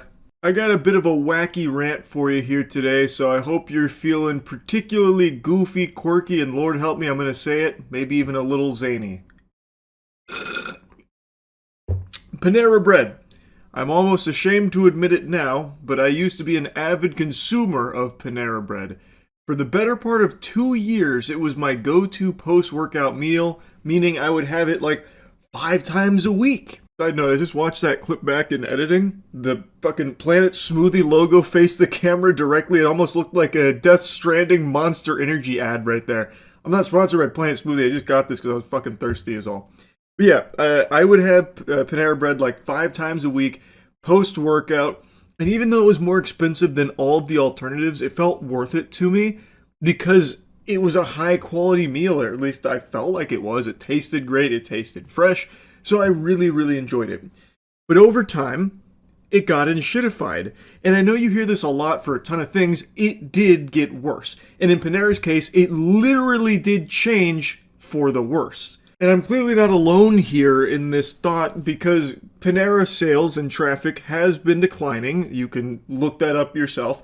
And at least in my local areas, like the Paneras I used to go to, are significantly less full. They're far more empty. It's like Call of Duty 4. 50,000 people used to eat soup here. Now it's a ghost town. And it's because people are just choosing any other option really at this point. And I saw an article today, and it's what sparked this rant here from me, made me put on the diaper and start whining, because the article does point out some very strong contributing factors for why Panera has been spiraling down the shitter, but it also leaves out what I believe to be the biggest reason for people's abandonment of this brand. So I just kind of wanted to get into the weeds of it here and show you the article, but before doing that, I want to give a very special thanks to something special. Big thanks to Old School RuneScape for sponsoring this video. I'm sure all of you know this by now. The first entirely new skill in Old School RuneScape history is launching today. That's right, sailing is finally here. I think also a lot of you know that I am a hardcore RuneScape player. I started back in 4th grade and I finally maxed my account 2 years ago. And it is still one of my crowning gaming achievements. I am a huge old school RuneScape enthusiast, and I am extremely excited to get my max cape back once sailing drops, because I'm going to have to 99 it to get my max cape again. So, the race to world first 99 for sailing starts today. I will be participating. Without exaggeration, this is the biggest update in old school RuneScape history. Sailing offers a whole new way of exploring Gielinor here. It's also a skill that's trained through a variety of means, whether it's salvaging shipwrecks, exploration, racing, port tasks, and it's one that of course can be experienced with your friends as well. You can have NPC crewmates, or you can have your friends crew with you, and there's new enemies, new resources, just so much here that I'm extremely excited to sink my teeth into. So if you've never played old school RuneScape, now is the perfect time to start. You can click the link in the description below. I've always said it's a game with infinite content. Like, if you could only choose one game to play for the rest of your life, you can't go wrong with old school RuneScape, because you will literally never run out of things to do. So thanks again to Old School RuneScape for sponsoring this video. I'm super excited for sailing. Panera lost diners by cutting portions and staff. It's reversing course to win them back. Panera Bread has unveiled a turnaround strategy to reverse years of traffic declines. Basically goes on to recount the glory days, but now it's kind of falling into the fucking back rooms here. And you don't typically hear a lot of glaze for Panera in the modern conversation when it comes to eating options. Now, the article's not wrong here. This is a contributing factor to Panera's decline and fucking death spiral here. It has definitely lost consumers because of portion sizes and being extremely expensive for the morsels that you get. You'll pay like fucking $20 for half a tiddlywink of a sandwich and a cup of soup. That's not a great deal unless that is the best goddamn half a sandwich and cup of soup of your life, or it also comes with like a stripper that'll give you a lap dance for free. It's just not great value, and that's obviously played a huge role here, but I think there's more than the article is talking about that I want to dive into the spaghetti and meatballs of. But before doing that, let's go ahead and look at what the article highlights. It talks about the shrinking sandwiches and salad sizes, and they're right, those have shrunk a lot, it feels like. These sandwiches are made for fucking ants. You can finish these in 2 big boy bites, and you're paying so much money for the privilege of being able to have, scraps. And now Panera is trying to undo that. They're planning to reinvest into the business and undo many of the cost-cutting measures that they've taken. Imagine that. It looks like cost-cutting measures kind of deteriorate businesses. Like, the cycle is super simple. You see it all the time. A business comes up, it does really well because it's doing something different or it's delivering a high quality product that people want. Eventually it sells, like Panera did. And then it's all about finding more and more ways to squeeze as much money out of it as they possibly can by looking at cost-cutting procedures. And when you start that process, the quality of the product suffers, and then people don't want it anymore because they were used to a better product. Why the fuck are they going to settle for something worse? They'll just go somewhere else. It rinse and repeat forever. We've seen this millions of times. Panera is the most recent example. So now they had this huge eureka moment. What if we unfuck it? Could that save us? And to me, the answer is no. But I want to tell you their cute little plan that they've come up with here. They call it Panera Rise. It's like a phoenix rising from the ashes of Panera. It's adorable to call it Panera Rise. It makes it sound like they're leading some kind of revolution here. Honestly, just sounding like some shit out of the Hunger Games, but the company aims to refresh its menu, focus on value, improve its service, and build new restaurants.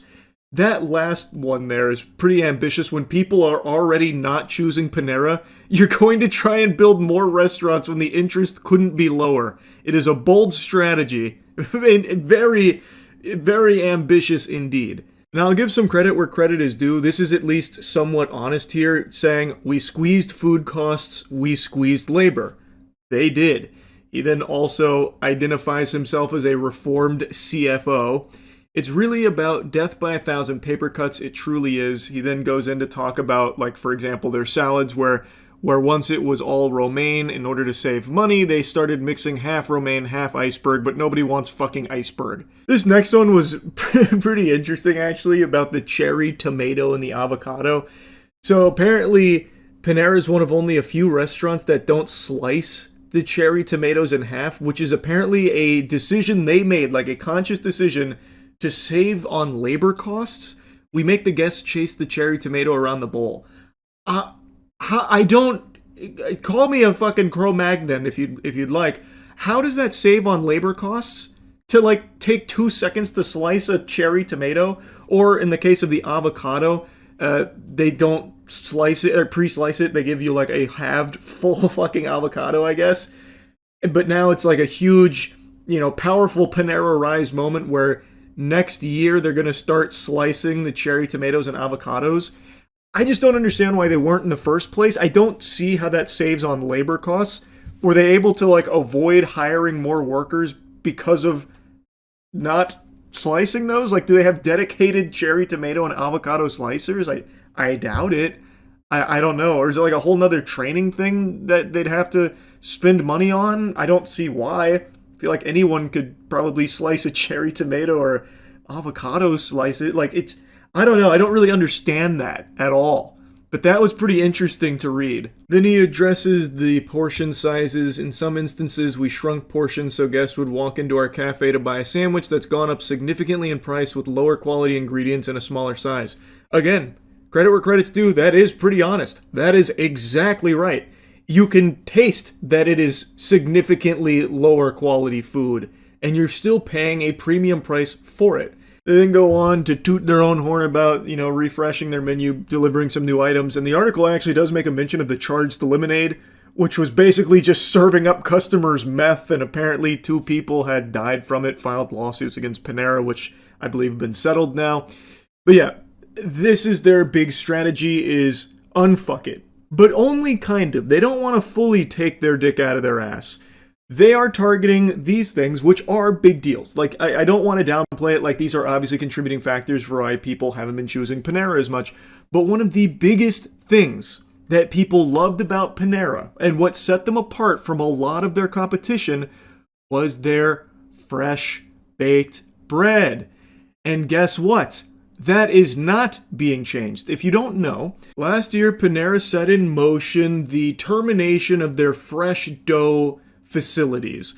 So prior, Panera would have fresh dough delivered to their locations where it'd be basically nice, fresh, beautiful bread loaves.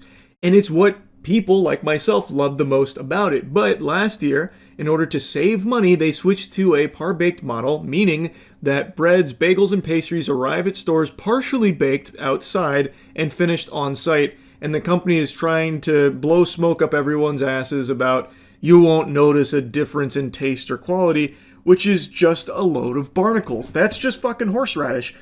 You do notice a difference in the quality of that product. And if you just look at the timeline, I think it's pretty clear there's a strong correlation that when Panera was at its best, at its peak, it had 24 fresh dough facilities across the US.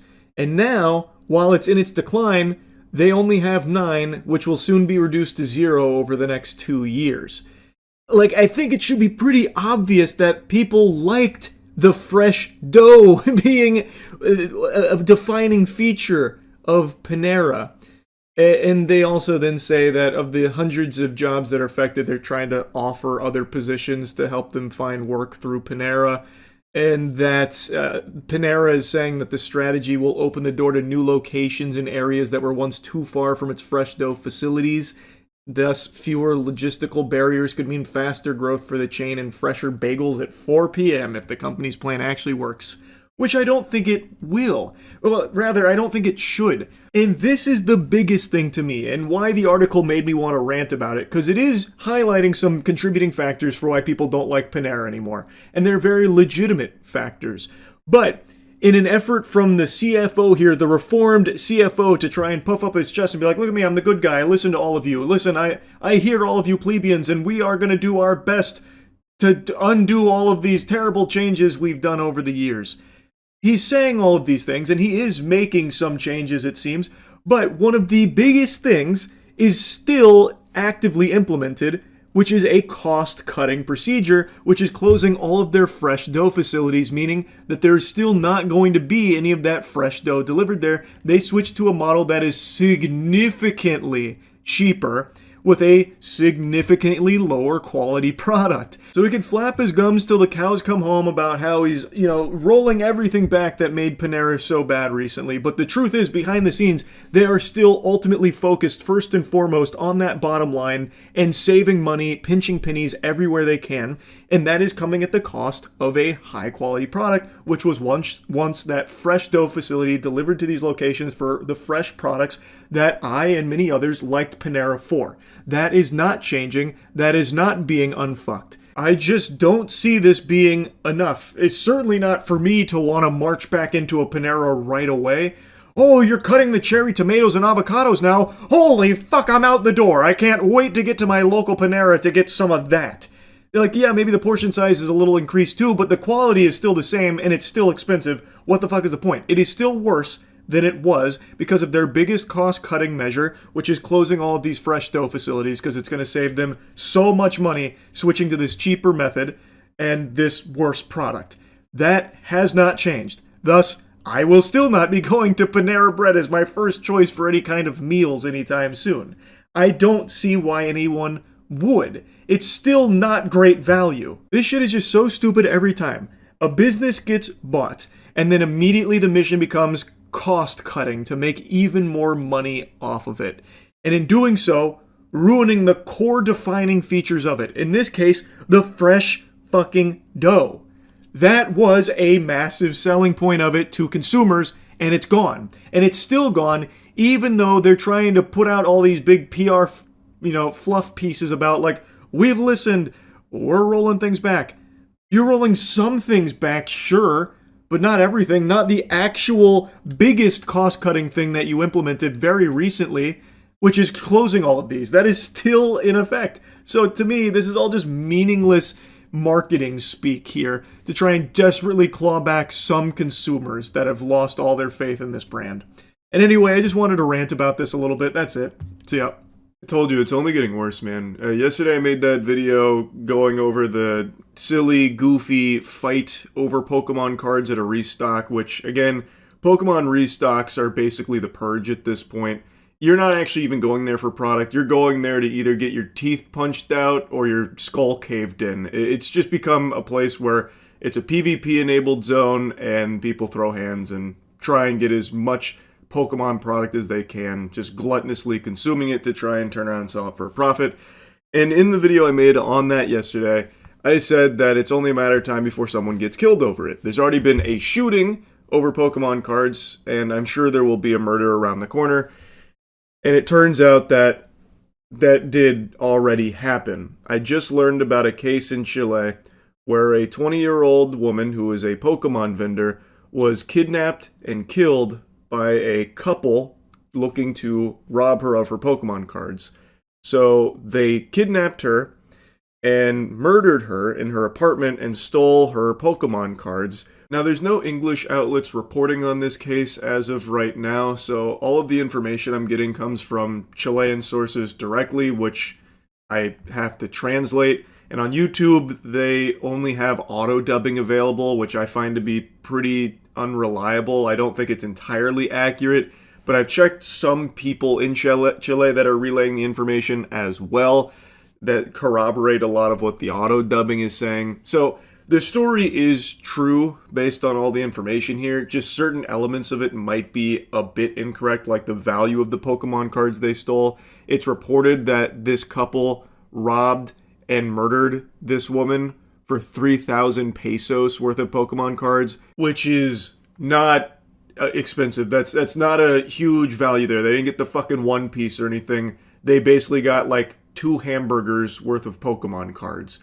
So, like, I feel like maybe that number is incorrectly translated, or maybe they truly did do all of this over that little amount. Like, the Pokemon card hysteria is completely out of control, so it's possible it really was over just that little amount. But no matter how expensive the Pokemon cards were, it doesn't justify murdering someone for them. That is a vile, evil action.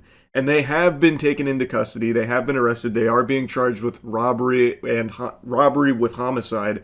So, fingers crossed they get maximum punishment here. Another important part of this investigation is precisely to reveal the amount of Pokemon cards that were ultimately stolen from the victim. We are talking about Camila Dominic and Olortig Quispe, as Florencia was telling you, a young woman who is only 20 years old, and this incident is being investigated as a robbery with homicide. Unfortunately, and this is what the family is asking for, the body of this 20-year-old woman has not yet been found, but all the evidence that the prosecution has at this time leads them to a single answer, that a homicide occurred inside the apartment of one of the defendants. Her name was Dominic Camila Olortigue Quispe, and she was reported missing for quite some time. Investigators believe that she was murdered in one of their apartments, this Chilean couple.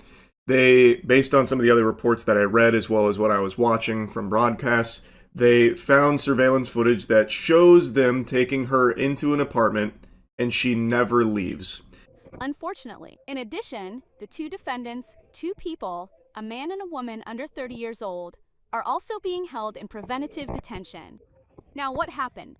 This young woman was selling Pokemon cards in a community of young people who exchanged these cards. She was moving around trade with her show. card, where she had an approximate value of cards worth around 3,000 pesos. This would be the method of procedure. What? Why? The reason why the defendant would So they kidnapped and killed her to steal 3,000 pesos worth of Pokemon cards. What the fuck? This was the first report I watched on it that gave the general overview of everything that unfolded. It was a couple. They had got Dom and Camilla to their apartment, and she never left. They have security camera footage of her going in, and then they only ever have footage of the perpetrators leaving, and there's a lot of other things that they found on the security camera footage. But in this report, they said that the value of the cards they stole was 3,000 pesos, which again, that's literally buying like a handful of gummy worms. That's not a lot at all. But in the other report I was watching, they say 3 million pesos, which is quite a bit more. Not that it changes anything here. Having someone's life taken over Pokemon cards is completely unacceptable, and this couple should 1000% never see the light of day again. They should be locked in a hole for the rest of their lives. This is a genuinely evil action that is unforgivable. But I just wanted to show that since there aren't any English sources that are reporting on this as of this moment, I have to rely on translations, and they're not entirely accurate. So the story does get a little muddy, so if there's any things that I'm messing up, I apologize, but this is a very serious story, and one that I just can't help but yap about, man. The state of the Pokemon hobby couldn't be worse. Robbery, because the victim's belongings were allegedly stolen.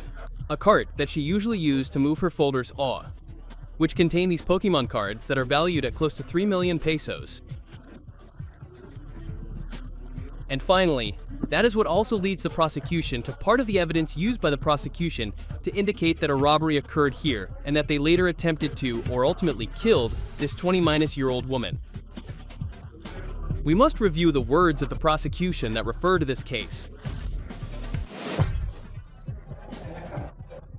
Sendum, the victim is seen entering the apartment with the defendant, and only the defendant is seen leaving on several occasions. And the defendant must have entered with the defendant, and always taking the victim's cart, where she had all her letters, which were the ones with the greatest value. The auto-dubbing is just really falling apart. It's sucking major ass here. But from what I can piece together with this broadcast as well as what I've read, is that on the security camera footage, they know that Dominic Camilla was in the apartment. She went into that apartment. And they also know through the security camera footage she never left. But the couple did on numerous occasions, and had even left with Milla's belongings. And what she said there with letters that had the most value, I think they were talking about the cards. They left with her Pokemon cards, the greatest value Pokemon cards, and they have evidence of that through this footage. And there are also videos where the defendant is seen entering the supermarket to buy these garbage bags and packing tape. According to the prosecution, these security cameras are key to the investigation, and they are continuing the investigation based on these records, which show the defendant's constant comings and goings from an apartment on Monjita Street in the Santiago commune, where the victim was allegedly taken, and from which apartment the victim never left. These records are important because the body of this young woman, who is only 20 years old, Camilla Dominic, has still not been found. They are also alleging that through the security camera footage, they saw that this couple was getting trash bags and tape and bringing it into the apartment and just very suspicious shit like that. That is extremely shady. So they haven't found her body. They are still investigating and doing all they can to locate that, but they are treating this as robbery with homicide. That's what they are pursuing here. They have enough evidence to support that, it seems, and it is just fucking sickening, man. I know I've made so much content on it recently, I just can't help blabber about it. I'm obviously very passionate about TCGs, have an entire fucking channel dedicated to it. So seeing what's happened to not just Pokemon, but just TCGs across the board really sucks, and in Pokemon in particular, it is really in the shitter. It is just terrifying. People being beaten to a fucking pulp, people being shot over Pokemon cards, and now even people having their lives taken over Pokemon cards. And again, there's other examples of scalpers going crazy and all like, you know, trying to get their hands on the same stuff to try and flip for like a fucking $5 profit over the years. But for Pokemon in particular, it has become just deplorable. Like, Team Rocket doesn't beat up Ash Ketchum or shoot Pokemon trainers to get their hands on the Pokemon. And they certainly don't murder people over it, but the fucking Chilean Jesse and James here certainly do. It's scary, and it's only getting worse. Like I said, it is spiraled totally out of control now. It's heartbreaking hearing about what happened to this woman in Chile. So anyway, I just wanted to talk about it a bit. That's really it. See ya.